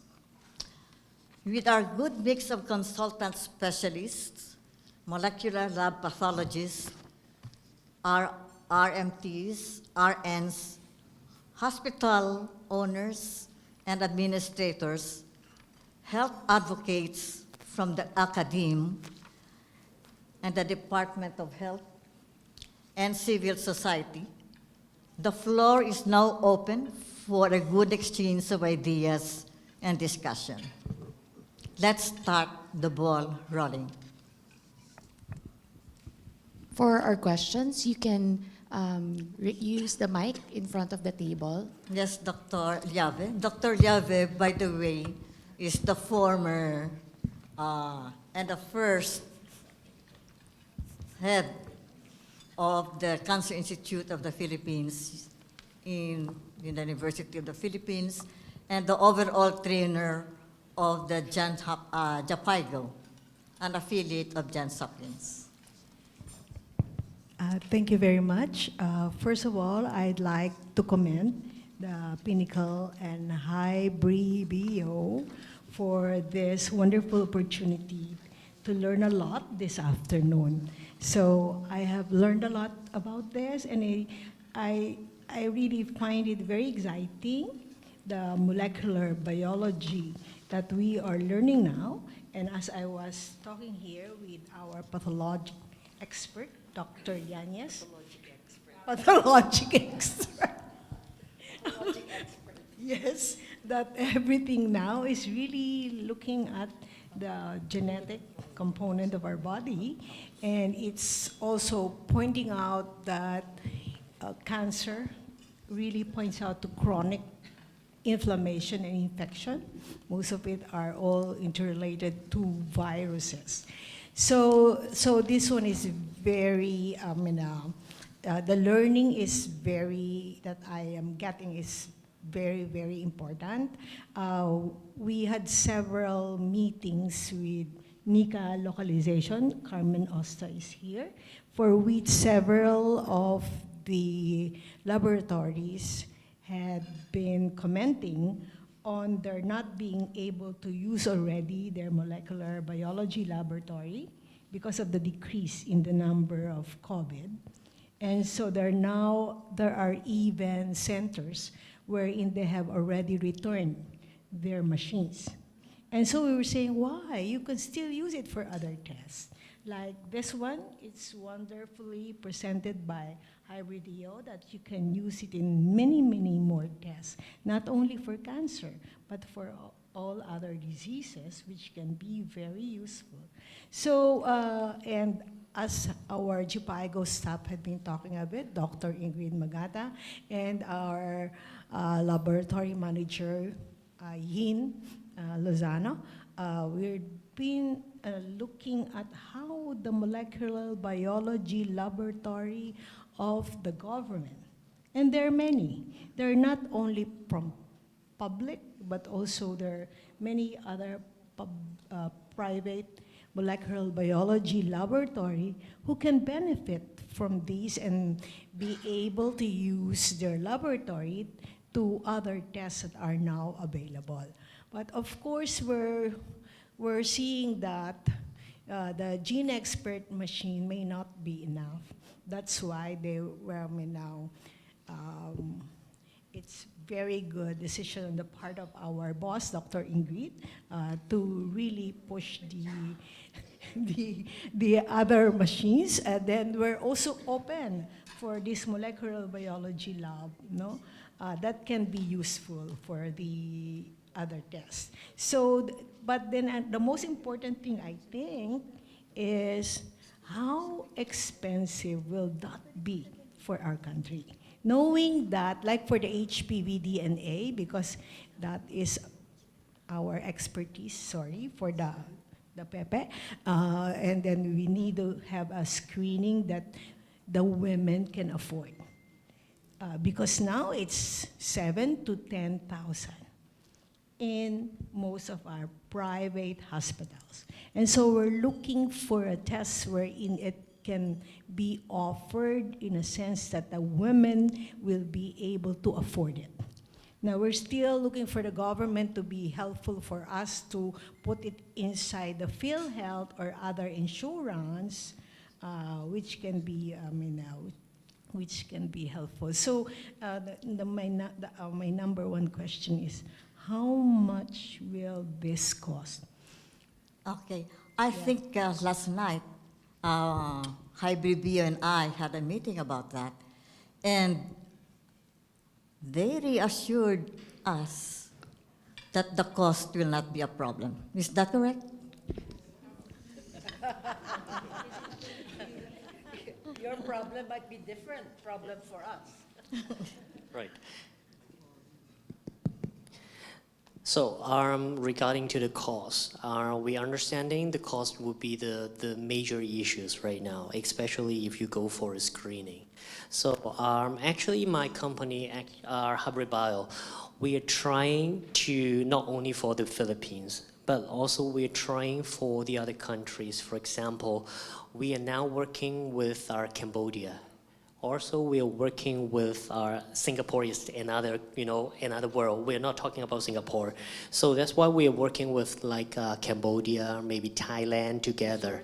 So we're trying to providing support, okay, for those countries where they want to perform the screening test nationwide, So if you're talking about the cost, definitely my boss or my higher management definitely will provide support about this. But right now, I definitely cannot give you the exact number for sure, because we will base on the national program you're planning and how it works, in the future. And for example, how many centers or how the policies you're going to launch for your country. And then we will work together and see if we can help to support to make it work. That's wonderful. But the Dr. Carmen also is the vice president of the NICA, because he has a way of convincing in terms of the money. Okay. I think Dr. Edgardo Cortez has a question. By the way, Dr. Edgardo Cortez is an oncologic surgeon, one of the best in the Philippines, and a former president and CEO of St. Luke's Medical Center. Yeah, thank you, Cecil. Thank you very much for the new information that was given earlier. And thank you for the experiences of the former experts who presented earlier. Now, let's not jump the gun yet. That's what I would like to say. Because not to discount the data being presented, when you have a new product, no, even with the Philippine FDA, they will have to need more proof. Because validation tests like what were presented earlier, sensitivity, specificity, negative, positive predictive value, must be repeatable. Because there might be instances, for whatever reason, expertise, mechanics, retrieval of specimen that may vary from center to center or for country to country. No? So validation tests would be very important for us to be more convinced that this is the way to go. But let me tell you that it has been predicted for quite a while now that everything will be hinged on molecular pathology. And we know that, and that is why during my term, we recruited the first two molecular pathologists in the country because we knew that there will come a time that molecular pathology, including proteomics and genomics, will be the trend. And nowadays, you hear about gene array testing, Foundation One, new generation sequencing, because we are now trying to refine the management of diseases. No? And in many instances, genetics and molecular pathology is now part of the staging procedure for cancer. So that is there. Therefore, there is an opportunity. There is a need and opportunity because we have some facilities that are unused. So after tackling the veracity of the data, whether this can be reproduced in the country, I don't think we will have much problem regarding the cost as promised by the manufacturers, because it's really a question of the demand and the volume, no? And we know that for sure. Now, in terms of being incorporated in the DOH strategy, there are a lot of problems. No? We cherish the experience presented by Dr. Padilla, that is exceptional. No? But in reality, it's really hard to duplicate it at this time for many reasons, because of the probably the inflation rate, monetary expenditure by government, and therefore we also must rely on even legislation. No?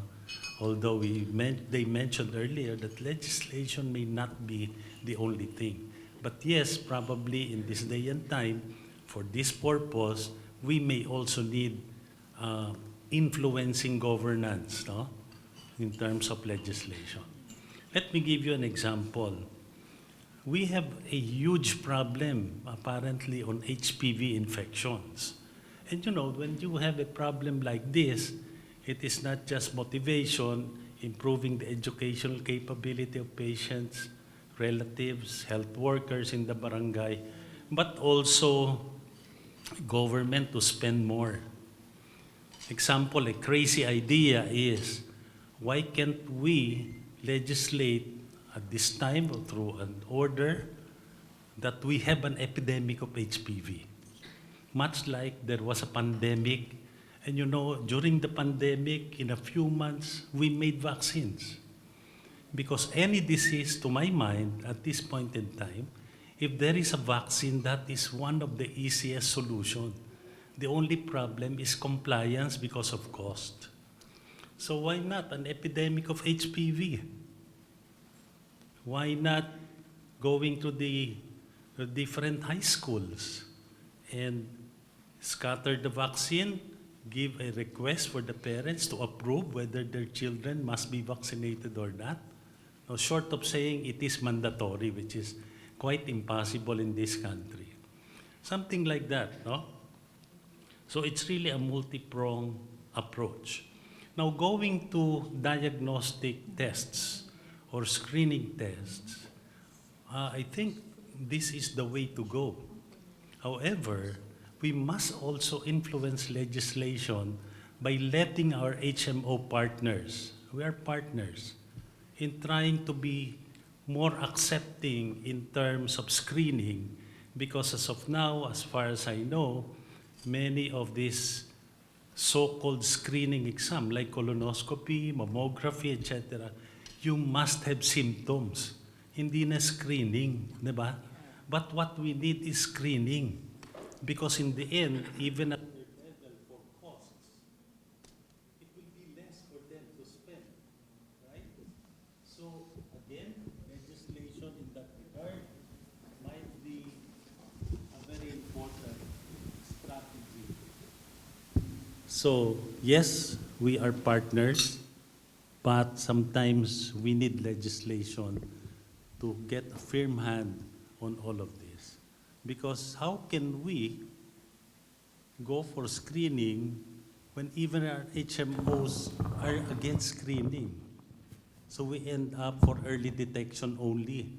But screening is the way, we all know that. So all of these things are my inputs. I'd be happy to share some other things if I think about it in more depth. Again, excuse me, we're not trying to question your results, but in all countries, revalidation of all these studies, I think this is very quickly done, right? Very easy. And so that has to be the initial one, and then everything follows after. I'm all for it.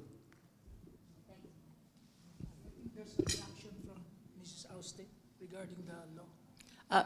No, just a clarification. I agree with you, definitely. And in terms of the Philippine bureaucracy right now, anything, especially those that need to be adopted on a government setting, will of course need to go through the HTA, the Health Technology Assessment process. And I was actually discussing it with them earlier before we even started. In the context of HPV vaccination, I just wanted to say that there's actually already an existing law, which is the reason why we have free HPV vaccination for 9 to 14 years old, but only in public schools right now. Unfortunately, sir, the reason for the low take-up is because of the poor vaccine hesitancy pa rin, and at the same time, there are certain gaps in the process, what we found out, wherein parents are not really fully informed of the advantages about it, and the fact that this vaccine is very different in history from the vaccine of the dengue and the Dengvaxia case. So, yun po yun. But in the context of screening as well, I just want to mention that part of the NICA, because it has various financial levers, unlike other laws, in the Cancer Assistance Fund now, an AO has been issued recently wherein high-risk cancers can undergo screening utilizing the Cancer Assistance Fund. Of course, the Cancer Assistance Fund is only present right now in 34 government hospitals. So not in all, but this is already nationwide. So that should be a help as well. There was an earlier recommendation that the CAF be used for screening per se without defining na high risk yung patient. However, in a consultation with various government hospitals that are now providing cancer services, because the Cancer Assistance Fund has just been increased to 1.2 billion, they felt that this would not be sufficient if screening for, for all, not just for high risk, would be included. Because Cancer Assistance Fund right now also provides support for those who would require advanced imaging or advanced treatment. But last point, in terms of when we do go if it is approved, it is something that the Philippine Cancer Center has the mandate in terms of this particular advanced technology, so they should be included in the conversation. And in the event, actually, what we are now seeing as we are localizing NICA is we're able to engage with our legislative champions, and they are able to make available their funds as well, from screening to the whole cancer pathway. Yun lang po yung good news right now. Good news. By the way, I love your presentation. Thank you, sir. Eye-opening. So I get it from you that the government can afford the vaccination for cervical cancer. 750 million po yung for HPV na allocated. Oh, parang kulang yun, no? Kulang Offhand, nga po no? So yun, importante yun that it's really available. Yes. I hope they declare an epidemic. We have been trying to get it increased. The good news is they were going to decrease it. We managed to keep it at 750 through advocacy. Yes, po. I have a question for you. I'm glad that you mentioned about the cancer screening fund from the government. Cancer assistance right, okay. fund. Is there a particular test that they're providing or recommending? No, Is it the pap smear, the cytology No, the screening Cancer test? Assistance Fund is not just for screening for high-risk cancers, but it also includes advanced imaging, treatment. like CT scan, MRI, PET scan, okay, which okay. oftentimes ordinary people would not be able Okay, to so afford. you're Yeah. speaking about the general fund. Yes, po. Okay, not in particular the cervical Not yet cancer. targeted, yes. Yeah, okay. However, there is a plan Yeah. within the next 3 months, hopefully, because of the marching order from the Secretary of Health and because of what was presented earlier in terms of the strategy map, to be able to come up with a target that are more specific in terms of certain index cancers. Yeah. The discussion now is whether the index cancers would be limited to breast, cervical, and colorectal, or whether it would be expanded to include prostate cancer, which already has a say benefit package from PhilHealth, the lung cancer because of the AI thing that's there as well, and childhood cancers is part of that as well. Okay, thank you for that. The reason why I asked, and I wanted to hear from you about the cervical cancer concern is because I'm a practicing general gynecologist, okay? And I agree with the earlier statement that cervical cancer remains to be one of the important cancers in women in the Philippines.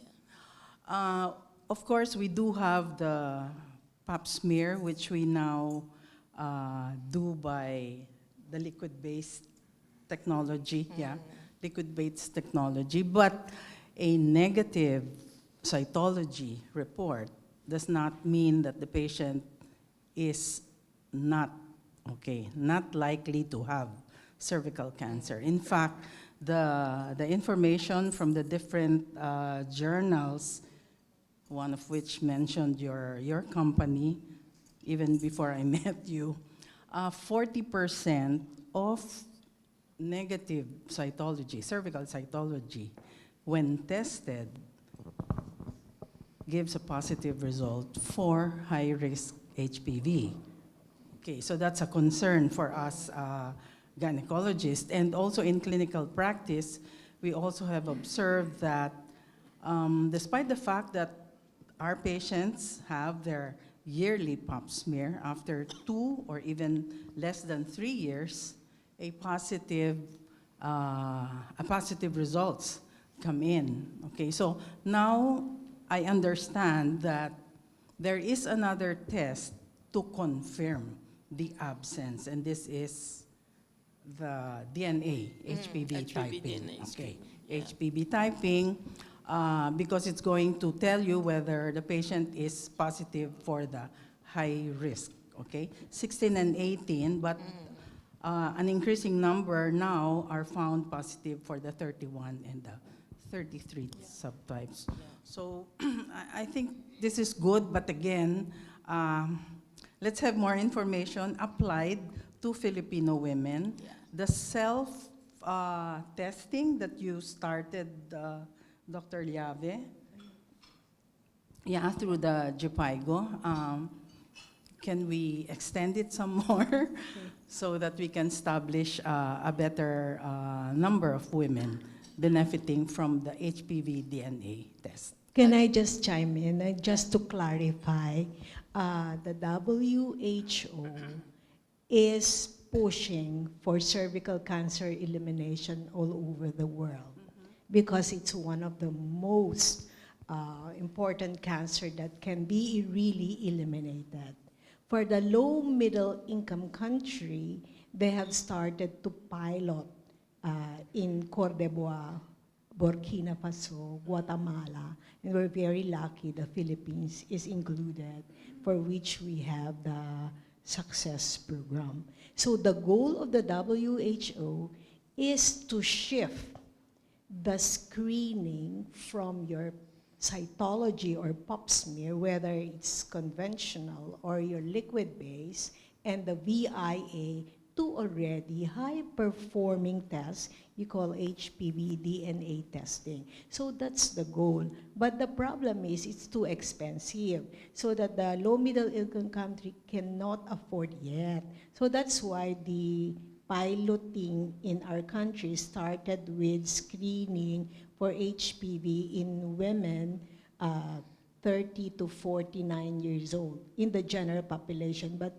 if you're a woman with HIV, you'll start at 25 to 49. And this study is already finalized, but then we're pushing for turning it over the government. And maybe my boss over here, Dr. Ingrid, would you like to add some more on where we are now in terms of the dissemination? That's one. And then the framework, establishing the national framework of the government so that we have better legislation and the plans for the government. Yeah, hello. Thank you, Dr. Liav and everyone.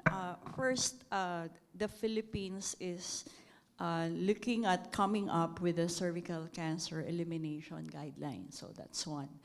That means our country, through the Department of Health, has a buy-in, right? And then looking at the eligible population for the screening, cervical cancer screening, we're saying our population now is 114 million, right? And how many of this belongs to the 30 to 49 years of age? If we want to prioritize this 30 to 49 for HPV DNA, and then they're saying it's like 38 million, right? And then that 38 million comprise perhaps not just those women living at the rural areas, but still those women living in urban areas, right? So for this, our discussion with the Department of Health, we look at we can stratify those women. Where are these women? So you have the public sector and then the private sector that can provide the screening. So this is an opportunity for us to look into, given the healthcare system in the Philippines, wherein 40% of the healthcare system is being accessed at the private health sector. So there's an opportunity because we have women there, right? With that 40%. So we can look for hybrid bio, you can look at that. But of course, knowing Dr. Cortez' advice that we have to really go into this process if you want to bring in the country. And I'm sure other people can give you all this information that is required in the country. And for the Department of Health, we're looking at coming up with a cost analysis. For the cervical cancer elimination, we're gonna start with like cost analysis that's related to the strategic plan in the next 4 years. So in the next 4 years, so our learning in the success project, we'll share it with the Department of Health, and we're coming up with a cost analysis that might come in by May or June or this July of 2024. And that would feed into that cervical cancer elimination guideline. So again, since the country is towards elimination, we are suggesting to the Department of Health that you should have that perspective of looking at what are the different screening modalities that should be made available in the country. So another strategy, as I think we have discussed this, the coverage of the HMO for HPV DNA screening, looking at the opportunity now working with the private sector.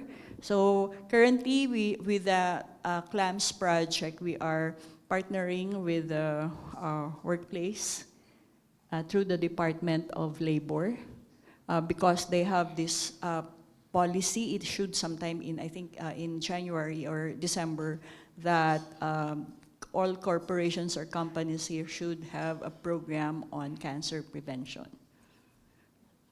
So I think that's all for now. But of course, as mentioned earlier by Dr. Padilla, that it should always be the Department of Health who should take the lead in all this work. Thank you. Can I just add something about PhilHealth? In terms of cervical cancer, there has been an ongoing advocacy for the Consulta or the Consulta Plus to already include HPV DNA screening. And we are hopeful that that will follow because we have been with the head of PhilHealth on 2 occasions. One when he announced the increase for breast cancer to 1.4 million from just 100,000. That's after 10 years of advocacy. And then for March Women's Day, when they announced that they were including mammogram and ultrasound for breast cancer screening. So he said that they're now looking at cervical cancer and prostate cancer. So we are hopeful that he will keep that promise because he really seems to be intent on being able to fill in the gaps, and he's working with our legislative champions as well. Having said that, voices like yourselves will help very well when there are deliberations in terms of being able to include this in Consulta and being able to increase as well the SAY package for cervical cancer. Yeah. I have some programmatic suggestions. The validation is very critical, and that's why they have a meeting actually in UP on Wednesday. There's no way that you'll be able to use it in big scale unless you get it validated here. That's one. I just want to comment about, I feel for you because when I was starting, they told me high risk should only work in the high risk, and we had to fight hard to say that screening is actually for all. And nobody wanted to fund it, and that's the reason why it was an out-of-pocket actually for practically 10 years. That's why I'm saying that if it is something, if it's validated and we're able to move, then you can make it available to those who can pay first, and then eventually get government the buy-in. It took me 10 years to get PhilHealth to fund $10 for the patients, 10 years. But the thing is, it helped a lot in increasing the numbers. If you saw my graph, it was a very difficult journey. It was not an easy journey. As a matter of fact, we still continue to make sure that we have the data when we are questioned. So if it's something that will be included, HTA is going to be very crucial. No single person can do the lobby. So we need somebody lobbying at DOH all the time, somebody lobbying at PhilHealth all the time. Somebody will have to work with FDA, but maybe the company can do that. So it's really a lot of sectors working together. The awareness part is very crucial because I heard about the schools, getting this. I remember way back, this must have been maybe 20 years ago when we came out in, sino ba ito, si Noli de Castro, yung kanyang show na, it was just, Magandang Gabi Bayan, no? It was just one show, but after that, for some reason, our numbers went up, and even the elementary students were asking their parents if their baby brother was screened. So the awareness is crucial, and that's why until now, you have not stopped with the awareness campaign, just at a different mode. We're going digital, but I can tell you that for almost 20 years, we ran a comics distributed to the slums, actually, in the Philippines, just for the ordinary person to do it. So somebody will have to do that.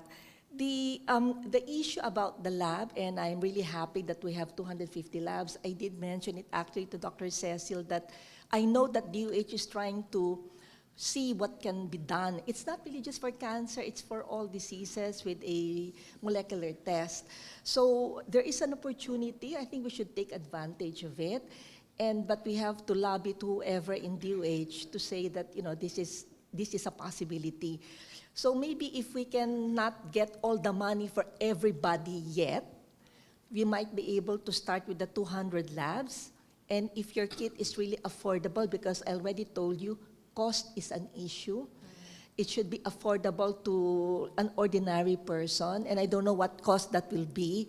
But when it's molecular, it's more expensive. That's why now I bring you to the second issue. I think your screening is an excellent, it's something that can be done so that we can use the molecular for the second tier, unless they can really bring down the cost. So at the end of the day, it's a cost issue. Why am I able to bring it down? Because I'm actually screening 1 million babies a year. We actually negotiate as a country. Even the filter card is negotiated as a country. So in other words, when I order 100,000 cards, it's different when I'm ordering 1 million cards. So there are many opportunities that we can use, and I'll be more than happy to share other things, because I cannot share everything here. But then, if there's a group where I can, share all my difficulties and how I was able to overcome, I will be more than happy to sit down with you. Thank you. Okay. Just a comment. Actually, hybrid BO HPV is already FDA approved. Pinnacle worked that out since last year, and we finally got it. And I think we have a DOH representative here, Dr. Justine. Can you please make a comment on that? Justine, the floor is yours.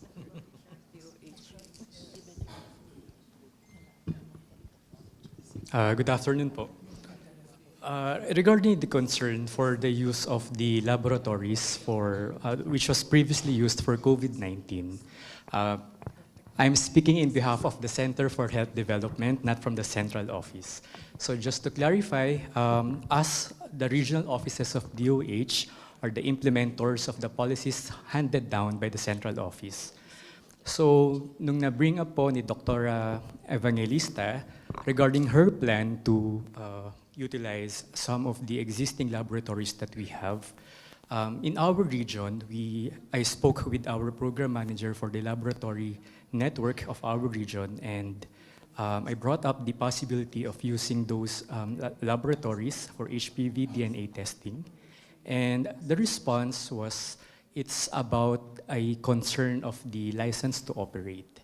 So it means that us, the regional offices, are just waiting for the policy from the central office, specifically from the licensing division, whether we can already use those laboratories. And I think when I brought this up with the central office, kailangan po itong i-raise din muna with their licensing division, just like what they did with when they had a joint memorandum of using the existing TB laboratories for the use of HPV DNA testing. So we can also do that. However, kami po, I really cannot speak in behalf of central office. I don't know currently kung ano po yung status ng kanilang ng policy, whether they would allow us, kami pong mga regional offices, na magamit po yung mga laboratories in our region. Because you are correct po, Doctora, that we have a lot of laboratories that can be used. And also, number 2 po, concern then, you've mentioned regarding the purchase of HPV DNA test kits. Kami po sa regional offices of the DOH, it's actually not a concern of the budget. In fact, kami po sa program, we already allocated budget for the purchase of HPV DNA test kits. However, as mentioned po, Dr. Padilla, we're just waiting for the health and technology assessment result. And the current updates that we had from the central office is that possibly this year, they are already reaching the because HTA or HTAC is a very tedious process. It's a long process.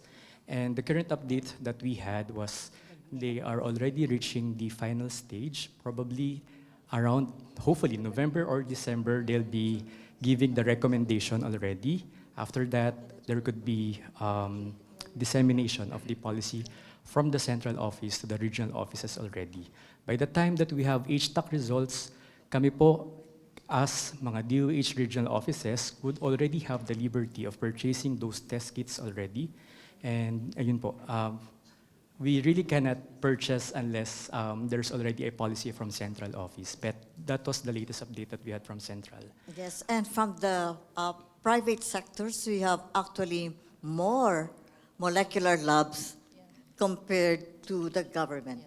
And it is very sad to say that several molecular labs have already closed because of there's no more pandemic. And those private hospitals actually have spent a lot for that. And it's a pity if you don't do it. On another aspect, aside from HPV, we found out that CRC is one of the top 3 colon cancer, and it can be prevented. So I would like to ask Dr. Marvin, how would it be accepted here in the Philippines? Are your colleagues be ready to push with that?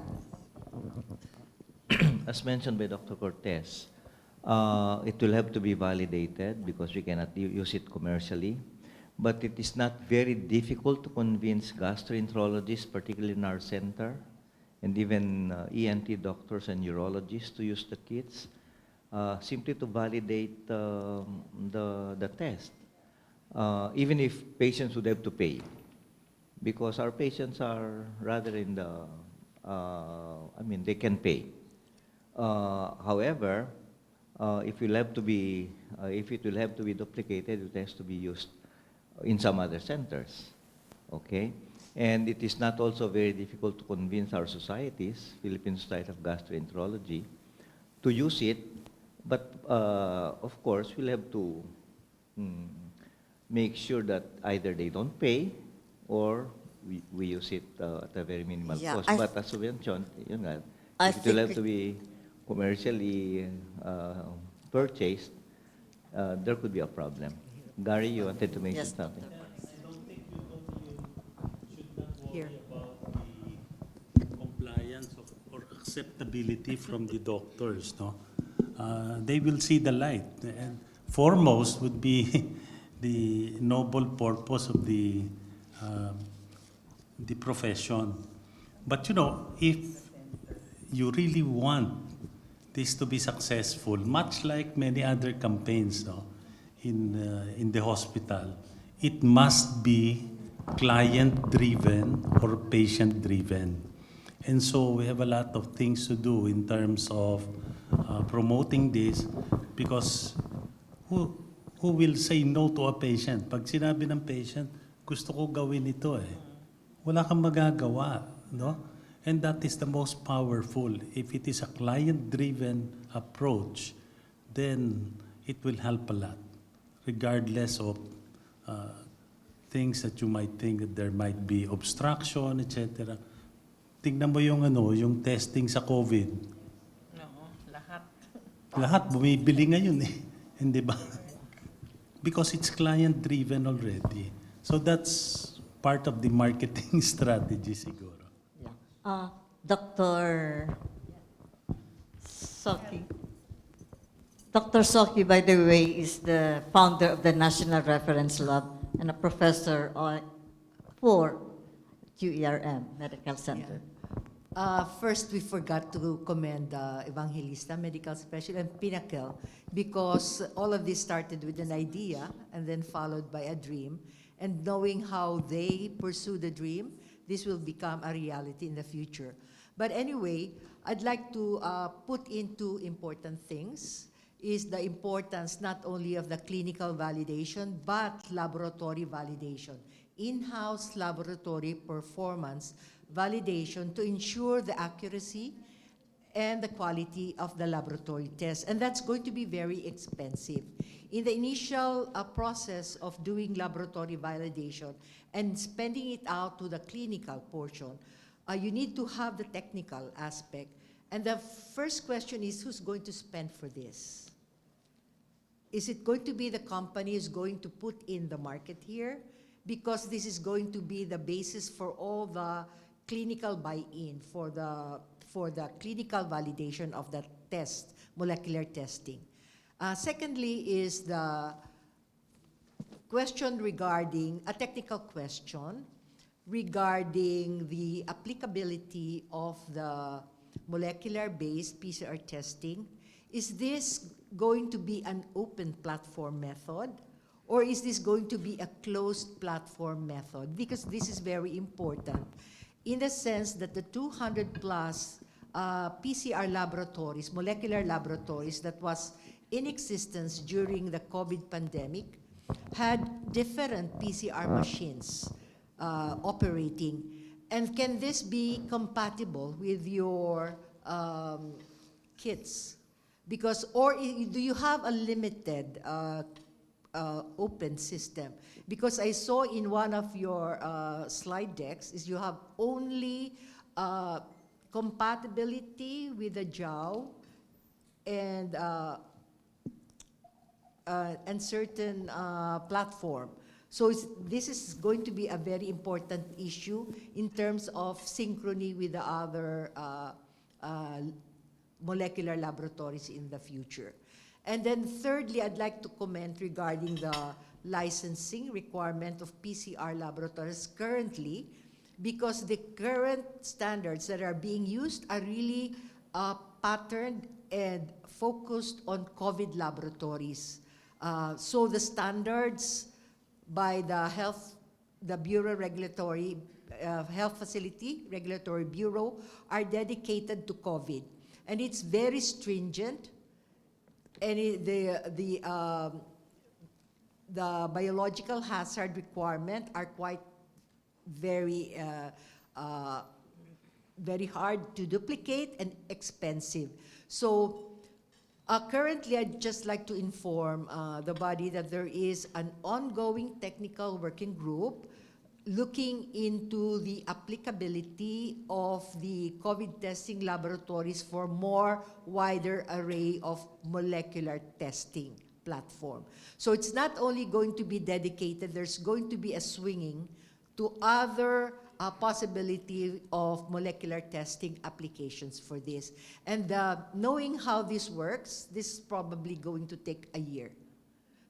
Because there's a way or a system by which the technical working group submits this to a particular higher body policies until it becomes an administrative orders and become implemented. So there is some amount of going back and forth validation among different levels of profession. So while you are doing this, because I think this is just a procedural matter regarding making sure that how this is going to become more adaptable for the current non-COVID testing. So this is going to be approved, in my prediction, in a year's time, before the year's time. But in the moment, I think you need to understand how you can go about, the company Happy Bio can go about doing the in-house laboratory performance testing and creating probably a network with one of the local PCR molecular laboratory in studying the applicability of your drug test kits in the local setting. That's all. Congratulations to Pinnacle and to Hybrid Bio for this very educational meetings, and DOH, of course. I used to be with DOH before, but I'm now retired. All right, thank you, Doctor, about your comment about especially practically. Okay, allow me to respond to all the questions you all just brought up. For Dr. Cortex, about the validation, definitely we will go for the validation because I think this is not only for the Philippines. All the countries, when we penetrate into the new market, they will ask for the validation on site, no matter what.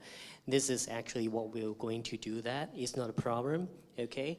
And secondly, Doctor, you're talking about the laboratory validation and also clinical validation. So I have to make sure if I understanding clearly. Normally for the other countries, for example, in Malaysia, what they do is they will using the clinical samples and at the same time they will doing the in-house validation. For example, the intra or the inter-lab validation at the same time. So are you talking about these two validations will do it separately or do it at the same time? Not yet for the use of the laboratory, but to ensure that the technology is applicable. So not the real in-house validation before you use it for laboratory purposes, but to ensure that this is going to be agreeable with the product claim. So if you say your product claim is 99% accuracy, sensitivity, blah, blah, blah, blah, so that has to be performed parallel to your claim to ensure the acceptability before they go into a clinical trial. Okay, so that means they were using some known sample to test. Yeah. You know, according to our IFU, right? Okay, that is not a problem actually. And your second question is talking about our test is open platform or closed platform, right? So for all our test reagents, actually, when we manufacture is open platform. So let's say, yes, if you go for the Biorec machines or ABI machines, Quantum Studio machines, everything is compatible. So that's why we already proved in our country and also in the other countries as well. So that's why we want to make it good use, not only specific in one machines. We're trying to make it, you know, for all the people, especially for different laboratories, especially after the pandemic. Maybe most of the laboratories, they already got the devices in the lab.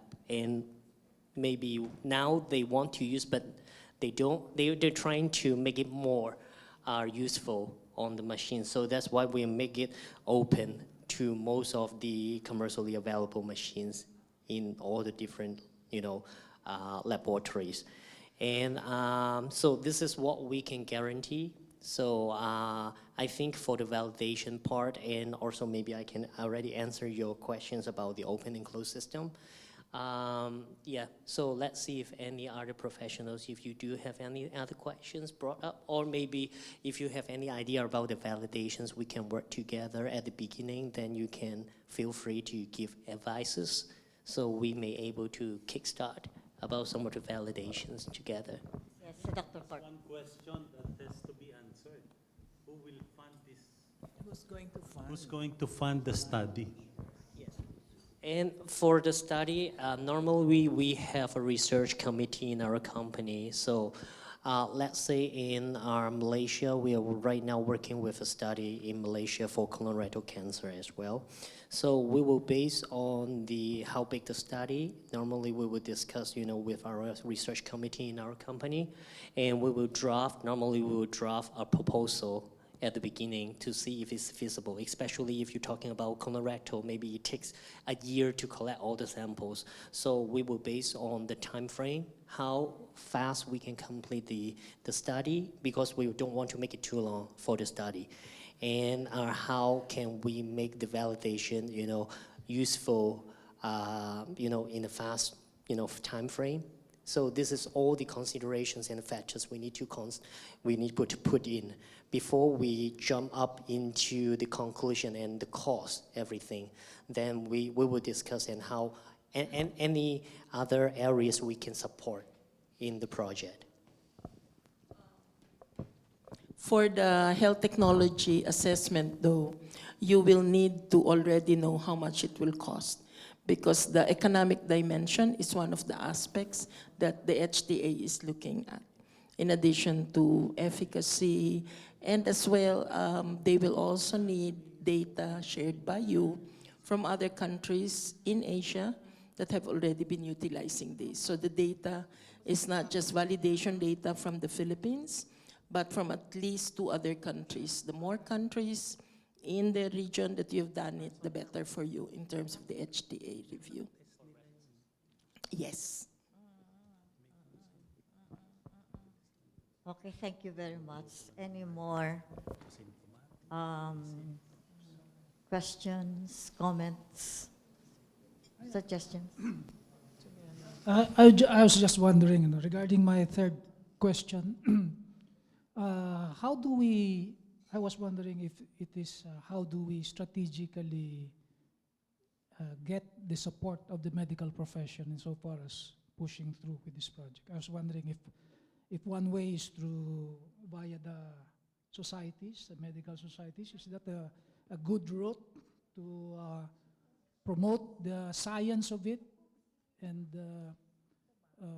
at least the science of it, because insofar as the feasibility of it, I guess it's the DOH and the DOST that has to be involved. But so far as the science of it, I guess the medical societies are the best route to pass it through, right? To promote it. Cecil, it has to be talked about, even in foreign conventions. Once it has been talked about in all foreign conventions and local conventions, then you will convince more people. Ganun naman dito. I guess we will have to get the support of Hybrid B on this matter. Yeah. No, Mr. Ben, I guess we need your support on this matter. Convincing the medical profession about the science, the reliable science of your products. Because we are very discerning professionals, even though you may not say that the Philippines is actually on the high end, but our professionals are very discerning, especially when it comes to quality. Quality, but affordable. The medical profession, I think, will support it. It's a matter of we need to show them the data. So from my experience, even if I say that it's in China, it's in Malaysia, in the US, their question is it in the Philippines? And we know it is. So that's where we need to start looking at our numbers. I'm just talking about the cervical cancer so that you can focus on the obstetricians as a start. So they will start looking for numbers. I remember more than 20 years ago when I went to DOH, I mean, it was already happening all over the world. And then the assistant secretary at that time at DOH said, Menchit, no data, no policy. So I think we can look at it at different stages. You can say you want to penetrate the private market first, that's one. But if you really want to cover the whole country, we need to start preparing for that. What are the steps towards getting government? I mean, an AO is an AO. I have so many administrative orders in the Department of Health. It's a paper, but it's how it's going to be implemented down to the ground. But a good start will be the medical profession, but they will ask for numbers in the Philippines. So whoever has data must share it with you so that you can move forward. Thank you, Dr. So, Doctora, yes. we have a question online. This question is from Dr. Joseph Cedeno, Chairman of ENT Department of Makati Medical Center. I think this question is addressed to our representative from DOH.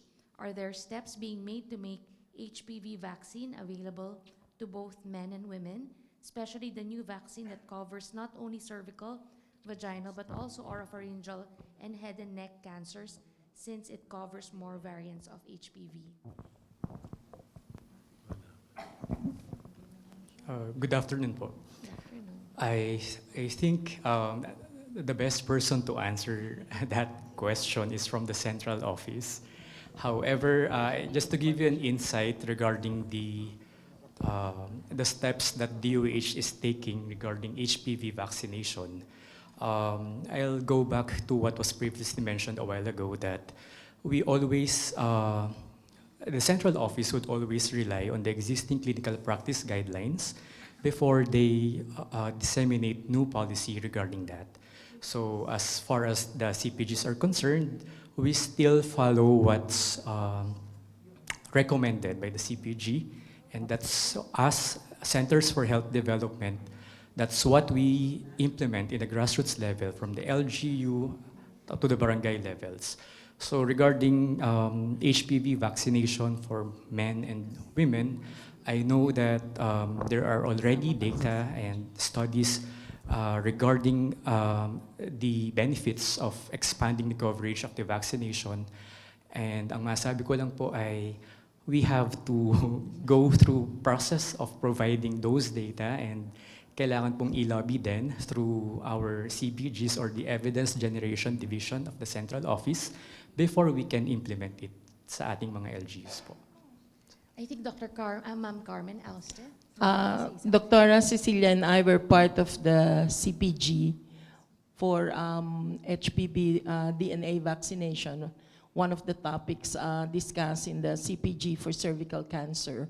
So I just wanted to say that one of the major decisions there is a recommendation to the HTA and the department to shift to 1 dose, okay, from the double dose right now, and this is in alignment with the WHO recommendation as well.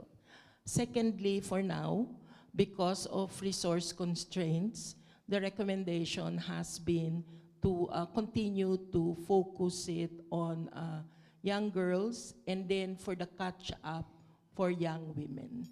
So the main reason for not being able to cover boys and young men, even if we know that this is part of the reason why Australia is moving to being the first country to eliminate cervical cancer, is because of resource constraints. But we are hoping that with the adoption of the single dose, this would free up more funds. But currently, yun pa lang po yung recommendation ng CPG. In private practice, I do give vaccination in males, especially if the wives will ask for it. Because her worry is even if she's vaccinated and protected, but the husband will still be able to infect her, and therefore, most of the husbands are also vaccinated. And even the children or adolescent children of those mothers who come to the obstetrician, they would ask for vaccination, and we give it. I even have a very old woman, 60 years old, who wanted to be vaccinated. And I said, that's off-label because you're already 60 years old. But she said to me, Doctora, but I have many lovers. And so how can I say no to that?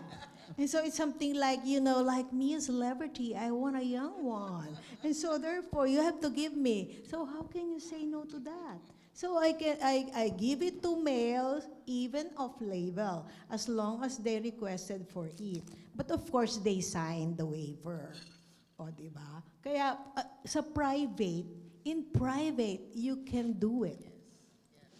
And also, it's something like the policies for the private is entirely different from the DOH. The DOH national has a different guideline compared to the local government. The local government have their own funds. Even the regional have their own funds. And I think I don't know, correct me if I'm wrong, Dr. Ingrid, for the local government, they do not follow the HTA, is that correct? Because, say, they can have, okay, they have the funds to do it on their own. I remember during the single visit approach, which we pushed before some more than 15 years ago, we were able to push that program through the local government. We push it through the local government, not through the national, because they have their own money. Yeah, I think that the question of Dr. Cedeno is more on the screening among males, because although I don't think we have the statistics in the Philippines, but in US, 70% of throat cancer is caused by HPV. And I understand from Ben that they have a screening, the Listerine gargle test, that can be used to detect HPV. I'm just wondering whether you have already a CE for that. And if so, will the private sectors, especially the ENT group, will push with that screening? You're talking about the oropharyngeal cancers, right? We actually have a study, I cannot say it's a screening, okay, done in Malaysia. So what they did is they're using, probably if you remember on the PowerPoint, presentation before, there's a paper talking about using the mouthwash, the Listerine. So they're using the Listerine to collect the samples and check about the oral cavity and the HPV infection. So it shows that we're using actually the same PCR reagents, okay? At that time, we're using the genotyping, not just the screening kit for 1618. So it shows that the result is pretty promising. So we can detect whatever we expect the number coming out from the Listerine. So let's say if you're using Listerine or if you're using the oral swab sample, so it comes out the same results. So I think the oral swab sample will give you much more better results over the Listerine. Yeah, for sure. Yes, because in the US, they have two. You have the OraRisk and the OmniPatho. OmniPatho makes use of the swab in the pharyngeal area to test for HPV, since 70% of throat cancer is not only, is already due to HPV rather than smoking. Additional comment lang from Dr. Cedeno. There is a need to coordinate with Department of Education to include in the curriculum healthcare, the cancer awareness and vaccination in an extensive way, which I think one of our guests was able to mention on the awareness of the school-age children. The good news is we actually have a champion in DepEd. We have Assistant Secretary Dexter Galban, and he is the one that is promoting the inclusion of awareness building, not just on general health, but also on various areas like cancer, as well as nutrition. And as well, there is the Federation of Parent-Teacher Associations, which is several million strong all over the Philippines, that has now adopted as one of their advocacies cervical cancer elimination and support for HPV DNA vaccination. Thank you. Thank you. Any more question, comments? Okay. Maybe since we're talking about screening, I'd just like to say that there's also an ongoing program for the educational sector, not so much just in terms of awareness, but really screening the teachers, the administrative personnel. This is ongoing in about 4 different regions right now with the assistance and support of private sector pharmaceutical companies. So meron po tayo sa Eastern Visayas na ongoing, meron din sa Region 3, meron din sa Quezon City, which is NCR, and then meron that's starting in Central Visayas as well. And essentially, the model is that they collaborate with the district DepEd, and then the district DepEd is the one that then identifies what are the schools, and then yung teachers and so on. So ang screening nila currently is for breast cancer. Yun nga lang pong cervical cancer, hindi pa HPV DNA screening, but they have been talking with GPIGO for the Quezon City area, and they're looking into that as well. So yun din po yung isang magandang nangyayari in terms of the school setting. Thank you, Scarlett. So I think it's, I'll give the If floor we don't to have Jack. any more questions online and on the live floor, I think we'll be going to our closing remarks by our medical director of Evangelista Medical Specialty Hospital, Dr. Cecilia Evangelista. Thank you, Jackie. So as we bring today's boardroom discussion to a close, we'd like to extend our deepest gratitude to each of our esteemed speakers and participants here today, and those joining nationwide through Zoom for their invaluable contributions. Today, we traverse a significant landscape of challenges and opportunities within the realms of cancer screening, STD management, genetic diseases like NBS, thalassemia, and hearing loss diagnostics in the Philippine setting. We've been privileged to hear from speakers here in the Philippines and from Hybrid Bio, leading manufacturer of RT-PCR kits in China. Your insights have not only shed light on the current status, but have also charted paths for innovative approaches tailored to our unique public health context. Our discussions underscore the critical importance of collaboration across sectors, highlighting the indispensable role of advanced molecular diagnostics in enhancing our public health strategies.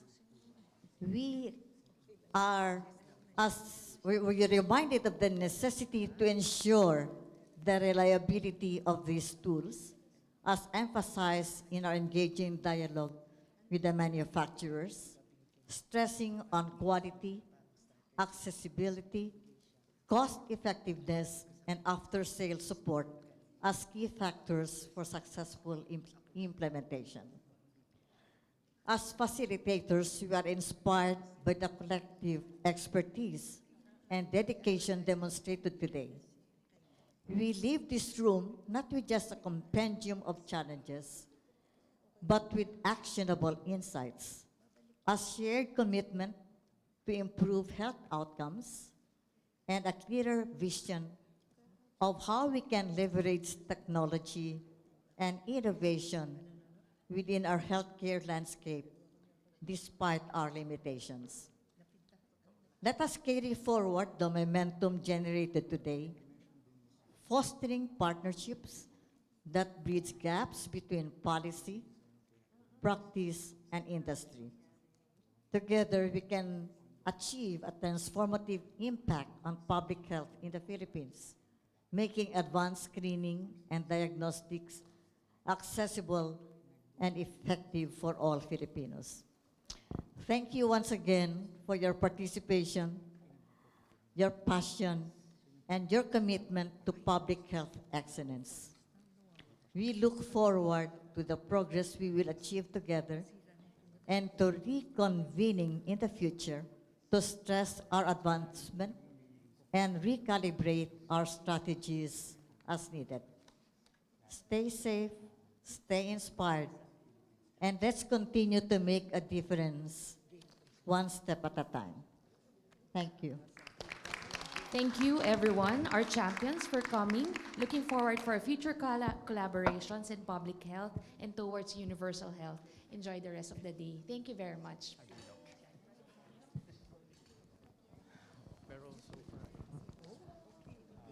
You may, Dr. Jackie may want to have a photo, souvenir photo. Please Oops. Stay in your seats. We'll be taking pictures for documentation. Which camera? Which camera are we taking from? From Hannah. From here na lang po.